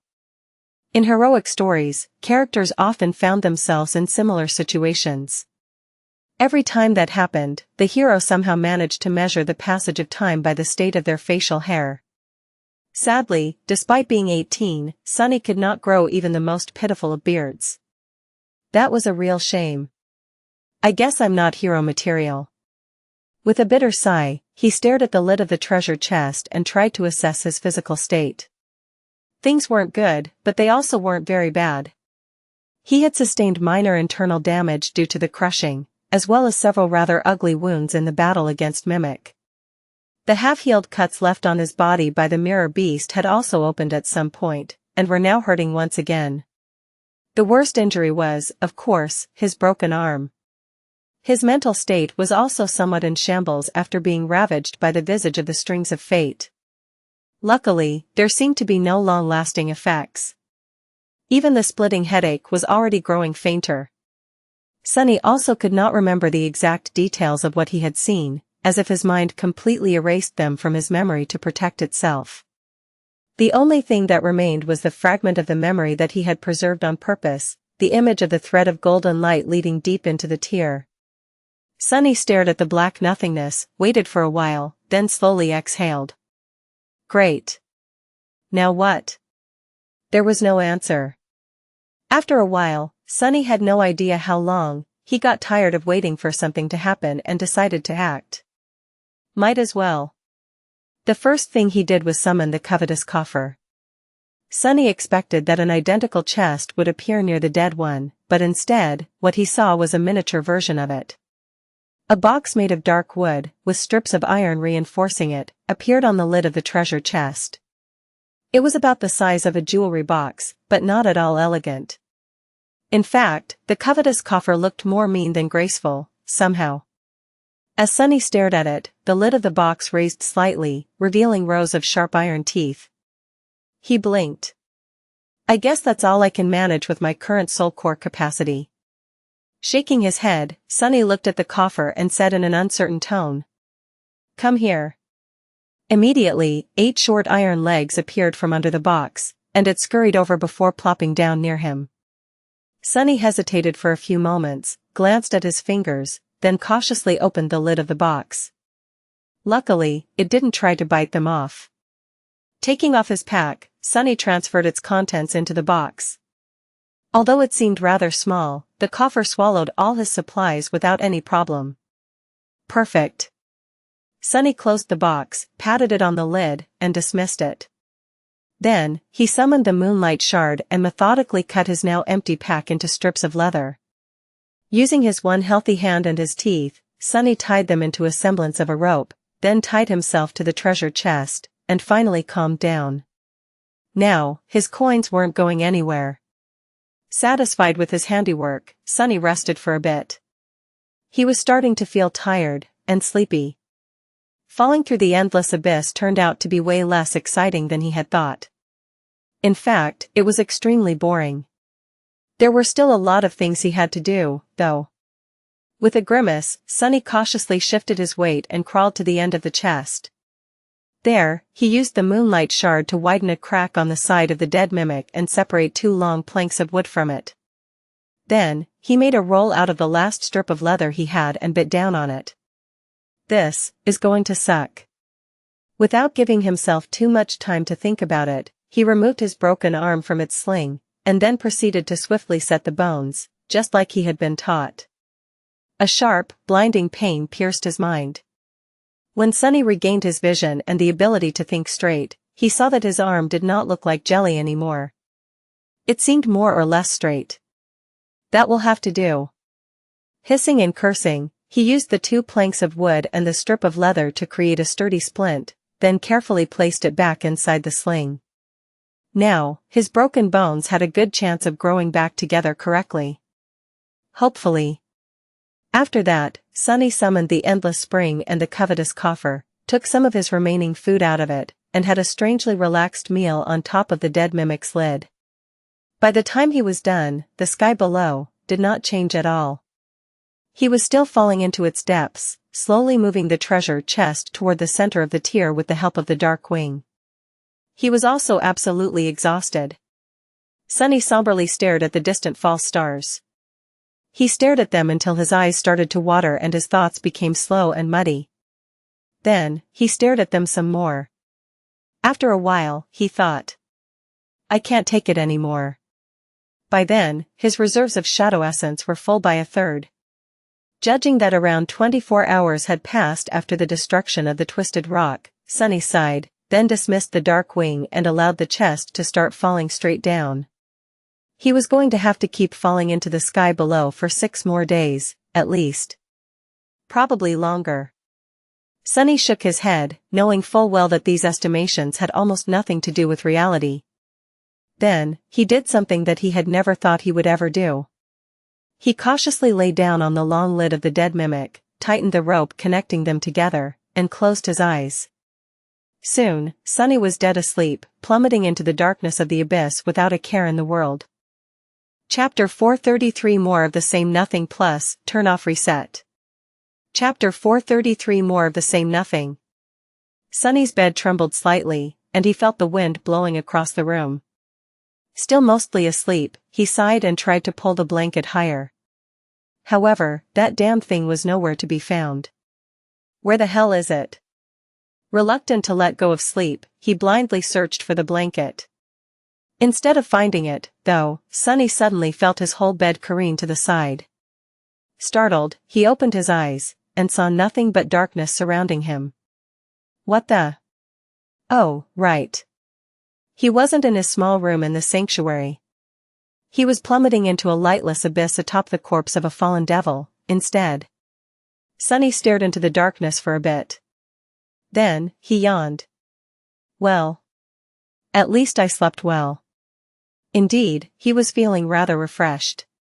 Most of his aches had either disappeared or grown milder, and even his wounded mind felt soothed. He felt rested, energized, and much better overall.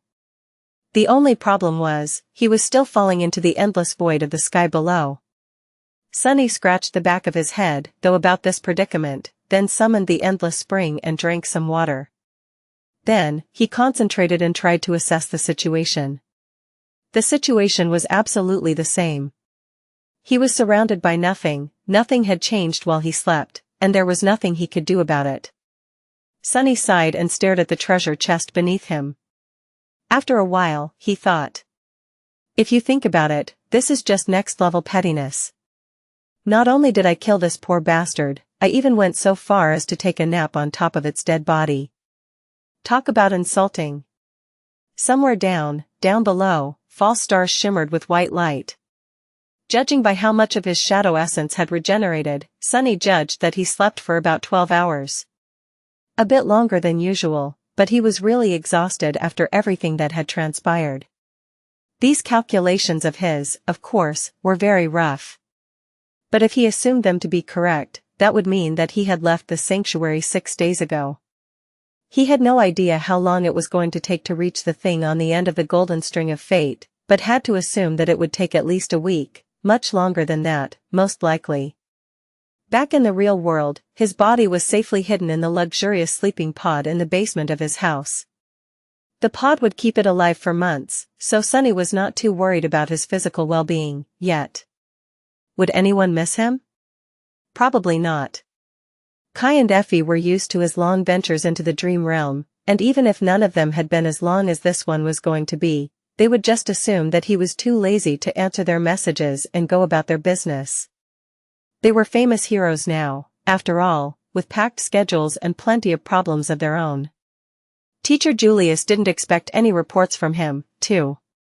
The lookouts in the sanctuary were not in the habit of keeping a detailed record of who went in and out of the citadel.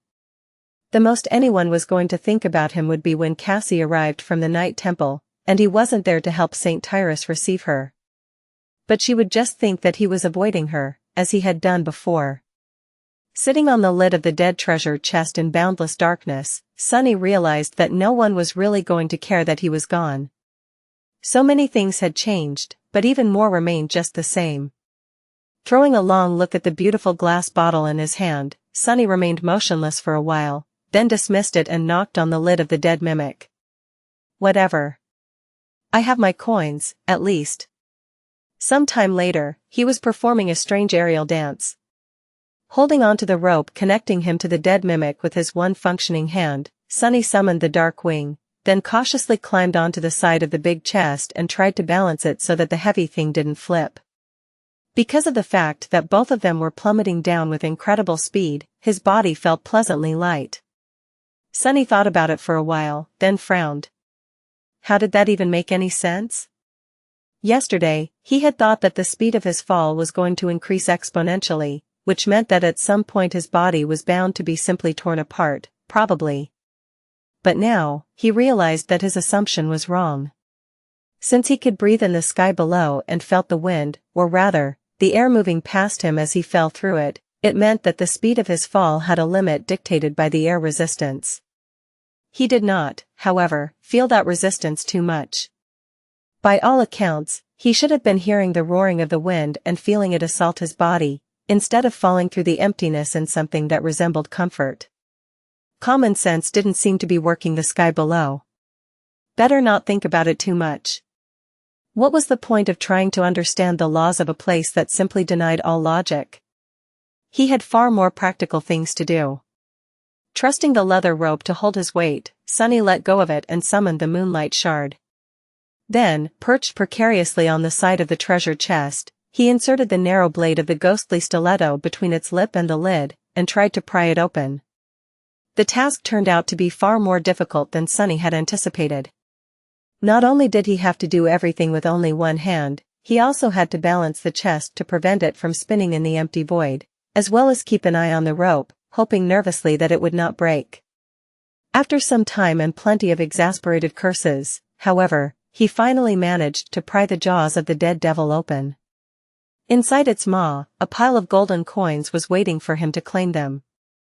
A dark smile appeared on Sunny's face. Then, he let out a shaky, slightly unhinged laugh. Ah. It feels nice to be rich. Chapter 434 A Lot of Nothing Plus, Turn Off Reset. Chapter 434 A Lot of Nothing. Summoning the Covetous Coffer, he commanded the toothy box to climb inside the bigger, toothier box and open its lid. Then, he started whistling a light-hearted melody while throwing the heavy coins inside. 1, 2, 3, 4, ah, what a day to be alive, 5, 6. One after another, the miraculous golden discs disappeared into the coffer. After a while, Sunny shifted his weight slightly, got more comfortable, and continued gathering his spoils. In the end, he had recovered almost 1,400 coins from inside the dead devil. Just as Sunny had expected, the entire top layer of the treasure pile had turned out to be real. That was an incredible, astonishing boon. Suddenly, everything that had happened seemed worth it. Almost. Glancing at the lightless void around him, Sunny sighed. Who knows if I will even be able to return to the sanctuary? Without the altar, these coins are just dead weight. Somewhat disheartened, he lingered for a few moments, then turned his gaze back to the open treasure chest. The top layer of the treasure pile that he had successfully plundered was indeed real, but beneath it. Sunny struggled to keep the contents of his stomach inside. Beneath the treasure, the limbs and organs of the mimic were tightly packed together, taking up most of the chest's volume. The whole thing was soaked in black blood and producing a sickening stench, not to mention looking like a butcher's nightmare. Disgusting, so disgusting. Thinking about how repulsive the sight in front of him was, Sunny used the moonlight shard to cut through the terrible sludge and fished out 4 large soul shards with a wide smile on his face. After cleaning them up a little, he placed the alluring crystals inside the covetous coffer and dismissed the memory with a feeling of great satisfaction. After that, Sunny stared inside the treasure chest with a dubious expression on his face. The thing was, he only had around 3 days' worth of provisions left, stored neatly inside the covetous coffer. If he rationed his food, it would probably last him for about a week. After that, Sunny scratched the back of his head, then shuddered and closed the lid of the chest with a loud thud. I'll think about it when the time comes. But, hopefully, it never does. With that, he climbed back onto the dead devil and rested for a while, looking into the darkness. As time slowly passed, Sunny grew more and more solemn. Finally, he came to a frightening realization. He had nothing else left to do. This is going to be a problem. An eternity later, or just a few hours, who knew, Sunny was sitting on top of the treasure chest and dying from boredom. He was still falling through the boundless dark abyss. Of course, what else would he be doing? There was nothing else to do. The cruel sight was in his hand, the silver blade shining with a bright radiance. He was using its Light Eater enchantment to summon the sunlight the somber spear had absorbed and projected into the darkness of the sky below. Thanks to that light, the shapes of his two shadows could be clearly seen, one resting on the surface of the chest to his left, the other to his right. Sunny shook his head, then said, "I am dying of boredom here. I have never been this bored. How are we going to survive weeks of this crap? What do you guys think?" The happy shadow to his right hesitated, then raised a fist encouragingly. Its sentiment was quite clear. "You got this." The gloomy shadow to his left stared at him grimly, then simply shook its head. Its meaning was clear, too. "Just give up already." Sunny blinked a couple of times, then smiled. "Well, I think it's going to be fine. I'll just think about it as a vacation." "Yeah. When was the last time I could just relax and do nothing?" "That's right, never. If you think about it, guys, this is a godsend opportunity. An opportunity to rest and laze about as much as I want." He remained silent for a while, then added, "I literally have no choice but to do nothing. Lucky me, right?" The gloomy shadow glanced at him, then covered its face with a palm. Even the happy shadow hesitated for a bit before giving him a timid shrug. Sunny frowned. "What do you mean, go crazy?" "I am not going to go crazy. I'm so done with being crazy. Been there, done that, as they say. There is zero possibility that I will go crazy." The shadows didn't answer, making him huff angrily. "Whatever. Why am I even speaking to you too? It's not like you even have enough decency to pull your weight in the conversation." He scowled and dismissed the cruel sight, letting the darkness shroud everything once again. The shadows became invisible.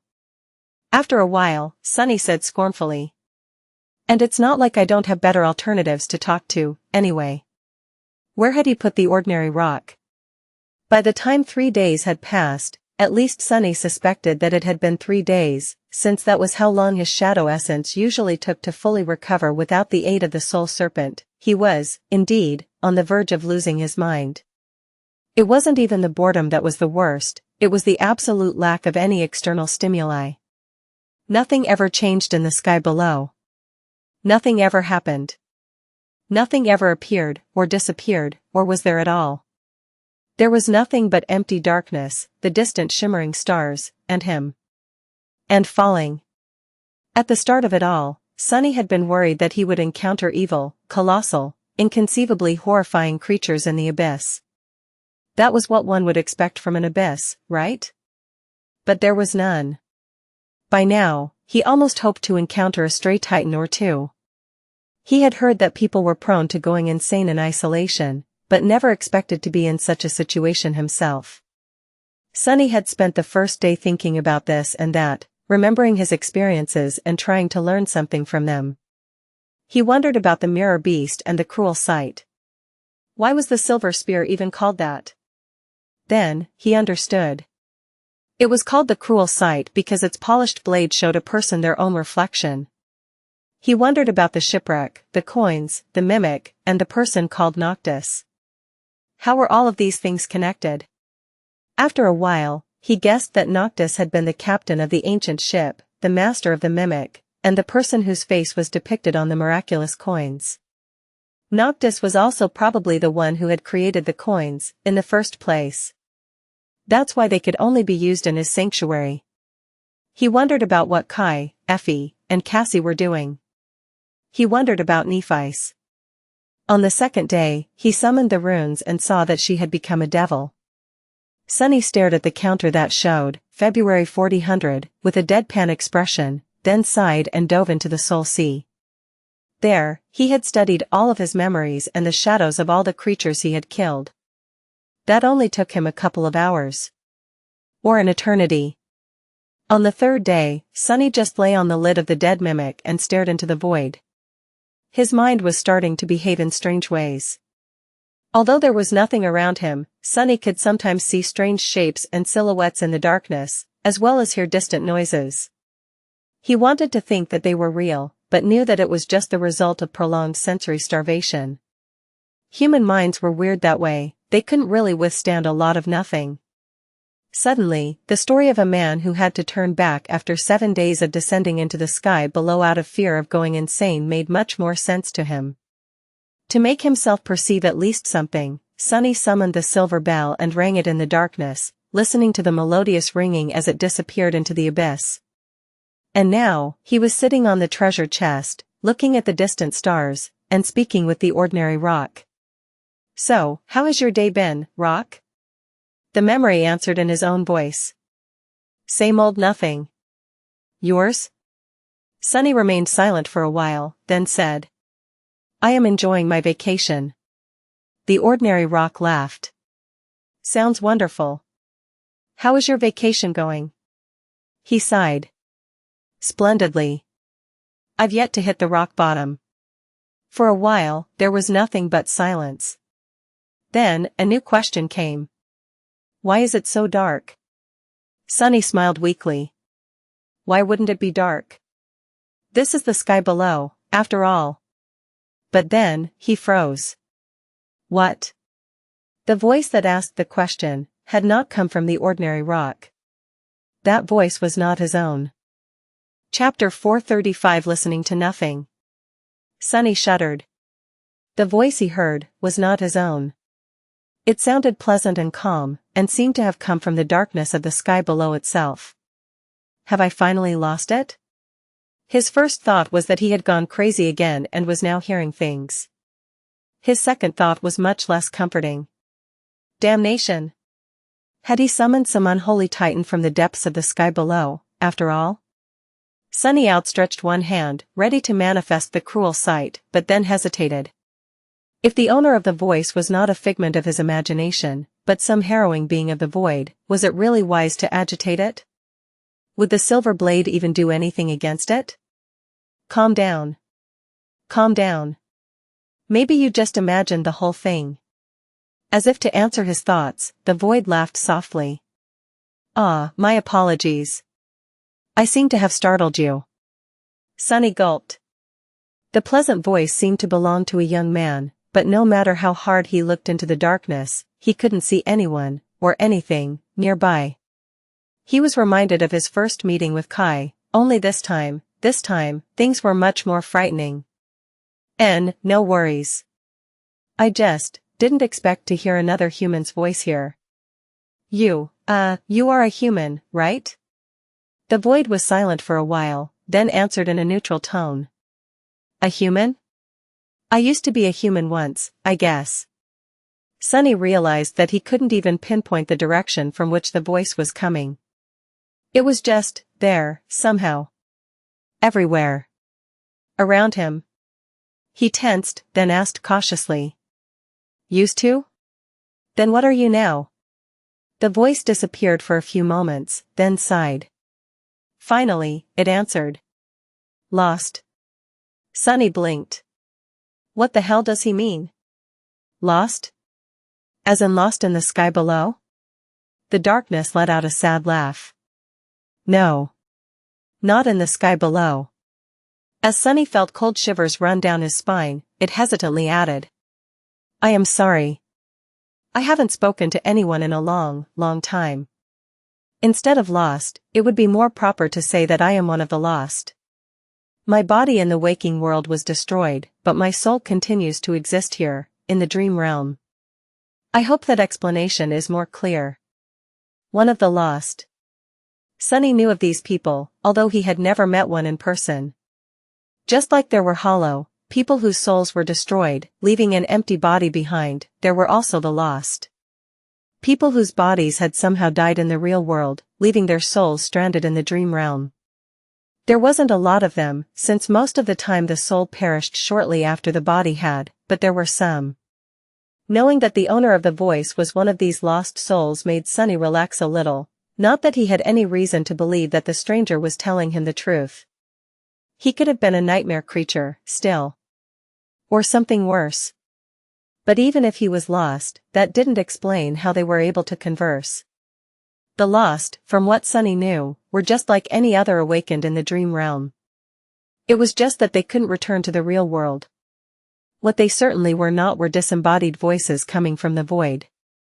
He shifted his weight slightly, ready to do something to protect himself, if need be, and asked. Sorry to hear that. But how is it that I am able to hear your voice, but can't see you? The voice lingered for some time, that answered with a bit of amusement. That is a good question. Sunny waited patiently for him to expand on that answer, but that seemed to be it. A bit irritated, he said. Well? Aren't you going to explain? Instead, the voice suddenly asked. Why are you descending into the sky below? This is a very dangerous place. Sunny blinked a couple of times, then coughed.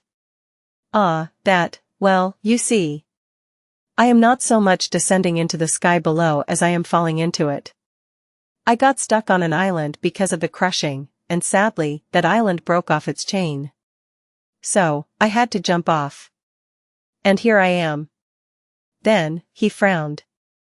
Wait, dangerous place? Why is it dangerous? I haven't seen anything dangerous anywhere in this dreadful pit. The voice lingered for a while, then sighed with regret. You'll see. When you reach the stars, then you will see. Then, it disappeared. Sunny stared into the darkness, a bit disturbed. A deep frown appeared on his face. What do you mean? What will happen when I reach the stars? But there was no answer. No matter how long Sunny waited, the voice did not speak to him again. The void was silent and empty, just as it had been before. In the end, he just massaged his temples and cursed. What the hell was that?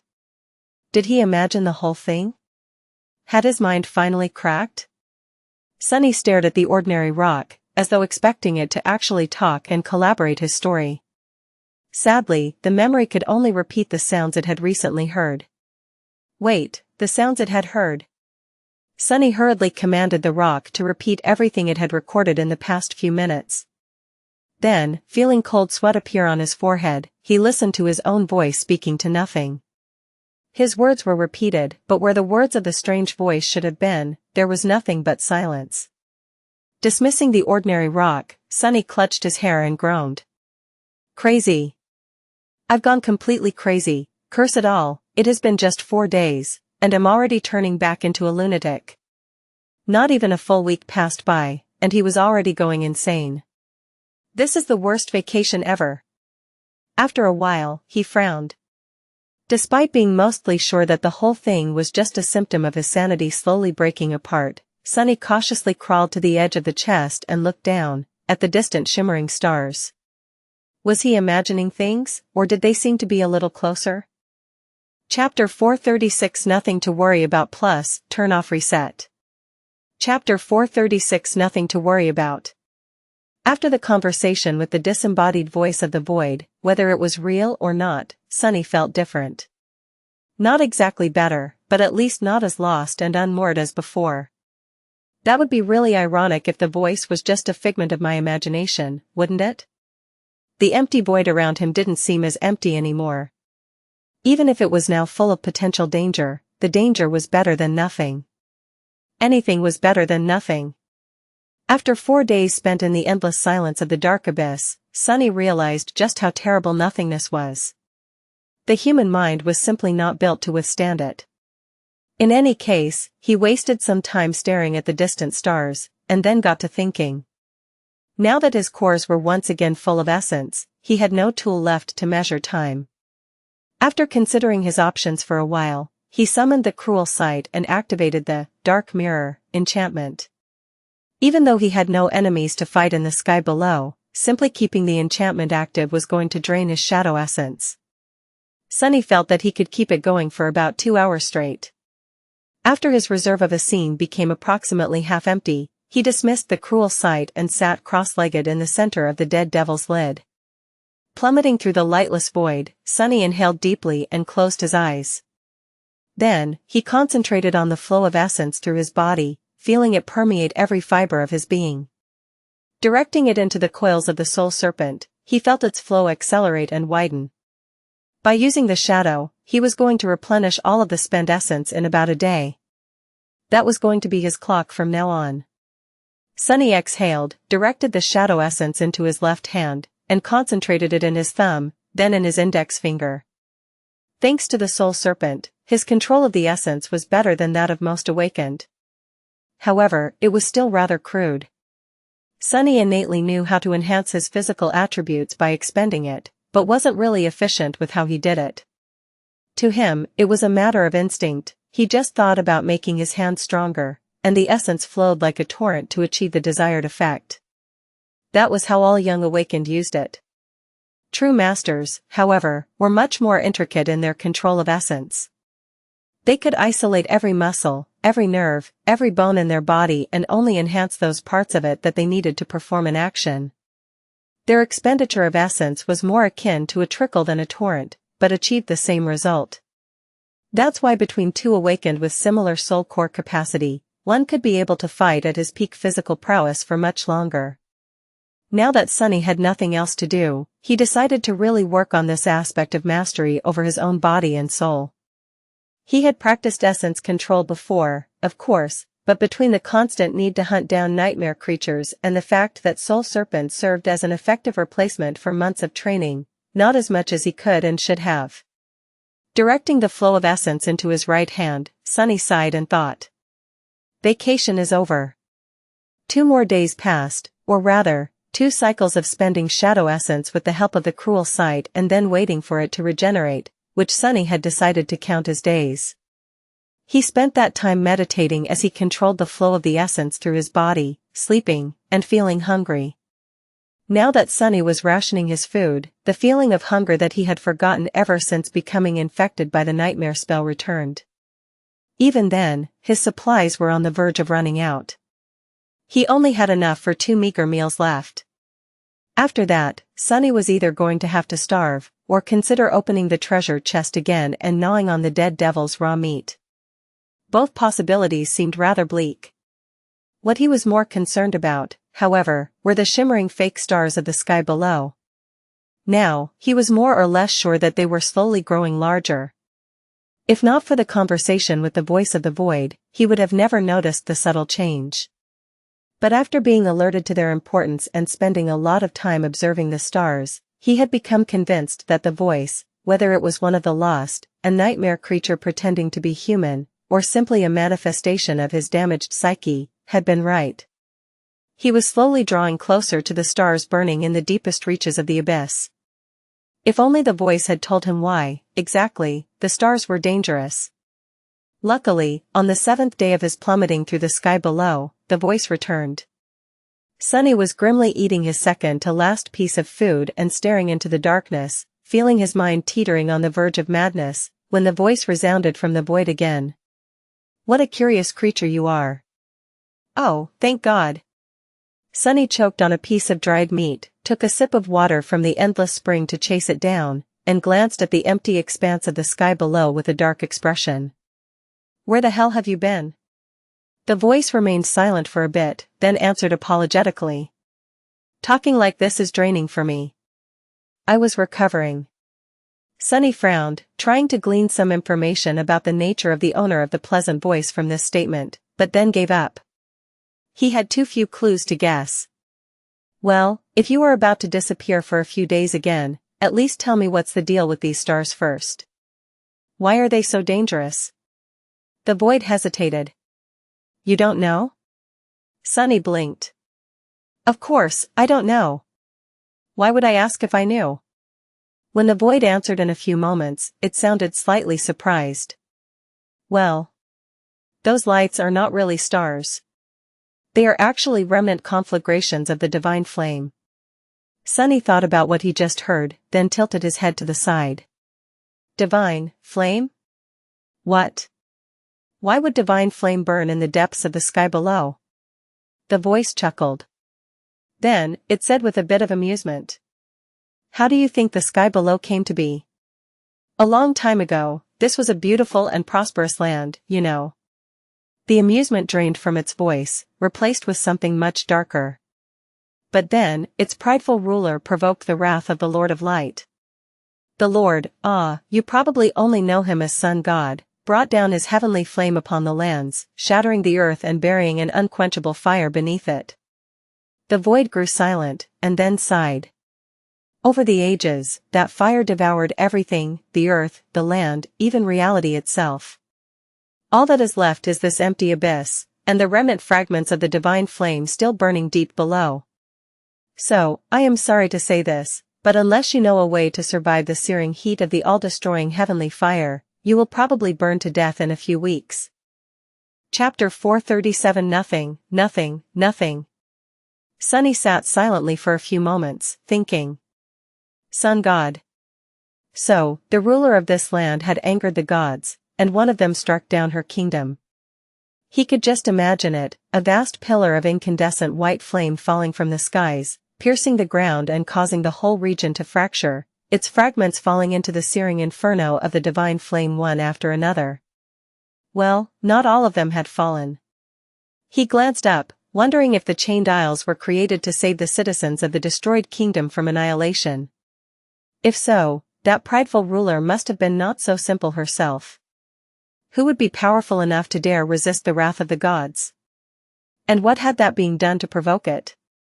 But more importantly, how the hell did the voice of the void know so much about it? A subtly suspicious expression appeared on his face. Really? This is very interesting. And how exactly do you know all this? Sunny hesitated, and then cautiously added. Did you, perhaps, have something to do with that prideful ruler? The voice was silent for a moment, and then suddenly exploded with sincere laughter. Oh my! I wish. Wouldn't that be grand, but no, I am just an awakened who had studied the chained isles, probably the same way that you have studied them in your travels. The ruins here are all but destroyed by the endless cycle of the crushing, but if one knows where to look, there are still some answers left to find. Sunny smiled. True. But I am actually a research assistant for the Wilderness Survival faculty of the Academy, and yet I have never seen any of the information you possess in the database. With the level of access that I have, that is very strange, isn't it? The voice chuckled. How am I supposed to report my findings to the Academy? I can't even leave the dream realm. Sunny blinked. That actually made a lot of sense. Sort of. Lost or not, an awakened still had to survive somehow in the dream realm, so they were bound to live in one of the citadels. Probably. So, it wasn't like they had no contact at all with the real world, even if it was only through the other inhabitants of their citadel. Unless the owner of the voice was not a usual lost. Or was lying to Sunny. Or was just a figment of his imagination. He frowned. By the way, where are you, exactly? I haven't heard a voice like yours anywhere in the sanctuary. And I have spoken to most of the awakened there at least once. The voice lingered for a while, then answered. I am not in the sanctuary. What was that supposed to mean? There was another citadel on the Chained Isles, the Night Temple. But only those serving valor were allowed to anchor there. Well, excluding Cassie and her cohort. Did the owner of the voice have something to do with the great clan Valor? Sunny raised an eyebrow. Are you from the Night Temple, then? But there was no response. It seemed that the mysterious young man Sunny had been speaking with, if he was even real, had once again reached his limit, thus ending their conversation. Sunny sighed.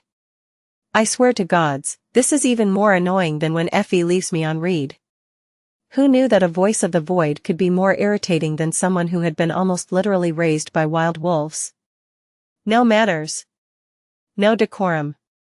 Soon, Sunny regretted not asking the voice necessary questions. He would have to be more strategic with his words in the future. Survive heavenly fire, survive heavenly fire. Sunny glanced at the stars and felt that they had drawn even closer. How was he supposed to withstand the searing heat of the divine flame? Could that flame burn shadows? He didn't really have an answer, but felt that it would be at least damaging to him, even in his shadow form. And then, there was a more looming problem. The voice said that it would take Sunny a few weeks to reach the layer of the abyss containing the false stars, which meant that he was going to be very, very hungry by the time he did. Humans could survive a surprising amount of time without any food, but it would take a heavy toll on his body.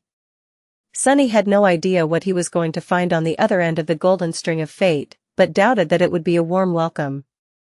He had to be ready to confront danger, and becoming starved and weak was not really an option. Sunny lingered for a while, then stared down at the lid of the treasure chest. Was he really going to have to eat that? Even his shadow seemed disgusted by the idea. But hey, food was food. Right? With a sigh, Sunny summoned the covetous Coffer, took out his last meal out, and looked at it with regret. Tonight, we feast. Tomorrow, we mourn. And barf. Probably. A few days later, the stars were visibly brighter than they had been before. The sight of the black void littered with shimmering lights would have been beautiful if not for the terrible danger they represented. Sunny was sitting in the center of the plummeting treasure chest with an extremely miserable expression on his face. It was deathly pale, and his chin was covered with drying black blood. Raising a piece of raw devil meat to his mouth, he tore a piece of it with his teeth, and forced himself to chew. Disgusting, this is so disgusting, who knew I would miss the taste of synth paste one day? Maybe I should just starve, after all. As soon as he thought that, the void suddenly spoke again. Oh, gods. You are actually eating that. Sunny stared into the darkness with hatred, swallowed the piece of mimic meat, and said evenly. Sure. Want a bite? The voice hesitated for several seconds, then asked. You're eating it raw? Sunny gritted his teeth. Of course I am eating it raw, you fool. How else am I supposed to eat it? I don't exactly have a kitchen here. Then, with a furious determination, he tore another piece of meat and chewed on it. As it turned out, his face had not reached its maximum paleness before. Now, it seemed not only white, but also a little green. The void sighed. Then, it asked curiously. Are you not afraid of poisoning yourself? Sunny snarled. I have a strong stomach. He had, indeed, considered the possibility of catching a severe case of food poisoning from eating the corrupted meat of the vile devil. As an awakened, however, his digestive system was much stronger than that of mundane humans. And on top of that, there was blood weave. So, he judged that his chances of dying from eating the mimic were rather low. No matter how poetic it would have been. Choking to death on the flesh of a devil you killed would be, too. How funny. Sunny swallowed the disgusting meat and took a sip from the endless spring. A few moments later, the voice asked. Have you thought of a way to survive the divine flames? He stared at his broken arm, then shrugged. I considered a few. The voice seemed to be pleased to hear that. Good. I have thought about it, as well. Chapter 438 Prince of Nothing. Sunny stared into the void suspiciously. Yeah? And how come you are so concerned about my well-being? The voice remained silent for a bit, then answered wistfully. I haven't really spoken to anyone in a long, long time. It would be a shame to finally find someone to talk to, only for them to die soon.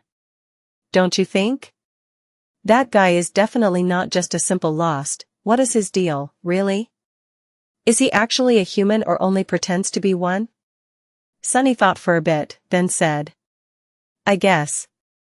And since we're on the topic, how is it exactly that we are able to talk? He expected the voice to change the subject or ignore the question, but to his surprise, it actually answered. I am not really sure. This has never happened to me before, either. After a while, it added hesitantly. Have you perhaps found a piece of a broken mirror somewhere? Something clicked in Sunny's mind. Broken mirror. Mirror beast. Beastie. The ascended reflection. The shard of a mirror that the strange creature had left behind was still inside the covetous Coffer, smeared with his blood. Crap. So the owner of the voice was the creator of the murderous reflection Sunny had encountered on the reckoning. That gave him as many questions as it had given him answers. He couldn't really think about it right now, though, because the pressure of the flaw was already building in his mind, forcing him to speak. Now that you mention it, I did, indeed, recently find a piece of a broken mirror, with the word beastie written on it in a child's handwriting. The voice remained silent for a while, then asked quietly. Oh? How exactly did you find it? Sunny did not answer for as long as he could, then reluctantly spoke. That mirror shard was left behind by a powerful creature I killed. I took it with me, thinking that it might turn out to be important. This time, the voice was quiet for an especially long amount of time. When it finally spoke, there was a hint of anguish in it. The owner of the voice tried very hard to suppress it, but his pain seemed to be too deep to not seep into his words even slightly. So it's dead. I see. Then, it fell silent once again. Sunny tensed. After a while, he asked carefully. You're not going to be angry with me for killing your pet, are you? A deep sigh resounded from the void. Angry, with you? Why would I be angry with you? You are not to blame for what happened to us. Sunny shivered, suspecting that whoever or whatever it was that had been responsible for the mirror beast becoming separated from its creator, and eventually dying by his hand, was extremely lucky that the owner of the voice had become one of the lost. Then, he asked cautiously. What exactly was it, though? I have never seen a creature like that. The voice seemed more in control of itself when it answered after a few long moments. A manifestation of my aspect ability. A kind of an echo, you can say. I created him when I was just a lonely kid. We were together for a long time, before we weren't anymore. Sunny tilted his head, then frowned slightly. What do you mean, a kid? A kid with an aspect ability? The voice laughed bitterly. That. I had my first nightmare when I was 12. It's rare, but does happen sometimes. Few children survive the trial, though. Sunny blinked. Being sent into the nightmare at 12, of course very few survive. He did know that, in extremely rare cases, the people infected by the spell were outside of the usual age range. The entire first generation of the awakened had been, for example. And there were cases of this anomaly to this day, even though it usually happened to someone older than the norm, not someone younger. And I thought that I was unlucky. He cleared his throat, then said awkwardly. Well, I am sorry for your loss. If it makes you feel any better, the creature tried to say something before it died. We never stopped searching. Something like that. The voice, however, didn't respond. It seemed that its owner had once again spent all of his soul essence, or whatever it was that allowed him to communicate with Sunny, and was now gone for another few days. Sunny sighed. Curse it. I didn't even have time to ask him how to survive the damned stars. More strategic with how he chose his words, damn it. Sunny spent a few more days plummeting into the void. By now, he was having trouble remembering what it even felt like, to not be falling. The darkness seemed to be eternal and ever-present, as though he had always been here, in its empty embrace, and all of his actual life was just a strange dream. Maybe it was? No, it wasn't. He was almost sure. By the time the voice returned, the void had changed slightly. Not only were the distant shimmering lights now closer and brighter, but it also felt as if the air was getting warmer. Sunny was in his usual spot, sitting cross-legged in the center of the treasure chest and training to better control the flow of shadow essence. On the surface of the lid near him was a dark longbow and a quiver of black arrows. You practice archery? Sunny opened his eyes and glanced into the darkness, then shrugged. Not really. But I hope to learn a bit of it soon. He made a grimace and nodded toward his broken arm. I do need 2 functioning hands before I'll be able to, though. The bow and the quiver of arrows were the same he had entrusted to Saint before. Both of the memories were ascended, but only of the first tier. The bow's enchantments made it incredibly strong and sturdy, while the only enchantment that the arrows possessed was that they came as a whole quiver instead of a single one. His broken arm, meanwhile, was healing. He could already move his fingers, but the process was far from over. He was halfway there, though. Sunny healed much faster than mundane humans, and even other awakened. He was sure that in another week or so, he would be able to take off the splint and draw the black bow. The voice lingered, then said, "We had no time to discuss the divine flames last time." Sunny nodded. Indeed.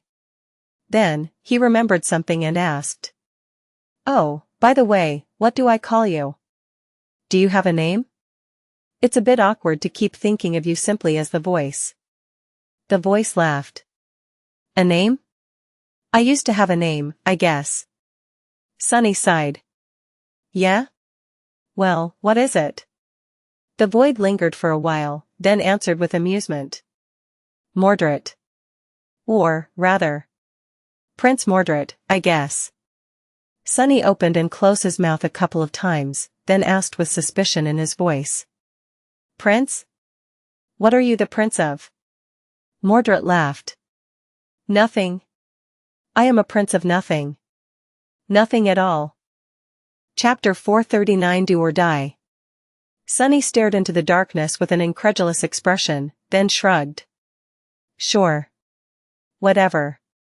Nice to make your acquaintance. Your Highness. I am called Sunless, by the way. Sadly, no title." Silently, though, he thought. The young prince that the dream spawn had taken away? Oblivious to his suspicions, Mordred hesitated, then asked politely. "Sunless? What an unusual name." Sunny grimaced. "Yes. My mother had on second thought, forget that. Are you going to tell me about the divine flame or not?" The Prince of Nothing was silent for a bit, then said.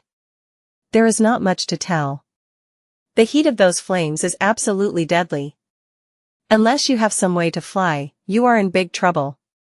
Which, I assume, you don't, otherwise, you wouldn't be in this predicament, to begin with. Right? Well, you can't argue with sound logic, I guess." Sunny sighed.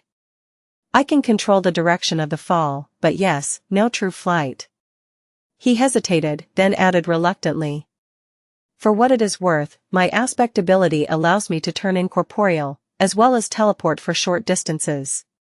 He didn't really want to share the details of his powers with the mysterious prince, but currently, there was no other choice. Mordred obviously knew more about the sky below than Sunny, so his advice was vital. The lost prince thought for a few moments, then said. "Turning incorporeal will help against being cooked by the heat, but it won't save you from the divine flame itself. However, not everything is lost. Even though you can't fly, you do have some mobility.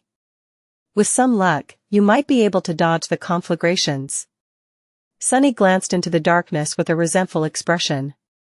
"That I already figured out myself. Tell me something that I don't know, genius." The void chuckled. "Fine. But only because you asked nicely." Then, it disappeared. Sunny's face twitched. "God damn it. He's gone again." But a second later, Mordred's voice suddenly resounded from the darkness. "No, no. There is still time. I was just thinking." He was quiet for a few moments, then said hesitantly. "There is actually a path through the divine flame. An empty rift in the tapestry of stars where none of it remains. If you find it, you might survive." Although it was hard to control his emotions these days, Sunny tried his hardest to suppress the misplaced anger and calm himself down. When he spoke, his voice sounded almost even. "Why didn't you tell me sooner? How far am I from this rift, then?" Mordred sighed. "How would I know? It's not like I know where you are, exactly. More than that, I had never managed to find the rift myself. The sky below is vast and deadly, after all. So, he was exploring this abyss, too. Why? What's out there, beyond the fake stars? Sunny tilted his head, he asked cautiously. If you never found it, how do you know that it's there? The void remained silent for some time. After a while, when Mordred spoke again, his voice sounded distant and weak. The tier, it should be somewhere near the tier. I think. With that, Sunny felt that he was alone in the darkness again. This time, the mysterious prince was truly gone. He sat motionlessly for a while, staring into the endless nothingness of the sky below. Near the tier. The string of fate, too, had pointed toward the tier. To somewhere very near its center. If the rift in the annihilating field of the divine flames had anything to do with the golden thread, then Sunny had a much better chance of finding the path through the merciless stars than Mordred had ever had. He had already half found it, really. Looking down, Sunny sighed and closed his eyes again, returning to the endless routine of circulating the shadow essence through his body. Day passed after day. The closer Sunny drew to the obliterating stars, the calmer he became. Now that mortal danger was getting near, his mind had no time and reason to slowly destroy itself. The absolute nothingness of the void that had assaulted it, too, was much less empty now. Not only was it full of threat, but also of heat and light. And shadows. Sunny had dismissed the leather elements of the puppeteer's shroud and undid the bands of its upper garment. Stripped to the waist, he meditated in the darkness, the soul serpent coiling around his pale and lithe body. Because of the rough diet of only eating the poisonous meat of a dead devil, he had practically no fat left. His skin looked a bit feverish and was drawn tautly across his lean muscles, making for a sight that was both splendid and a little disturbing. His broken arm had almost healed, so he removed the splint and spent some time every day doing simple exercises to bring it back to its former strength. He had to be cautious not to overexert it too soon, though. The plan of how to survive the field of stars was slowly forming in his mind. It was bound to be a gamble one way or another, but Sunny was not going to give up without doing everything he could to survive. His confidence was somewhat reinforced by the fact that he had, most likely, discovered the rift that Mordred told him about. Following the direction of the golden string of fate that had been practically burned into his mind, Sunny studied a particular cluster of the stars for an entire week before finally noticing something that looked like a tiny, almost imperceptibly minuscule gap in the vast tapestry of countless shimmering lights. Trusting his judgment, he summoned the dark wing and used it to push the treasure chest toward that particular cluster. Luckily, he was already not too far away from it, most likely because he had been aiming to follow the golden string from the very beginning of his fall. As a few more days went by and the stars grew even larger, Sunny became more or less certain that the tiny gap was, indeed, there. It had grown slightly bigger, too. What he was uncertain about, however, was his ability to reach the rift without being incinerated by the annihilating heat of the divine flame. The field of false stars was vast, and the rift was tiny in comparison. At the speed that he was falling, missing it would be far too easy. But what choice did he have? Do or die? Well, when had it ever been any different? Chapter 440 Merciless Stars. After more than 3 weeks of falling into the sky below, at least Sunny thought that it had been that long, he sighed and stood up, balancing on the dangerously swaying treasure chest. His hair was wet with sweat, and his skin glistened in the piercing white light of approaching stars. By now, they did not resemble white dots in the boundless darkness of the abyss. Instead, each was the size of a fist, surrounded by a furious, blinding halo. The heat permeating the void was suffocating. Sunny stared down, at the ocean of white flames beneath him. If this was what remained of the inferno of heavenly fire after thousands of years of burning in an empty void, he shuddered to imagine what it must have looked like right after the hammer of divine punishment had fallen on the ancient land. His gaze was locked on a small empty space between several radiant stars. The rift. This was his goal. As Sunny stared darkly at the tiny patch of emptiness amid the vast field of flame, the void suddenly spoke. Have you, huh? Is that what a large tattoo you have. Sunny glanced at the darkness, then shrugged. What about it? Mordred lingered for a few moments, as though not sure what to say, then asked with amusement. Sunless, are you sure that you are a research assistant? Sunny grinned. Of course I am. Do you know how many contribution points they give me every month? I scribbled a few words about this and that bought me a house. An entire house. Maybe being a researcher is not as swell as being a prince, but it's still a sweet gig, with all due respect, of course. Your Highness. The Void laughed. You are such an interesting person. Sunny stared into the void with an incredulous expression. You are a bit of an enigma yourself, are you not? Mordred remained silent for a bit, then asked. Are you ready for what is about to come? Instead of answering, Sunny pointed to the ocean of merciless stars. Look there. When the lost prince spoke, his voice was strangely regretful. I can't really see that well. What is it? Oh, right. Sunny hesitated for a few seconds, then said. I think I found the rift you told me about. Mordred asked with surprise in his voice. Really? You found it? Sunny shrugged. We'll see. You said that it should be somewhere under the tier, right? Since I fell right into the tier, there's a chance that I'm right. The void lingered, then said in a somber tone. What if you're not? Sunny smiled. Then it has been nice knowing you. Anyway, anything else you want to tell me before you go? I doubt that we'll have the opportunity to speak again before I reach the stars.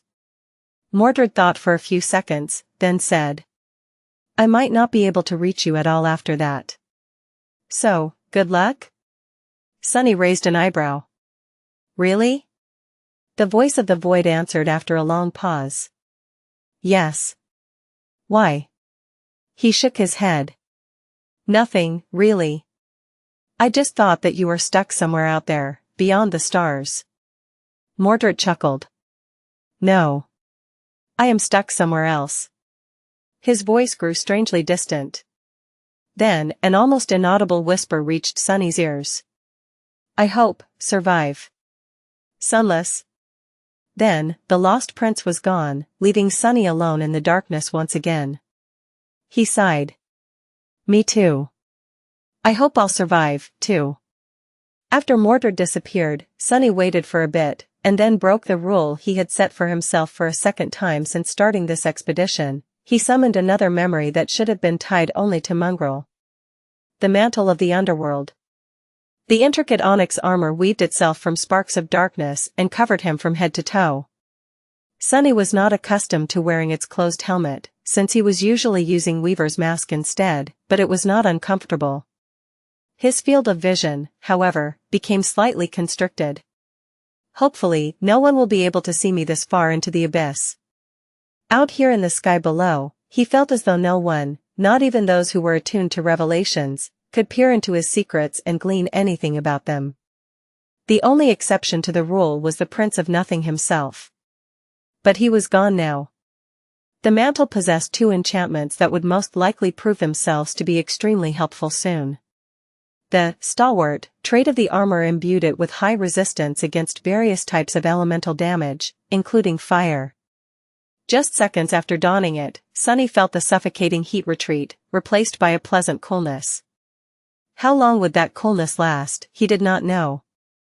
The living stone enchantment, on the other hand, allowed the mantle of the underworld to repair itself while being worn. This trait would come into play later, helping Sunny protect himself even after the divine flame became intense enough to damage the onyx armor. After that, Sunny summoned the dark longbow and the quiver of black arrows. By now, his hand had recovered enough for him to be able to draw the mighty bow. He just hoped that he would not need to. Finally, he summoned the cruel sight and attached it to his belt. All preparations were now done. Looking down through the narrow slit of the visor, Sunny sighed. Now, everything depended on his resilience, luck, and how deep his reserves of shadow essence were. In the stark darkness of the empty void, deeper than even the memories of a blue sky could reach, a cracked treasure chest was plummeting toward an ocean of searing white flames. Its underside was bathed in the furious light, while its lid was drowning in the deepest of shadows. Wisps of smoke were slowly rising from its smoldering wood, and the strips of iron reinforcing it were slowly starting to glow as they turned orange. Sunny, who had become a shadow and was once again hiding on the lid of the dead devil, felt fine, for now. Until the treasure chest was destroyed, he was protected from directly touching the light of the divine flame. But how long would the corpse of the mimic last? He was thinking about something else, though, something far more dreadful. The rift, the damned rift. I am going to miss it. Chapter 441 Ocean of Flame. Sunny almost managed to direct his endless fall toward the tiny gap between the remnant conflagrations of the divine flame, but on that incredible scale, even the smallest mistake was bound to take him many kilometers away from the goal. A mistake that he had inevitably made, since there were no lessons on navigating eternal voids, especially without any tools except for his own two eyes. Damn it! Right below him, swiftly approaching, was an ocean of obliterating light, heat, and fire. The conflagrations themselves were rather small, no larger than a dozen meters in diameter, and chaotically scattered in the void at a considerable distance from one another. Each looked like a furious, undulant orb of dancing white flames. The space between them, though, was not safe. It was permeated by immolating heat that nothing could withstand, at least nothing Sunny had at his disposal. As the adamantine wood of the treasure chest started to slowly catch fire, he hesitated, then glanced at the empty darkness of the distant rift in the ocean of light. Whether by accident or by design, there was a point in the field of false stars where no conflagrations remained. A roughly circular breach was torn through them, promising him safe passage. But how was he supposed to reach it? If Sunny jumped off the plummeting chest right now, he would probably be able to glide all the way to the rift. The distance was just right. However, he was pretty sure that the dark wing would be instantly turned to ash by the terrible heat of the remnant vestiges of the divine flame. Not to mention that he himself would probably get thoroughly cooked inside the mantle of the underworld if he remained corporeal for that long. With a mental sigh, Sunny left the comforting embrace of the shadows. A kneeling figure in an intricate onyx armor appeared on the lid of the smoldering treasure chest. Arg. Despite the protection of the stalwart enchantment, the air he breathed in was thin and scaldingly hot. It almost felt as if he was inhaling fire. Other than that, however, the mantle of the underworld did a good job of keeping the heat at bay, and yet, Sunny could feel it starting to slowly get warmer. He didn't have a lot of time. Standing up, he raised the dark longbow, knocked an arrow on its string, and gritted his teeth. Then, sending a thin trickle of essence into the muscles of his shoulder and back, he strained his body and drew the mighty bow. It felt as though he was lifting a mountain. How the hell does Saint make it look easy? Feeling his muscles tremble, Sunny aimed toward the rift and hesitated for a second. After he did this, there would be no going back.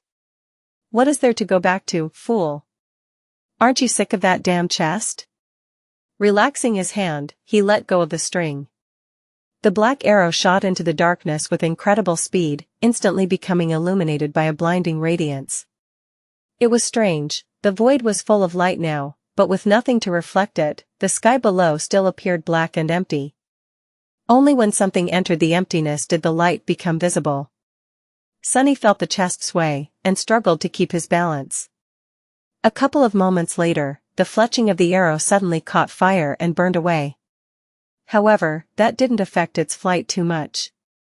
The arrow pierced the darkness and turned into a distant spark, covering almost an entire kilometer in just a few seconds. Then, however, it slowed down considerably, and its wooden shaft began to smolder. It was time to move. As Sunny felt flame licking his greaves, he held his breath, and used Shadow Step. The arrow he had sent flying in the direction of the rift was wrapped into one of his shadows. As the shadow unfurled itself from the igniting shaft, Sunny shot out of it as if launched from a giant slingshot. As soon as he left the shadow, it instantly wrapped itself around his body, and then slid toward the quiver. Crap!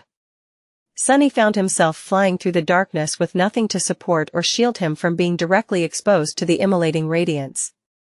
The mantle of the underworld suddenly shone in the torrent of light, instantly growing considerably warmer. It wasn't burning his skin yet, but he suspected that there was not much time left before that happened. Especially because his momentum was not only horizontal, but also vertical, and was becoming more so with each moment. He was still plummeting toward the ocean of flames, approaching it with terrifying speed. The closer he got, the more obliterating the heat would become. Twisting as he fell to orient himself in the void, Sunny knocked another arrow and drew the bow again. This time it was considerably harder, since he had nothing to stand on and had to rely solely on the strength of his arms and shoulders. Just in the few seconds it had taken him to draw the bow, the heat became much more destructive. Another arrow flew into the darkness, and several seconds later, he used Shadow Step again, appearing almost 2 kilometers closer to the rift. It was still decently far away, though. Curses! Sunny flew through the obliterating darkness and struggled to knock another arrow. The glossy black surface of the mantle of the underworld was starting to glow, slowly turning incandescent. He was still fine inside, though. For now. If a little hot. Another arrow disappeared into the darkness, and Sunny jumped through the shadows again. This time, the jump devoured pretty much all of his remaining shadow essence. Whatever little there was left would not have been enough to repeat the process the 4th time. However, maybe, just maybe, he wasn't going to have to. After using Shadow Step 3 times in a row, and turning some of his vertical momentum into horizontal one with each jump, Sunny was now plummeting diagonally through the void, seemingly toward the very edge of the rift. I am going to make it, am I going to make it? Even if he would, it was going to be very, very close. The string of the bow suddenly caught fire and broke with a loud ring.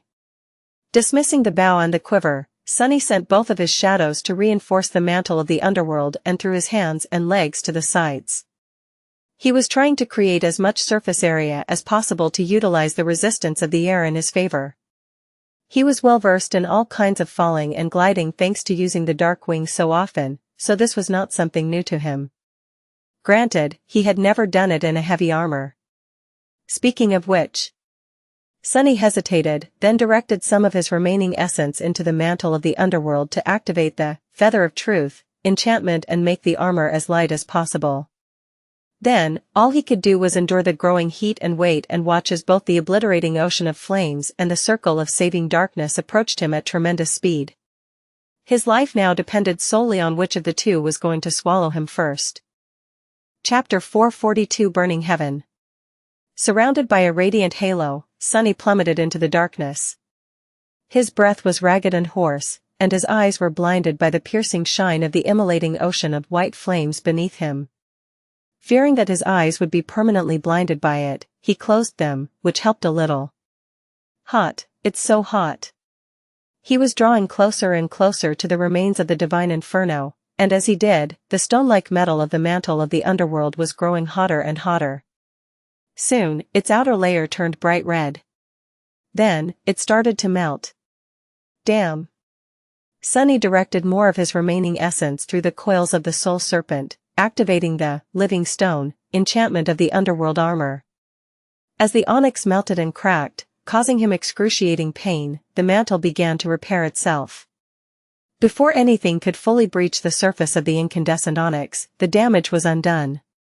For now, the enchanted armor could heal itself faster than it was being destroyed. In large part due to being augmented by both of his shadows, perhaps. Sunny encountered another problem, though. It was getting harder and harder to breathe, not even because the air was scalding and hot, but because there was not enough of it. Fire fed on oxygen, after all. Luckily, Sunny was no stranger to being deprived of it. What's more, thanks to the blood weave, he could get by without breathing for much longer than most awakened, and he suspected that he would have to do just that very soon. Hopefully, he would be able to reach the rift shortly after that. And speaking of the rift, he carefully opened his eyes a little and glanced into the blinding inferno beneath, trying to judge whether or not he was going to make it. For now, it seemed that he would easily pass the field of fire and enter the dark emptiness, but that was just an illusion. Sunny had to factor in that his forward momentum was constantly growing weaker, which meant that his trajectory would become more and more vertical the longer he fell through the searing abyss. It was too hard to tell whether or not he was going to make it. Gritting his teeth, he shifted his weight and lowered one hand, grabbing the hilt of the cruel sight. Then, he raised the silver blade to his chest, threw a cursory glance at his warped reflection, and activated the Light Eater enchantment of the somber sword. Instantly, the mirror blade began to absorb the merciless light of the false stars, growing white-hot and incandescent. Sunny, however, found himself able to see once again. He even felt a little cooler, although it might have been just wishful thinking. Surrounded by a strange bubble of darkness left behind by the devoured light, Sunny plummeted toward the obliterating stars. Almost. I'm almost there. By then, the conflagrations of the divine flame were so close that it seemed as though he could reach out and touch them. No matter how hard Sunny tried, he couldn't draw in even a little bit of air into his lungs. The rift was so close. But in the end, it turned out to be just a little bit too far. Sunny reached the very edge of the field of flames. He only had to fly past one last cluster of conflagrations. However, his fall took him straight into the embrace of fire instead. Sunny would have screamed if there was any air in his lungs. Moving at a terrible speed, he pierced right through one of the seething orbs and emerged from the other side of it, wreathed in white flame. A terrible pain enveloped his whole being. But it wasn't physical pain, it was the similar kind of pain he had experienced while using the broken oath, only magnified 100-fold. Shadows, my shadows!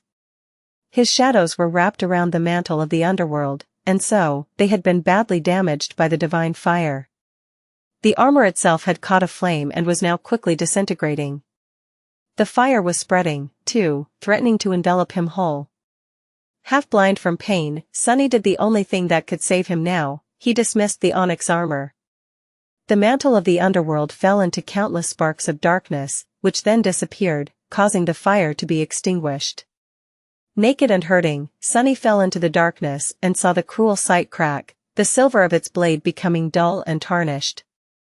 Following an instinct, he activated the Dark Mirror enchantment, and then dismissed that memory, too. Finally, he wrapped the wounded shadows around himself and circulated what little shadow essence he had left through his entire body, spending all of it to make himself more resilient. And then, he felt cool wind touch his blistering skin. Sunny fought through the terrible pain and opened his eyes. Behind him, there was a wall of ruthless radiance. But in front of him, there was nothing but darkness. He had reached the rift. Hurts, everything hurts. Crap, this is so unfair. Sunny flew deeper into the rift, creating more distance between himself and the conflagrations of the divine flame. Of course, they were too close for him to feel comfortable. But at least he could breathe again, and wasn't being cooked alive. Well, at least not very fast. Before being badly hurt by the divine flame, Sunny had hoped that somehow, miraculously, he would turn out to be immune to it. He was technically a shadow of a sun god's descendant, after all. Why wouldn't he be immune to the manifestation of his master's domain? Well, his master's indirect ancestor's domain, to be precise. Plus, he was not just any shadow, but a divine one left behind by Shadow God himself. Light and shadows were two sides of the same coin, weren't they? As it turned out, the divine flame didn't care. Arg. Currently, Sunny was falling through the rift. He had reached its center and dove straight down, hoping to stay as far away from the surrounding stars as possible. It was as though there was a tunnel of empty darkness torn through the very heart of the field of flames, and he was following it down. Down, down, down. It was hard to even conceive of a world where he wasn't constantly falling down.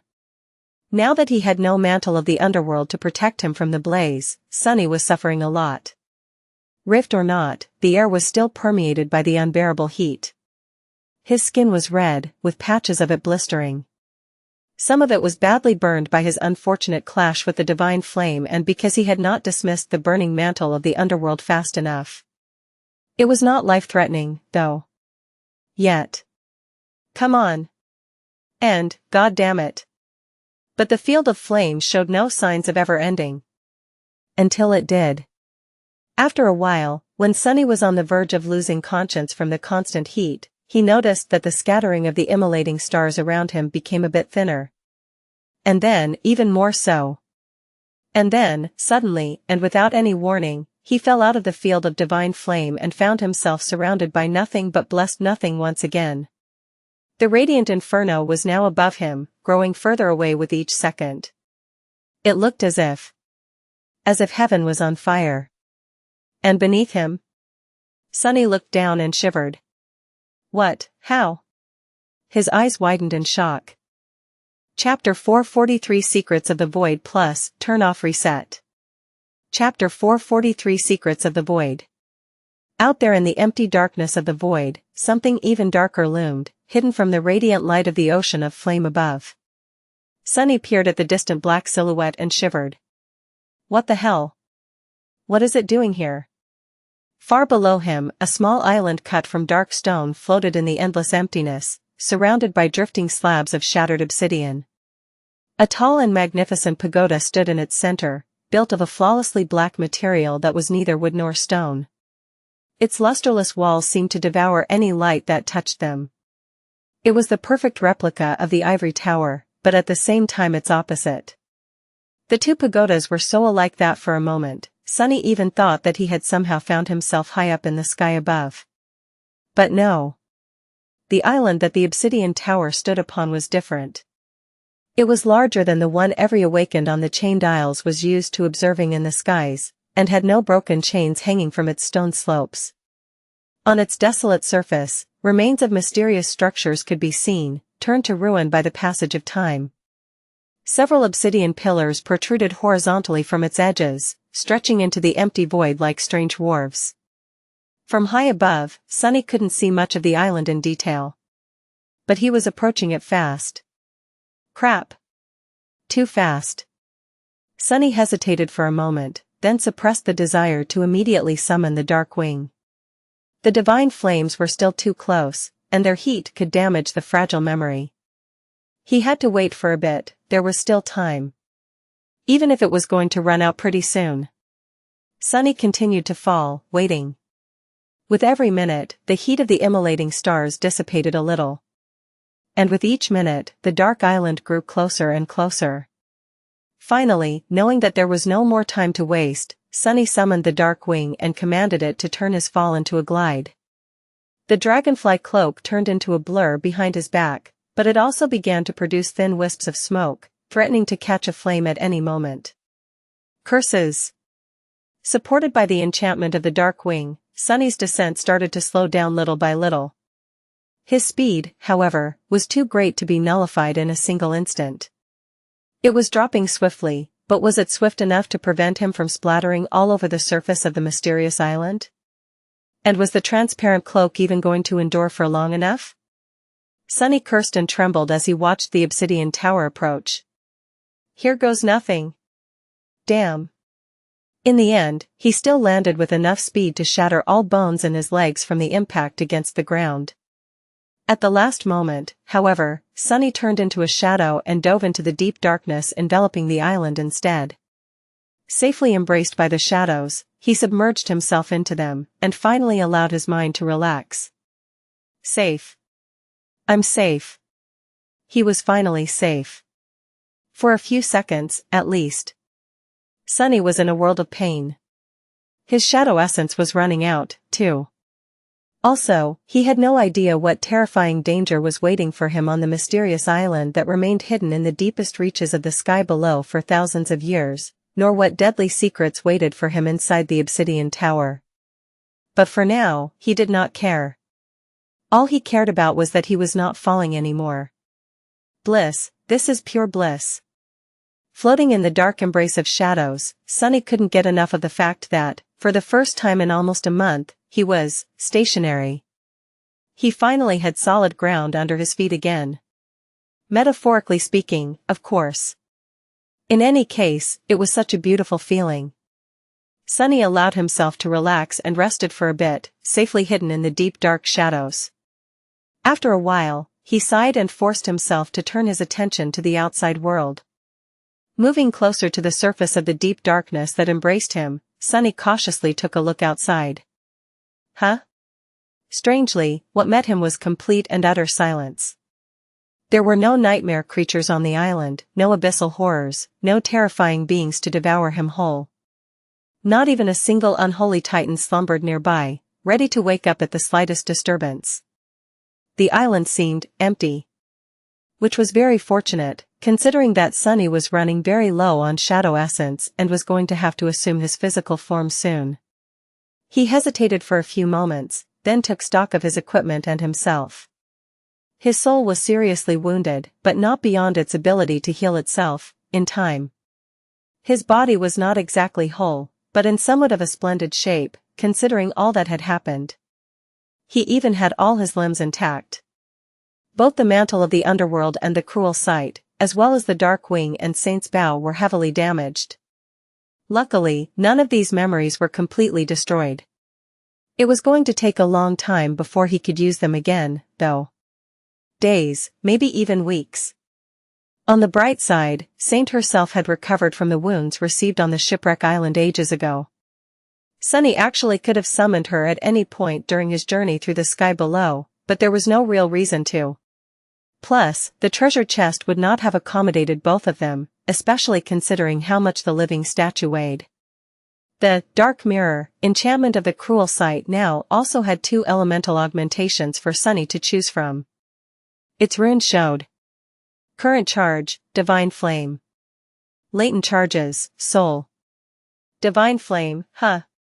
Well, if there was one benefit from being burned by the damn thing, it was that now he would be able to cause similar pain to others. So, it was totally worth it in the end, no doubt about it. I guess we will have to see. And lastly, Sunny was now completely sure that the thing on the other end of the golden string of fate was the Obsidian Tower. His intuition was calm and silent. That told him that he had arrived at his destination. Somewhere inside, a thing that was deeply connected to his fate waited. Glancing at the magnificent silhouette of the Black Pagoda, Sunny sighed, and left the safety of the shadows, emerging from them to step onto the surface of the island that no other human had visited in thousands of years. If ever. Chapter 444 Obsidian Tower. Sunny stood naked on the rocky surface of the dark island. He grimaced and looked at his body, which was a map of burns, some more severe than others, then summoned the puppeteer's shroud.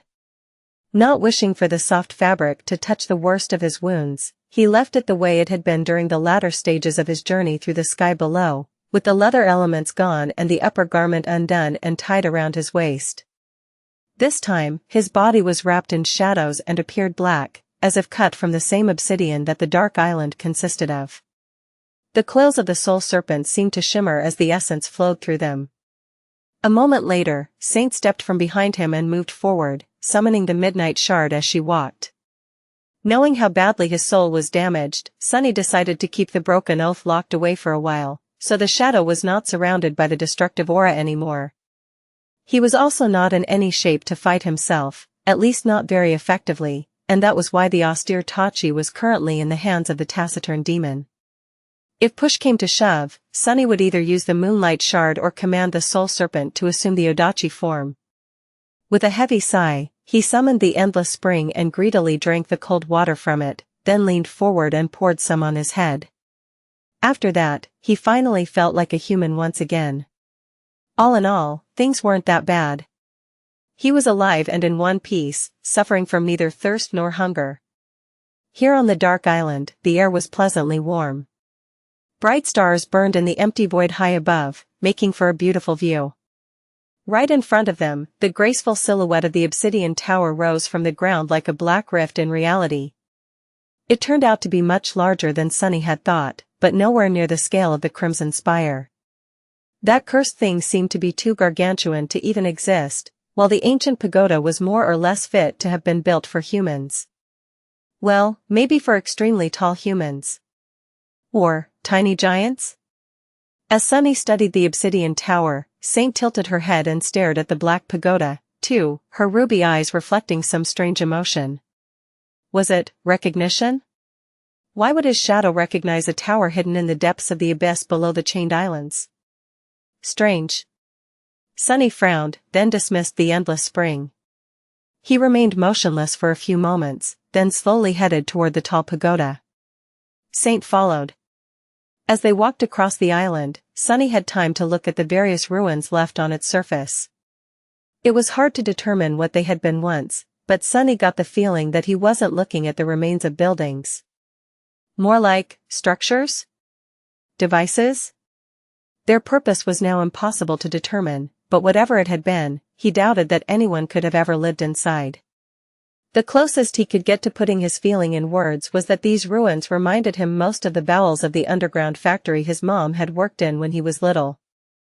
Even though the factory was much larger and built of alloy instead of cut blocks of obsidian, not to mention being much more advanced, the sensation was the same. Just what was the purpose of this island? Who lived here? Who built that strange tower? The closer Sunny got to the obsidian tower, the more he was impressed by its graceful beauty.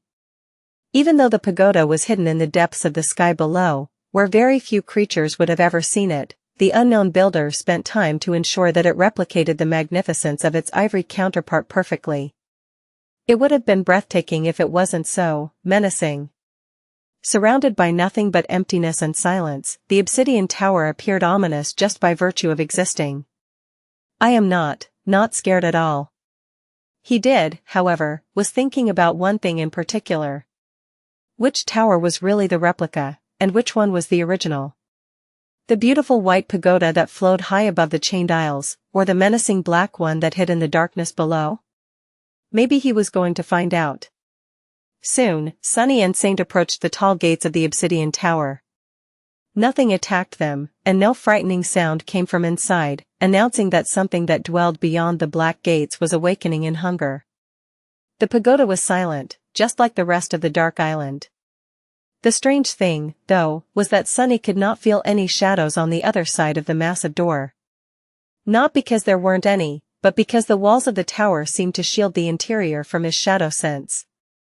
A cold shiver ran down his spine. I have never encountered anything like this before. Have I? He hesitated, then approached the black door, summoned the moonlight shard, and scratched its surface. A layer of black dust fell down, revealing a much harder, and even blacker surface beneath. Sunny raised an eyebrow. Soot? The entire pagoda was covered in a thick layer of soot. He stood motionlessly for a bit, trying to understand what meaning was there in this fact, then simply shrugged and studied the ancient gate. The problem he was facing was that the gate didn't have a handle to open. Neither did it have a keyhole, a bell to ring, or a knocker to announce his arrival. How the hell am I supposed to open it? Without shadow sense, he couldn't use shadow step to simply appear inside. So, for the moment, Sunny was stuck. It would be very, very funny to travel all this way only to find out that I can't open a damn door. Right? Slightly embarrassed, he looked at Saint and asked. Any ideas? He didn't really expect an answer from the taciturn demon, but to his surprise, the shadow stared at him for a few moments, and then lowered her sword. Then, she raised one hand and pointed to her eye. Sunny observed all of that in complete bewilderment, then blinked a couple of times. Eye? What does she mean? Then, an idea came into his mind. Turning back to the door, he put one hand on it, and then shifted his gaze in a similar manner he did when looking beneath the surface of memories to look at their spell weave.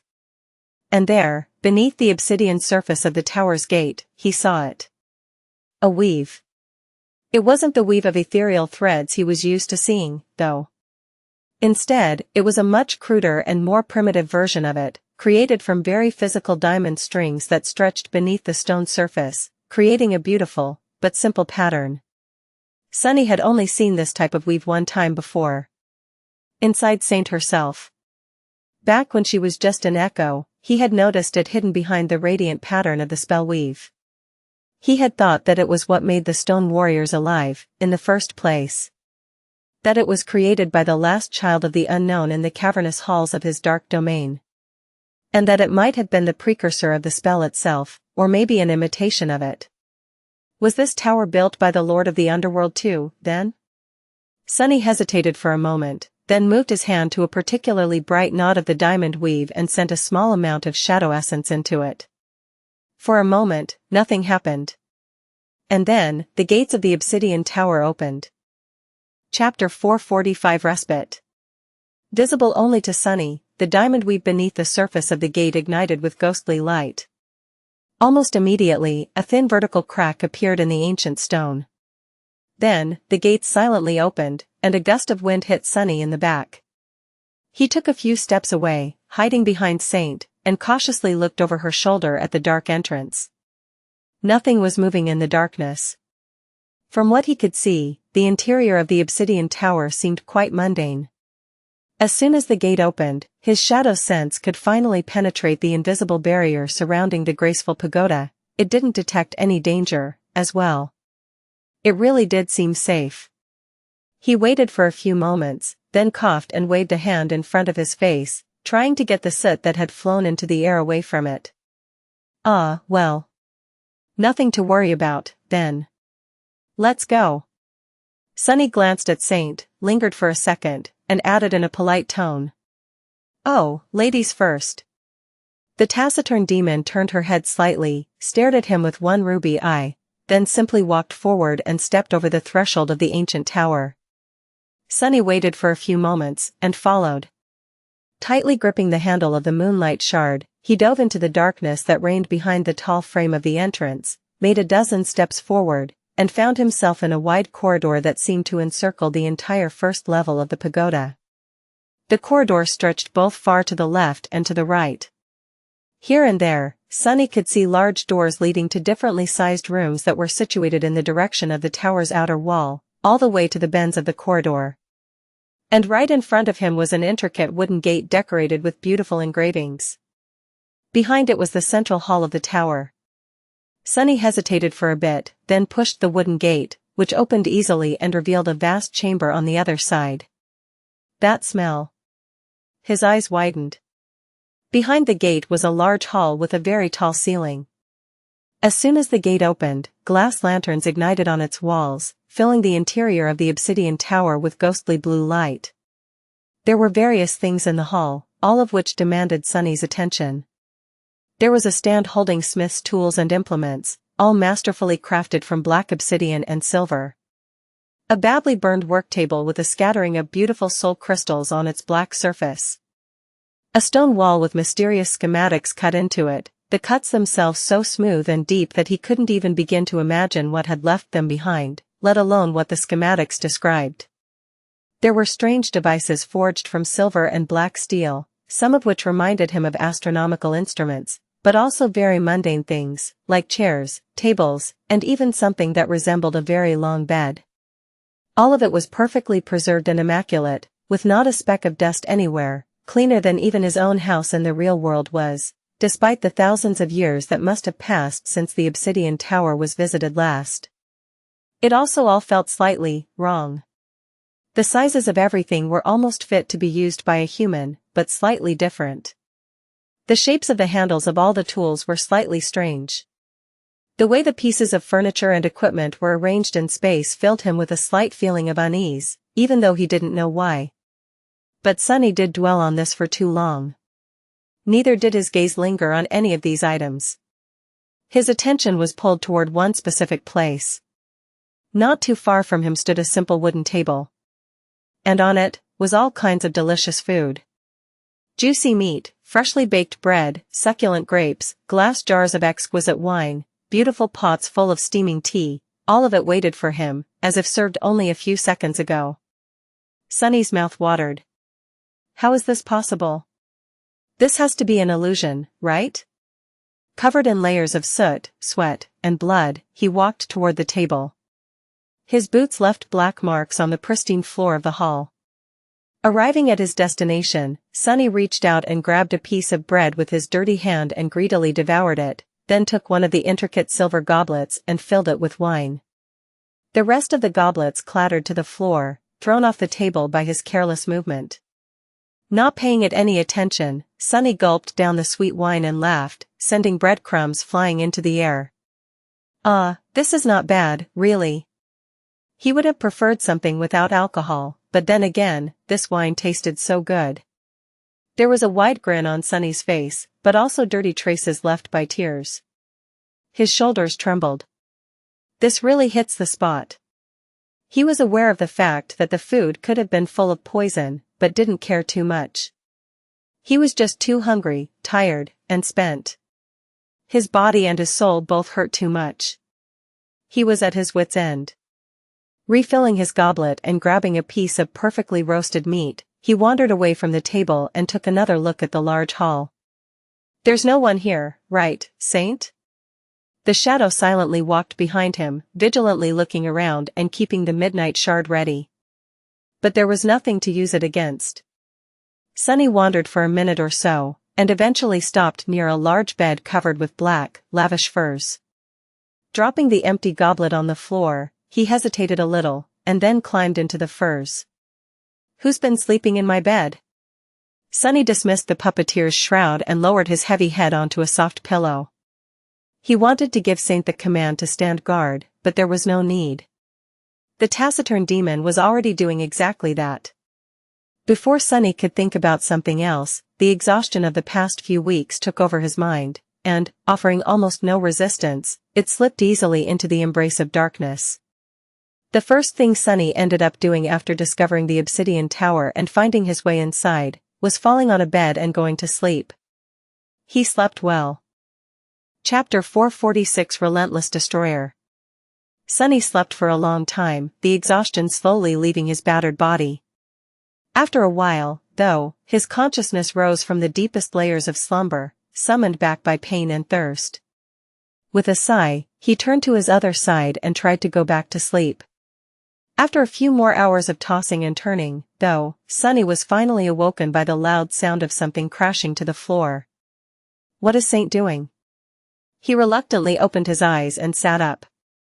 As Sunny's weight shifted, the bed beneath him suddenly broke with a loud crack. He rolled onto the floor with a startled yelp. Huh?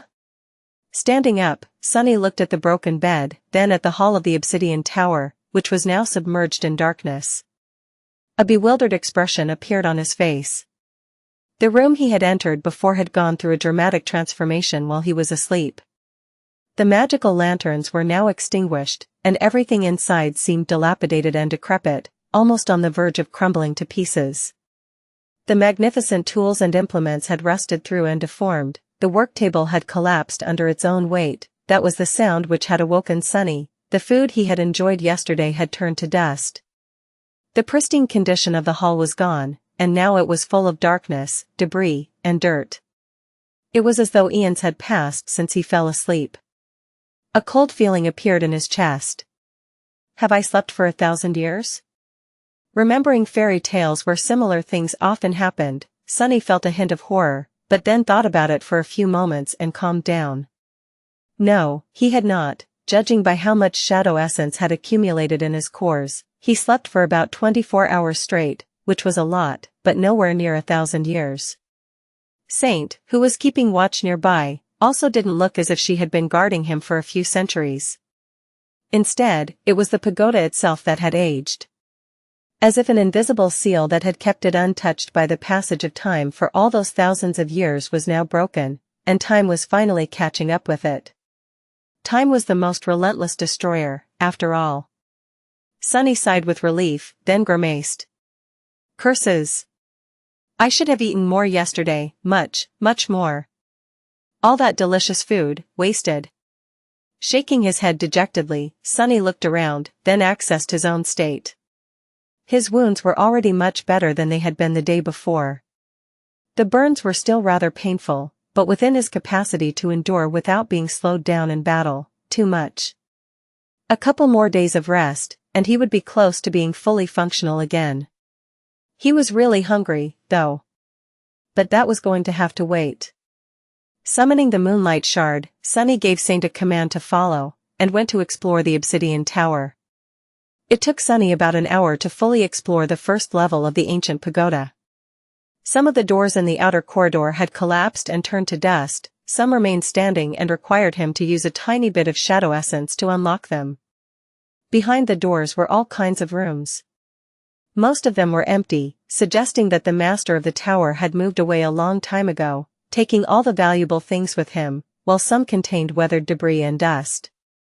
Sunny spent a lot of time trying to understand what all these things had once been, but the damage done by the accelerated time was too extensive to even guess. Such a shame. Feeling strangely disappointed, Sunny decided that it was time to move on to other levels of the tower.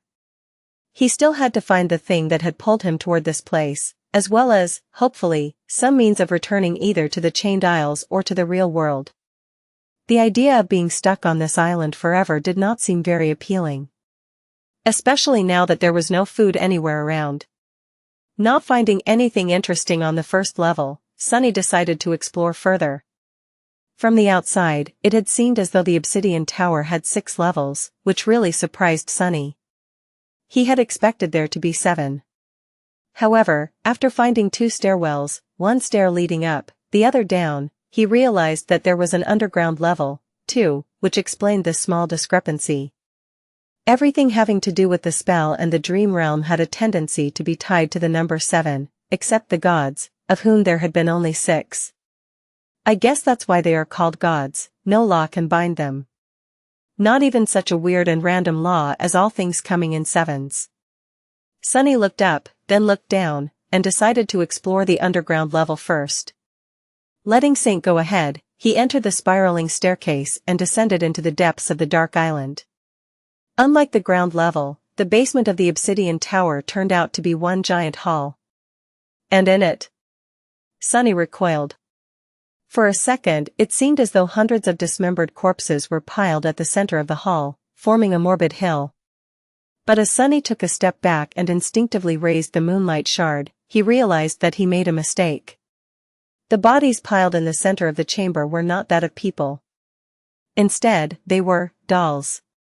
Hundreds of broken porcelain dolls, each the size of a human, were discarded in the underground hall. Their fragile bodies were shattered and broken, laying there like abandoned toys. Some were missing limbs, some were left with gaping holes in their torsos. Some had long ago turned into piles of small fragments, with not even their faces remaining. But those faces that did remain. Sunny tilted his head, then glanced at Saint. Every broken doll had the same face, or rather, all of their faces looked alike, as if they were all imperfect copies of the same original. They had the same flawless, inhumanly beautiful features that Saint had, only the craftsmanship behind the faces of the broken dolls seemed much less refined, as though the sculptor had not yet perfected his skill when creating them. They all looked like Saint's lesser siblings. If Sunny ever had doubts that the Obsidian Tower had once belonged to a certain underworld demon, now there were none. The last child of the unknown had clearly spent some time here. Was probably the one who had created the Black Pagoda, in the first place, for some mysterious purpose Sunny couldn't even begin to guess. Then, however, his attention was drawn to something else. The floor of the vast hall was covered by a thick layer of dust, which should not have been disturbed in a few thousand years. But it had been.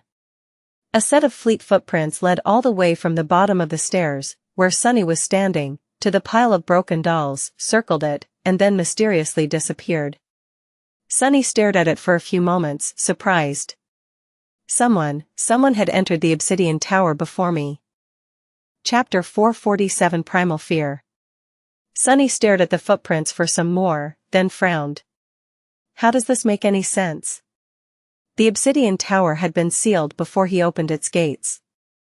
After he did so, the magic that had preserved everything inside was dispelled, which meant that those doors had not been opened in thousands of years. It wasn't that easy to gain entry into the pagoda, to begin with. Not even mentioning the fact that one had to travel through the sky below and find the only rift in the boundless ocean of divine flames, there was also the fact that the gate had to be opened by pouring essence into the weave of diamond strings beneath its surface. Sunny could only see the weave and understand its meaning a little because his eyes had been transformed by the drop of Weaver's blood.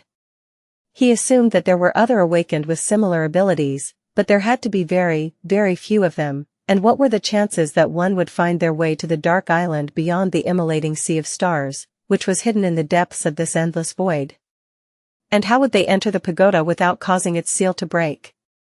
Just who was it that snuck into the Obsidian Tower unseen? And when? It had to have happened long before today. Sunny knew for a fact that Saint would not have let anyone come and go without waking him up. Neither would his shadows, even when he slept, they were aware and vigilant. So, it could have happened at any point in the thousands of years since the tower had been abandoned by its rightful owner. For now, he had no answer. Feeling a little apprehensive, Sunny approached the pile of broken dolls and studied them for some time. Saint came closer, too, and stared at them silently. Then, she poked one with the tip of the midnight shard and turned away indifferently, as if losing all interest in the porcelain mannequins. I guess she doesn't care too much about lesser versions of her. Saint repeatedly shown her disdain toward things that seemed to be replicas of her kind. It had been the same with the Black Knight, and even with the walking colossus of the Forgotten Shore. Sunny clearly remembered how unimpressed his shadow had been with the awesome stone giant. Turning away from the broken dolls, Sunny looked around and noticed that the walls of the chamber were lined with massive glass vessels. Some were whole and some were broken, but all were empty. The glass was black and opaque, covered with a thick layer of soot, from the inside. Weird. Not finding anything else of interest on the underground level, he returned to where he had started and rested for a while, drinking water from the endless spring and trying to suppress his hunger. This place is so eerie. It was, indeed. The Black Tower stood at the edge of an endless void of darkness, empty and abandoned, with everything inside of it made out of nothing by an inhuman mind. It was not a very welcoming place, at least not for humans. Sunny stared at the ancient walls that surrounded him, and wondered about the secrets of the past. After a while, he stood up and cautiously headed for the second level of the Great Pagoda. As soon as Sunny set foot on it, though, he instantly felt that something was very, very wrong there. The feeling of deep, subtle, primordial terror he suddenly experienced was unlike anything he had known before, with the exception, perhaps, of those few moments back on the Forgotten Shore when the walking colossus had lifted the giant three-eyed skull from the depths of the dark sea. But here, this feeling was even more dire, even more invasive. What is this? Just like the underground level, this one consisted of only one great hall. The black walls rose high into the darkness, creating a magnificent and solemn atmosphere. At the center of it, cut into the obsidian floor, was a massive silver brazier. And in it, Sunny shuddered and took a step back. Something was growing from the brazier, spreading outward like a vile kind of rot. It had infected the very stone of the ancient tower, turning it into a semblance of repulsive, black, pulsating flesh. The silver brazier was infected by the terrifying growth, too, its metal somehow becoming a part of it. It seemed as if everything would become absorbed and transformed by the spreading corruption as long as it was touched by the harrowing growth. Entire worlds would be devoured by it, perhaps, if given chance. The thing slowly spreading from the ancient brazier felt like pure evil. Sunny shivered, gave Saint a signal to stay back, and shifted his gaze slightly. He was looking past spreading black flesh, at the source of this harrowing infection. At the very center of the brazier, blackened by the flames that must have raged in it once, lay a severed human arm. Well, it resembled that of a human, at least. The arm was much longer than it should have been, and the hand had 7 fingers that ended with sharp claws. The rot seemed to be spreading from a terrible torn wound on the forearm, to the charred and emaciated flesh, and then outward, to everything else around it. Despite the repugnant state of the severed arm, the cut that separated it at the shoulder seemed clean and perfectly smooth, as if delivered by a steady and unfaltering blade. But Sunny was more affected in something else. A deep frown appeared on his face when he noticed it. In his mind's eye, the vile arm was radiating a blindingly bright, overwhelming, beautiful golden radiance. It was awash in the light of divinity. A frightening thought appeared in Sunny's head. Can it be? In front of him, stricken by the harrowing rot, was a severed arm of a deity. It was also the reason why fate had brought him to this lost and forgotten corner of the abyss. Chapter 448 Golden Needle. Sunny stared at the severed arm of an unknown deity, then at the harrowing, profane rot spreading from it. Then, he tiredly rubbed his face. Why can't anything ever be easy? He was sure that his fate was somehow connected to that arm, which meant that he was going to have to get to it somehow. But Sunny was also sure that there weren't enough rewards in all of the universe to make him go anywhere near that rot, let alone touch something infected by it. He had the feeling that this thing was way out of his league. In fact, he suspected that a divine being had ruthlessly severed their own arm because even someone as powerful as that had no means to resist that spreading corruption. What was Sunny supposed to do, then? Well, trying to remain as far from the rot as possible, he studied it for a while before coming to a strange conclusion, or rather, a strange question. If the corruption was so terrible, then why had it not spread through the entire tower? Why had it only managed to crawl a few meters out of the silver brazier, turning a small portion of the second level of the pagoda into its flesh? Scratch that. Why didn't the whole island become one giant chunk of rotten black, whatever the hell that thing is? The answer was not hard to guess. It was because the rot, just like everything else inside the tower, had been sealed away from time for thousands of years. And now that Sunny had broken that seal. His frown deepened as he glanced at the silver hearth that was overgrown and had become a part of the spreading rot. Now, there were only two possibilities. Time was going to catch up to the devouring corruption, and it was either going to slowly consume everything, or starve and die. Could that thing last for thousands of years with nothing to feed on except for cold stone? Did it need to feed on flesh and souls, or would anything do? I guess I am going to find out. Keeping an eye on the patch of harrowing rot, Sunny tried to suppress his fear and took a step forward. It didn't seem like the rot was spreading. At least not yet. In any case, he wasn't going to get closer to it. But he also knew that if the worst happened, he had no tool at his disposal that would save him. If that thing began to grow, slowly spreading across the whole of the Obsidian Tower, and then across the whole island, Sunny was simply going to die. Probably jump down into nothingness to avoid becoming a part of that thing. There was nowhere else to retreat to in the sky below, after all. And he doubted that he would be able to find a second secret island out there in the void. So, his only hope was to find something inside the pagoda to save him. He had to explore further. Plus, there was a possibility that the rot would swiftly wither and die. Not that Sunny would bet on it. Pressing his back against the cold obsidian, Sunny dismissed Saint and skirted around the outer wall of the great hall until he reached the staircase that led higher, to the third level. There, he summoned the taciturn demon again, hesitated for a bit, and then left one of his shadows to keep an eye on the devouring rot. Feeling irrational panic at the thought of turning his back to the silver brazier, Sunny gritted his teeth, and then cautiously ascended the spiraling stairs. As soon as the terrible thing disappeared from view, he let out a relieved sigh and realized that his entire body was covered in a cold sweat. Raising a trembling hand, Sunny wiped his face, and then continued to climb higher. Saint being by his side gave him a little confidence, at least.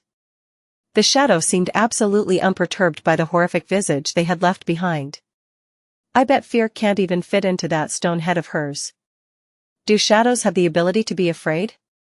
He didn't know whether or not Saint could feel fear, but the gloomy shadow certainly could.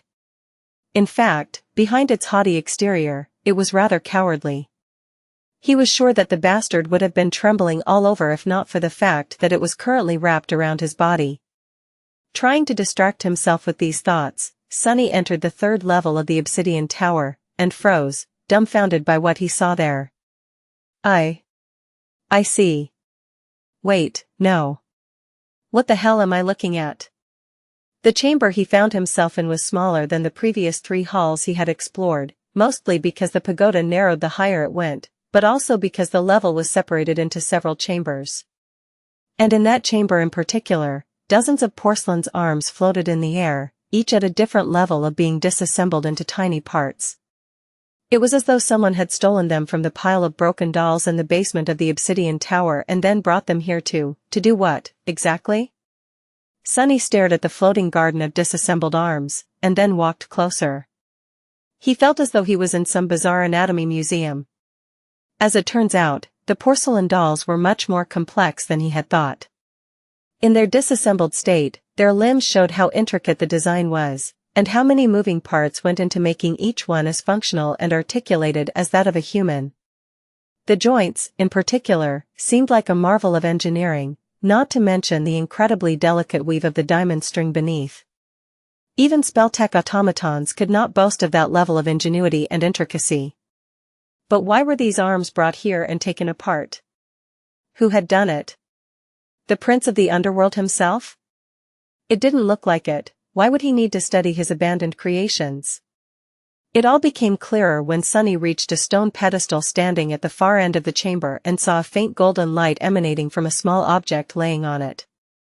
On the surface of the table were numerous parts that had been scavenged from the disassembled porcelain arms, several skeins of beautiful diamond string, and a long, narrow needle. It was the needle that gave off a faint, weak radiance. Sunny looked at the needle, then glanced at the floating porcelain arms, noting for the first time that each was missing a part or two.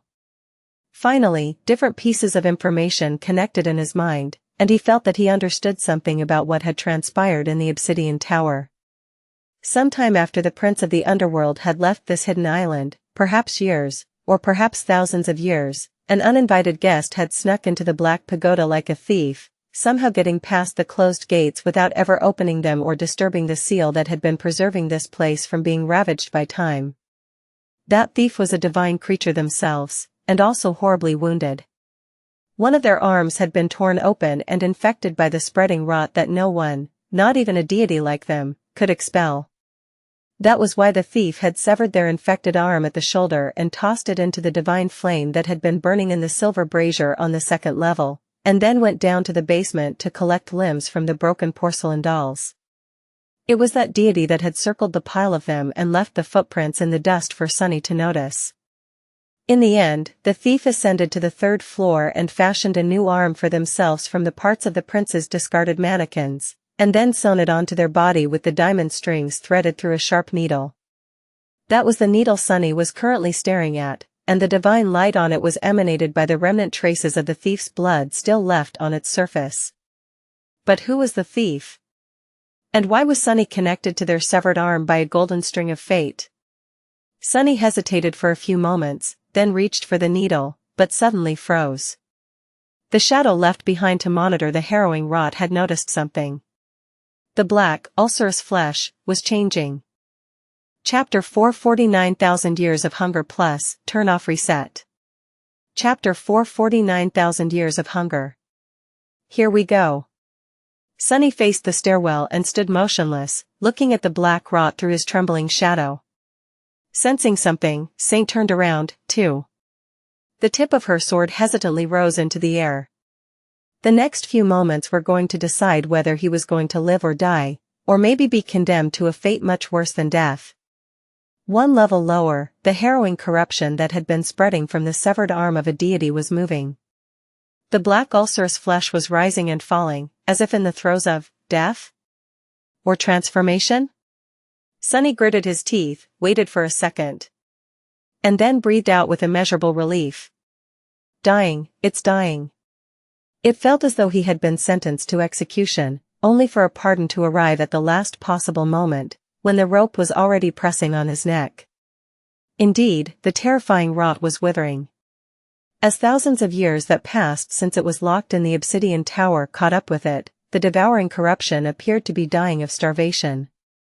The stone surface assimilated into it convulsed and wriggled, as if consumed by pain. The silver brazier was melting. The growths of the bulbous black flesh were slowly receding, their color turning ashen.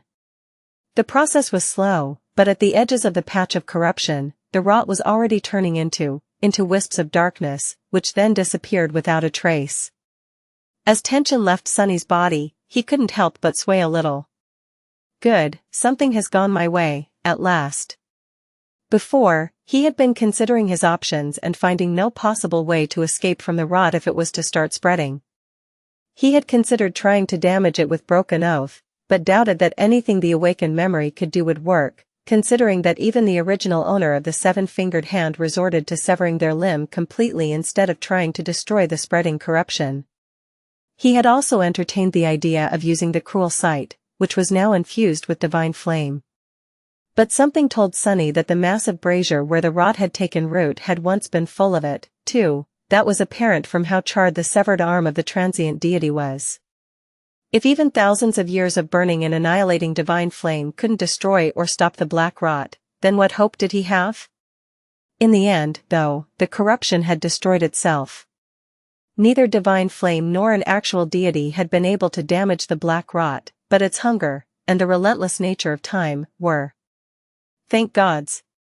Sunny inhaled deeply and tiredly closed his eyes.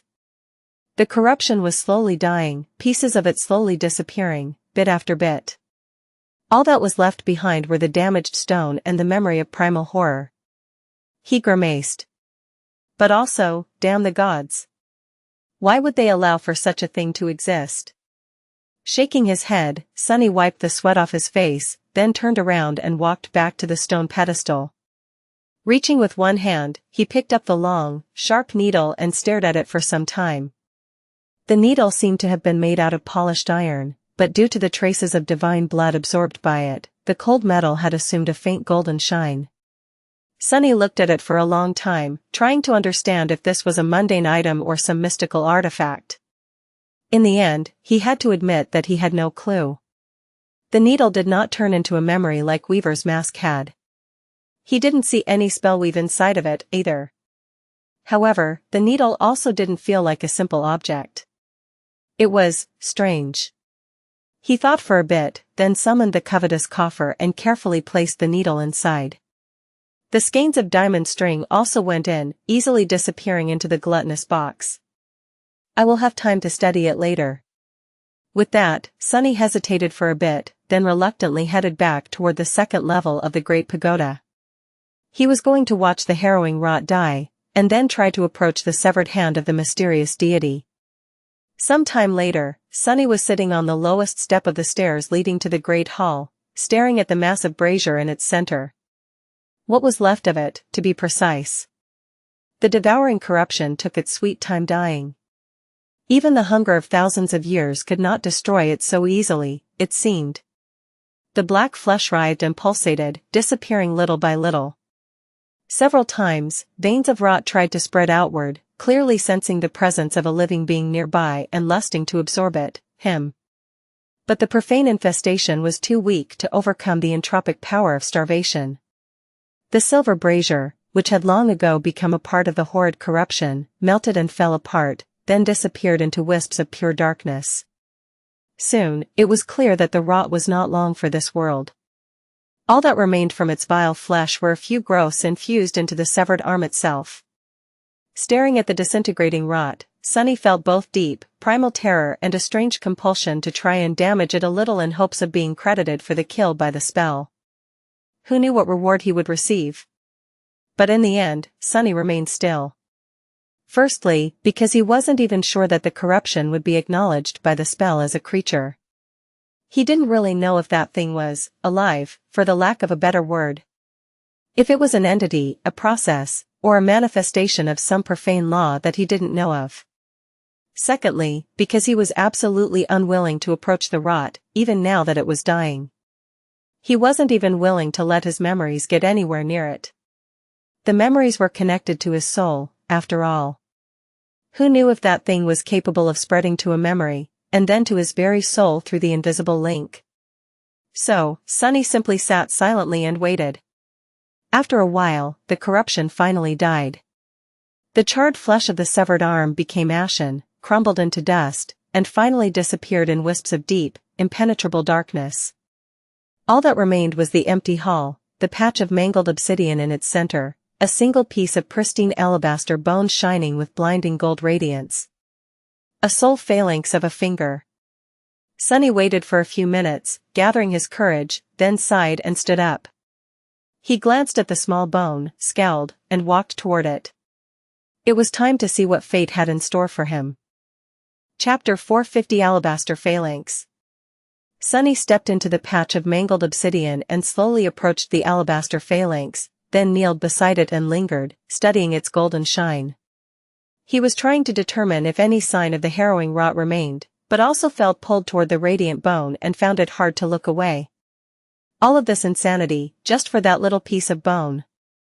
What secrets does it hold? He hesitated for a moment, then reached down and picked up the Phalanx. Sunny had instinctively expected it to crumble into a torrent of white sparks and hear the spell proclaim that he had acquired a new memory, just like what had happened with Weaver's mask, that memory being, perhaps, another drop of ichor. But nothing of the sort happened. The bone felt cold and smooth to the touch. There was still marrow inside, wet and infused with bright golden radiance. Sunny tilted his head, stumped. What was he supposed to do now? In hindsight, the fact that the Phalanx was not going to turn into a memory was rather sensible, obvious, even. After all, memories were simply copies of real items recreated by the spell, just like echoes were copies of actual creatures, or items conjured by it from scratch following some unknown principle. This, however, this was the real deal. The alabaster bone had nothing to do with the spell. It wasn't a recreation, it was the original. Sunny frowned, feeling unsure about how he was supposed to proceed. Then, a certain scene suddenly appeared in his mind. Back in the ruined cathedral of the Dark City, Saint stood above the rusted remains of the Black Knight, holding a black gem in her hand. With a hint of some dark emotion burning in her ruby eyes, she raised the gem to her mouth, and bit into it. Before he could fully process the implications of this image, Sunny followed a strange instinct. Without allowing himself time to think about it, he opened his mouth, put the Phalanx inside, and swallowed it. What? He blinked a couple of times. What did I just do? Sunny stared at his empty hand, in which a divine bone had been just a few seconds ago, with wide eyes. And then, it was as though a furious fire ignited in his chest. Crap! Sunny tumbled to the floor, feeling a harrowing pain permeate his entire being. It was the unbearable agony he knew and remembered all too well, the feeling of his very nature being forcibly changed into something that it was never meant to be. That nothing was ever meant to be. Or maybe simply not allowed to. It was the opposite of the euphoric sense of rebirth the awakened experienced after completing the first nightmare or returning from the dream realm for the first time, the feeling of your whole body being torn apart and reassembled, only to be torn apart once more. Arg! Here we go again. The torturous suffering he was experiencing was very similar to what he had gone through after consuming the drop of Weaver's blood. Back then, it had felt as though every muscle, every fiber, every molecule in his body were destroyed and recreated over and over again, becoming slightly different with each time. The agony had been especially excruciating when it came to his eyes, which had felt as though two white-hot rods were inserted into them. This time was different. The pain was concentrated in his spine, in his bones, in the marrow permeating them. His fingers in particular felt as though there was molten, incandescent, liquid metal flowing through them. Sunny shrieked. Damn it! God damn it! Damn it all! It hurt so much. However, the torture did not last as long as it had back in the branches of the soul-devouring tree. After a few more minutes of it, Sunny felt the blood weave suddenly come alive and rush through his veins, absorbing the harrowing heat and then carrying it to every cell of his body. Slowly but surely, the pain lessened. But the process of transformation continued. Sunny sprawled on the floor, covered in sweat and breathing heavily. He could feel himself changing. It was a strange and extremely unpleasant sensation, one suffused with a feeling of profound wrongness, but not as devastatingly excruciating as it had been just a few seconds ago. Hell, that was rough. His voice was hoarse and creaky. Sunny glanced to the side and noticed Saint, who was standing silently above him and looking away with cold indifference. Such heartlessness. No sympathy at all. At least the happy shadow seemed very concerned about him, or itself. It was pacing nervously, turning to Sunny from time to time and timidly offering its encouragement.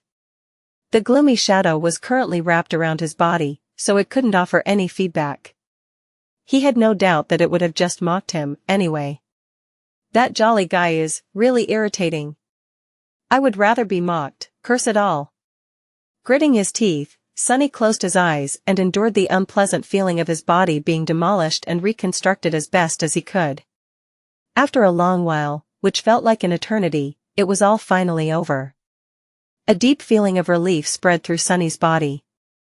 It felt more solid, somehow.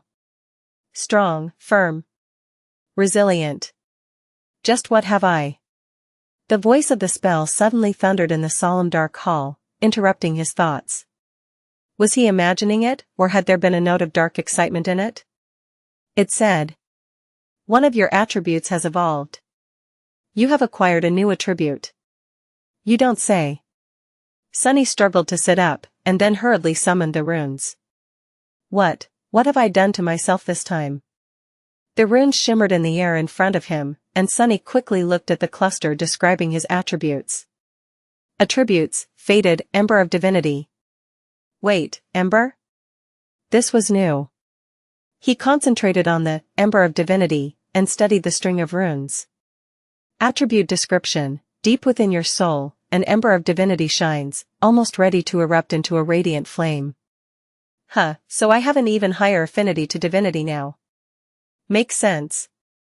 He had just swallowed a phalanx of an actual deity, after all. Impatient, Sunny turned back to the list of attributes, where 3 more remained. The first 2 he knew all too well. Child of Shadows, Bloodweave. But the third one was new. At the very end of the list, several new runes appeared. Sunny held his breath, and read. Attribute: Bone Weave.